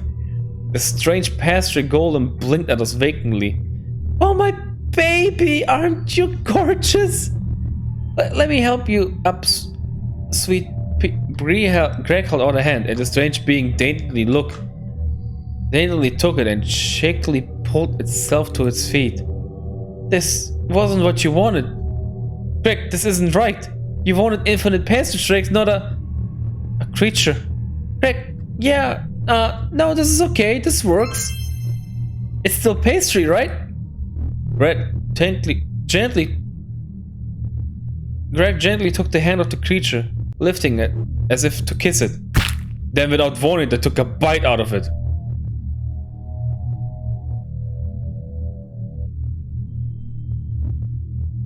Okay, now we're getting fucked up. It almost screamed, half expecting the golem to yelp or attack, but it stood there, motionless. I almost screamed, cocking its head slightly and smiling at Greg with its strange smile. Oh wow, you really are a tasty one, aren't you? I felt queasy. This golem certainly looked delicious, and yet something about it felt wrong, very wrong. Greg lunged for the creature's belly, clearly in need of more of it. Greg, this doesn't make sense. You're going to sell your clients this thing? Yep. No, I think I'd keep them. They can live with me. I don't want to get rid of them. I watched Greg gorge himself onto the flesh of the pastry golem. Cheese and sauce ran down Greg's body as they tore into the abomination with every bite. The creature would heal. It wasn't at the supply of pastry. Oh, they heal. The ritual had worked. Kind of. Trixie, seriously, you should come try this. Greg waved me over without even turning to face me. Something felt wrong. The more I stared at the golem, the more my mind rejected it. Its emotionless face vacantly staring at Greg as they stuffed handfuls of pastry into their mouth, lost in their gluttony. I felt a chill run up my body, and for the first time I noticed a metallic smell. I became acutely aware that it had been present for some time. My mind blanked. I was stood alone in a dark forest clearing. Was this a dream? A vision? I still don't know. In the woods behind me I could hear the rustling of leaves and an ominous rumbling, as though the very earth shivered in fear. I wanted to call out to Greg, but I felt as if I'd been punched in the stomach. I could only let out a pathetic whimper. A feeling of dread had grown into a fist-sized rock in my throat. and my mind was as stormy as the clouds of Harley. Trembling, I turned my head to the side, desperate to keep whatever was behind me in the corner of my eye. I saw it. A tall, fin-shaped stood what must have been 20 meters behind me at the edge of the clearing. The figure appeared armless, and its highest point was a tangled mess of antlers. And was of over its eyes, 2 small pinpricks of amber light, enough to light its deer-like skull, and white, unblinking eye sockets. The eyes bored into me. The smell of metal turned to the smell of death. Oh, right. And I was sure the terrible being knew I could use it. I could see it.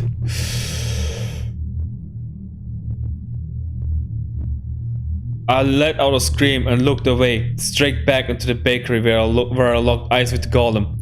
It was no longer a creature of pastry. Its body was slick and red. It was a creature of meat. And yet Greg continued to engorge themselves on it, pulling slithers of flesh from the body and forcing them into the mouth. Their usually beautiful fur was stained with blood and bile. Trixie, for real, that's amazing. You should try some. I knew it. I knew it. It's the god of meat, or the queen of meat. It's not gonna make pastries. It's gonna make meat. Actually, you can get your own one. This is mine. I stepped backwards. The scene in front of me was too horrific to look at.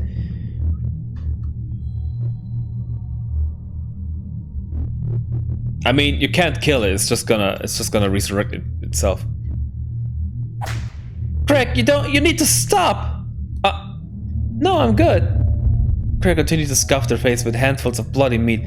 This had to end. Greg was under some kind of spell. I had to save them.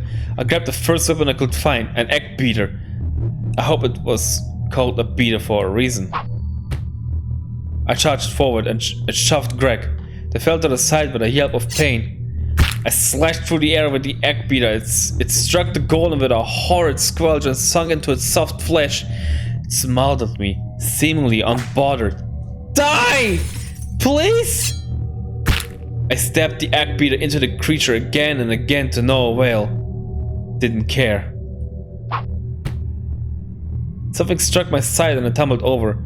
Greg had recovered and jumped me. We both rolled across the floor. I became acutely aware of how sharp their fangs were as they pinned me down. For a moment I almost surrendered, but then I realized that I was twice the size of Greg and pushed him off of me. That was easy. We both managed to stand up and back away from each other. I lost my egg beater into the tussle, but looking at the golem, who remained gazing into the distance, I knew it wouldn't be any use. Trixie, leave them alone! They're mine! I need them! Greg, don't you see what this is? It's not stuff you should be eating, it's... What if I was imagining it? I looked at the meat golem, its shiny flesh glistened in the bakery's light. It looks real, and yet we had both seen it as pastry. I see. I've done it. Greg was seeing things right for the first time since this terrible creature had been birthed. Or so I thought. But it's okay. I like it. They licked a trickle of blood from their cheek. They lunged at me, and shoulder barged into me despite a small smice. The surprise meant I fell to the floor once more. Greg was going for the golem, hungry for more meat. I scrambled to my feet, intent on stopping Greg getting another mouthful. I felt bad doing it, but I managed to trip Greg over. They let out a little yelp as they tumbled to the floor. Owie! The golem stood there gazing at me. While Greg was recovering, I started to push it toward the oven. It padded along on its clumsy feet, seemingly unaware of what I was doing. I bundled the golem into the oven. It seemed happy to oblige, staring at me with the same vacant expression that it had been born with. I'm really sorry about horrible meat abomination, but this is probably for the best. I switched the oven on into its highest setting and leapt away, crashing to the floor. The golem was born in heat, but I hoped it could die in it too. In that respect, I wish I had come up with an action movie one-liner. Revenge is a pastry best served burned? I don't know. It might have lightened up the situation, but I guess at the time things were a little chaotic. My little lovely sweetie! Trixie, you... I was worried Greg was going to rush into the flames pouring from the cracks around the oven door and hurt themselves. So I was relieved when they rushed to me and started beating me with their tiny paws instead. Greg, stop, it's done! No more meat. You. Then we stopped tussling, for we had both heard the sound coming from oven. From within the burning chamber we could hear the golem singing to itself. We let go of another and stood together as the mournful song continued. We listened for what felt like days, mesmerized by the beautiful sound. And then, as black rancid smoke began to leak from the cracks around the metal door, it slowly died out, ending on an impossibly long and beautiful note. I felt a serene calmness fall over me. First time I felt truly calm in years. Trixie, what happened? I didn't really know where to start, but I did my best to explain everything. Greg seemed to only remember fleeting glimpses of what had happened after we heard the dreadful knocking from the oven. Trixie, I'm so sorry for what I did. It wasn't me. It wasn't me. I mean, it was, but I'm not normally selfish and mean and hitting you and eating meat. What did that thing do to me? I don't know, Greg, but it wasn't your fault. It wasn't your fault. That thing seemed to put some kind of evil spell on you. Oh, I'm sorry anyway, Trixie. I should have dragged you to this mess. It was silly. Don't worry about it. Summoning a terrible meat golem is an easy mistake to make. No?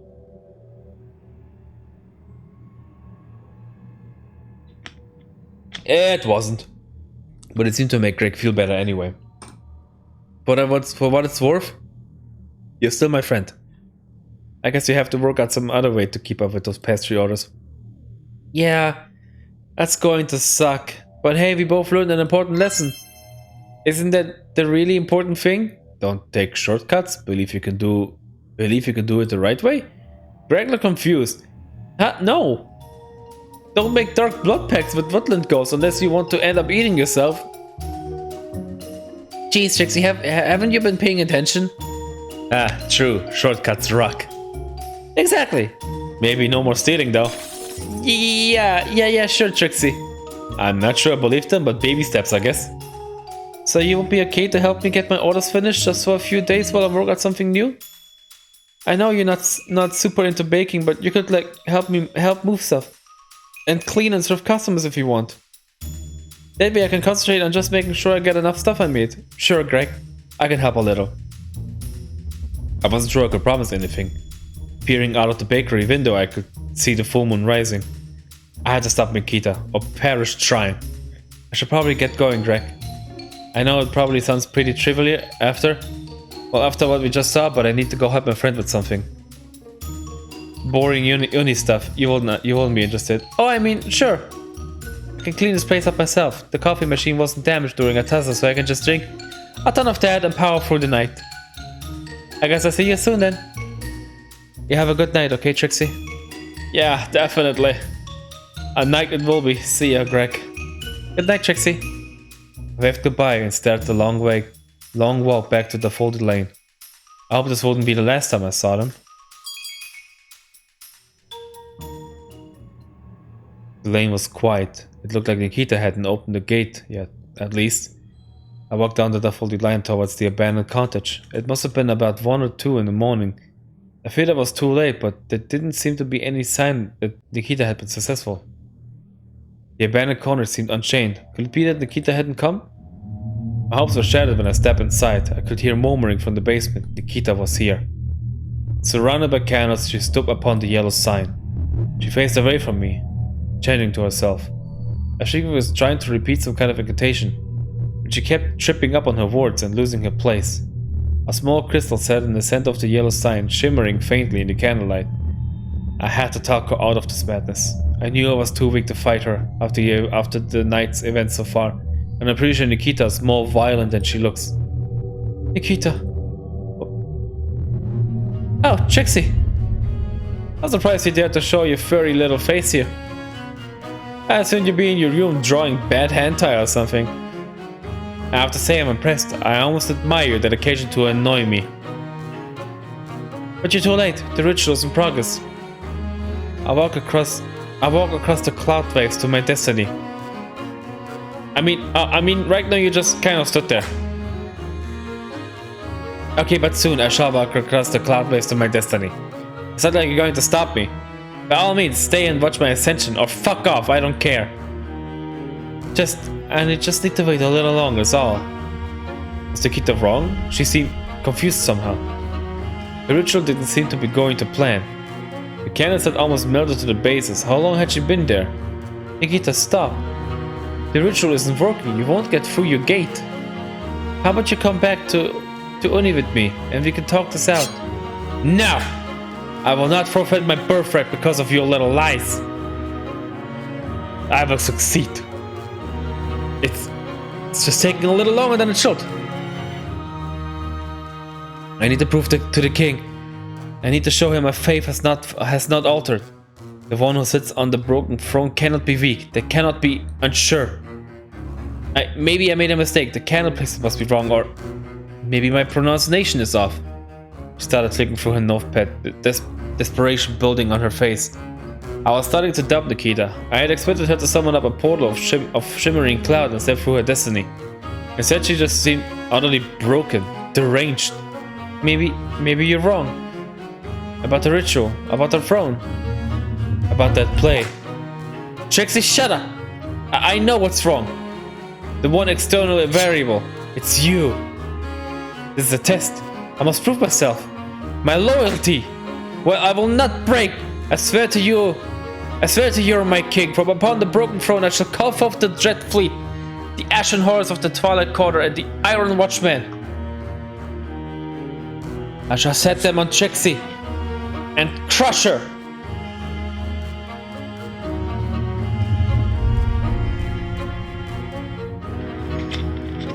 And now, my king, will you bring me the right gate? She was serious. The malevolence in her voice was enough to kill any doubt I had that these were the words of a mad woman. Nikita had to be stopped. This ritual could not be completed. I remembered the things I brought with me. They might be the only way to end this without a fight, which I was pretty sure I'd lose, or with Nikita winning, which I'm pretty sure would end with me dead. Sorry, Nikita, but it's too late. I know you haven't been chosen. I tried to sound at least somewhat sure of myself. Nikita looked pissed. That's real cute, Trixie. You finally learned to stand up for yourself. But surely you realize the smart one was to know your place and be my underling. Now shut up and tremble in your pathetic little boots as I complete my ritual. Nikita threw her arms into the air. Nothing happened. Yeah! I might know why your portal isn't opening. Pulled Tabby's psychic crystal from my back. It shimmered with ancient magic. Nikita's crystal was nullified. What? Another crystal? Is this a trick? What are you planning at Smith? Two psychic crystals in close proximity. Well, they neutralize each other, right? You didn't know that? No, this is a trick. You're trying to trick me, Trixie. I won't fall for your Trixie tricks. I won't fall for your She stopped abruptly. She knew I was telling the truth. I guess I have an honest face. No. How did you? Oh, you obviously didn't read reaching your words very carefully. I expected better of you, Nikita. I smirked aside, which I was worried would make Nikita attack me right then and there. Her two least favorite things, being wrong and me. Fuck! Nikita stomped on her foot onto one of the candles, crushing it. She was getting dangerously angry. So, Miss Knight is in league with you too? How am I surprised? She will get what's coming to her. This is my destiny, Trixie. It was foretold. She lifted the king in yellow above her head dramatically. Your crystal is powerless against him. He chose me, Trixie, above everyone else. Crystal or not, the gate will open. And you will pay for your treachery. Sorry, Nikita. I'm not so sure the king has chosen you. I pulled the mask out of my bag and held it aloft for Nikita to see. You've been betrayed, Nikita. The king chose me. The mask had come to me indirectly, but that didn't make it any less my right, even if I didn't want it. Nikita laughed at me. She didn't seem convinced. Then a brief flutter in her expression as her eyes focused on the grim visage. In that moment, I knew she recognized the mask. Oh, great king, this can't be. Smith, how? How did you? Her face broke into a blend of fear and betrayal. I was lied to. She fell to her knees. Tears streamed between her fingers. And are you forgetting, Nikita? It was me who was given the play. You had to beg me to give it to you. Trixie, you were the one he chose. One of his whispers were true. None of his whispers. He played me like an instrument. Like a Corsa, I have been shamed. My vanity taken and crushed. Trixie, she broke down into tears. Despite everything, I pitied her. Finish this ritual. Take your place atop the broken throne. But show me mercy, I beg of you. I'm not taking the throne, Nikita. I don't want it. And if I think deep down, neither do you. Let's just go back and get some rest. You can pretend this never happened. Obviously that wouldn't happen, but I wanted to keep her calm. It looked like this terrible week was finally coming to a close. But she pointed meekly at the mask. I looked down on it. For a moment I considered that maybe this truly was my destiny. Was this mask always meant to fall into my hands? I shook my head. That wasn't a path I was willing to take. I wanted nothing to do with Carcosa and the false promises of the King in Yellow. We can destroy it, the plate too. It's all evil, Nikita. Just look what it's done to us. Let's back to Uni, okay? Uni. Yes, okay, Trixie. I slept well that night. The very next morning, me and Nikita burned the King in Yellow behind the bike shed. I was worried she might snap back into her mania and try to stop me. But she had nothing to say. I was like being outsmarted. It was like being outsmarted that totally crushed any desire Nikita had to keep up her mad charade. I'm pretty sure she'll be back to her old self once the election comes along, for better or for worse.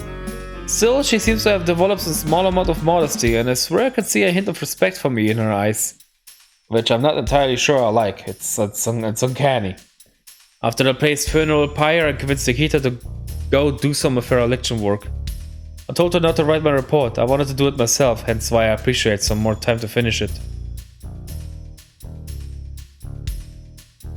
I've been swatting off worried messages from Greg for the last 2 days. I think they know something is up, but as soon as I submit this form, I'm going to meet up with them. I shall not speak to them of the King in Yellow. It's a secret between me, Nikita, and you. I need to talk to them properly about that stuff with the golem and the horrible antlered trees. We both have to come to terms with the fact that the dark secrets of Note Arcus are not only true, but also far more horrible than anyone imagined. And that the terrible god now knows me and Greg as foes. The fear I feel at the thought of its retribution is matched only when recalling that night with Nikita and the King in Yellow. The end! Hey, I fucking did it! Oh, it only took 4 hours. The testimony of Trixie Glimmer Smith by Digital Poppy. Art by Math. Music by Diest. I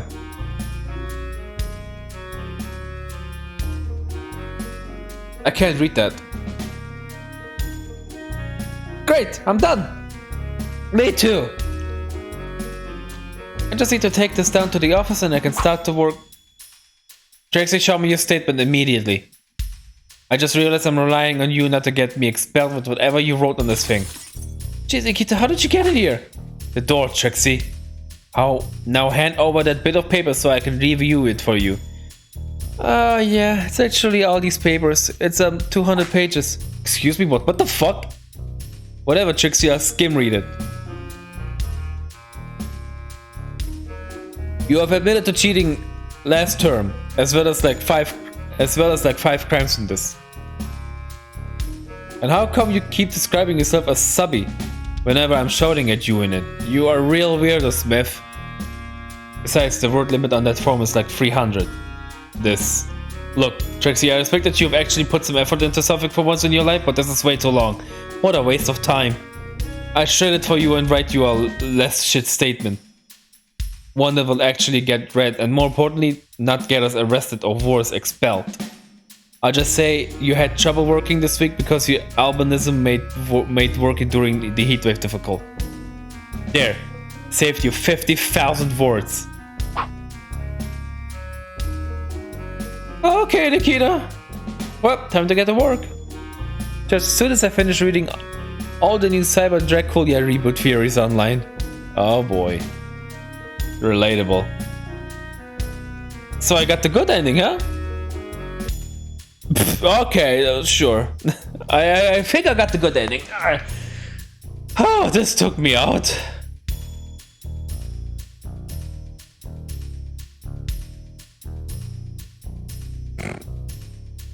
Holy Christ.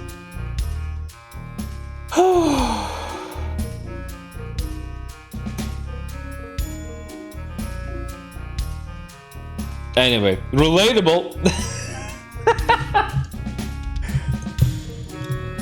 I mean, obviously there are different paths. I feel like I gotten the best ending. I had the crystal and I had the mask. Both things to stop Nikita from doing the ritual. There's obviously another route. There's the Bell route going into the other city. And also I could have gone with Bell to the city too. Both times I didn't. Instead I stayed with Greg, did the pastries.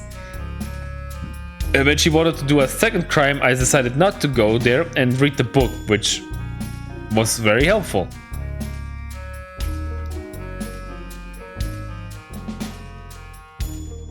Also, holy shit, Greg summoning a flesh monster was definitely the icing on everything.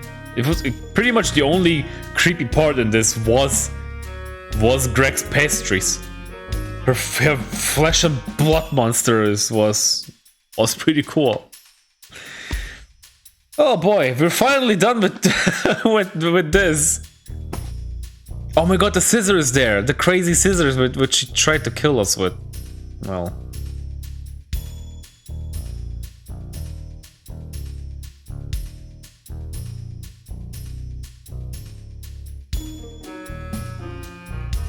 The testimony of Trixie, Glimmer, Smith. Well, we're finally done. We have done the trilogy. Parsnip, this game, and three lesbians in a barrel. We done it. They said this won't be continued anymore. There is no more game. I'm glad, and also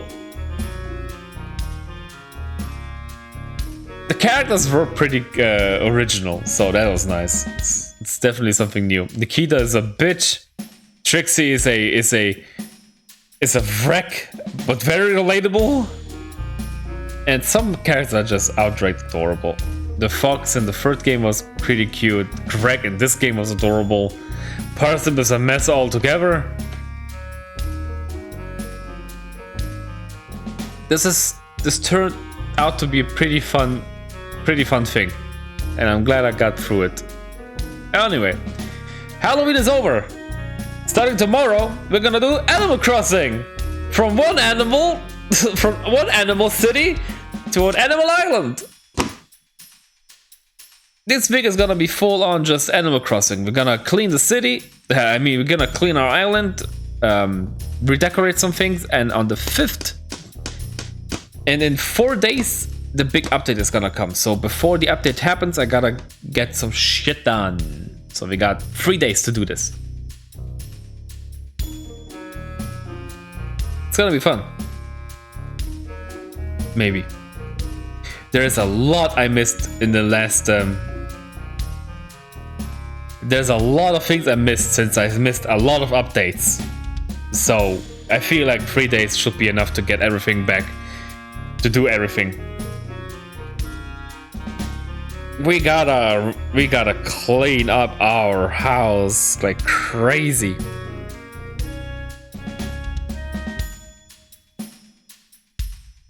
Whew.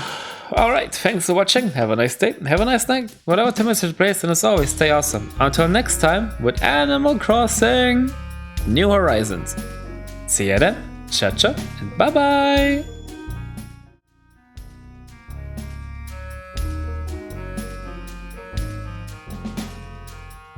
God, I'm hungry.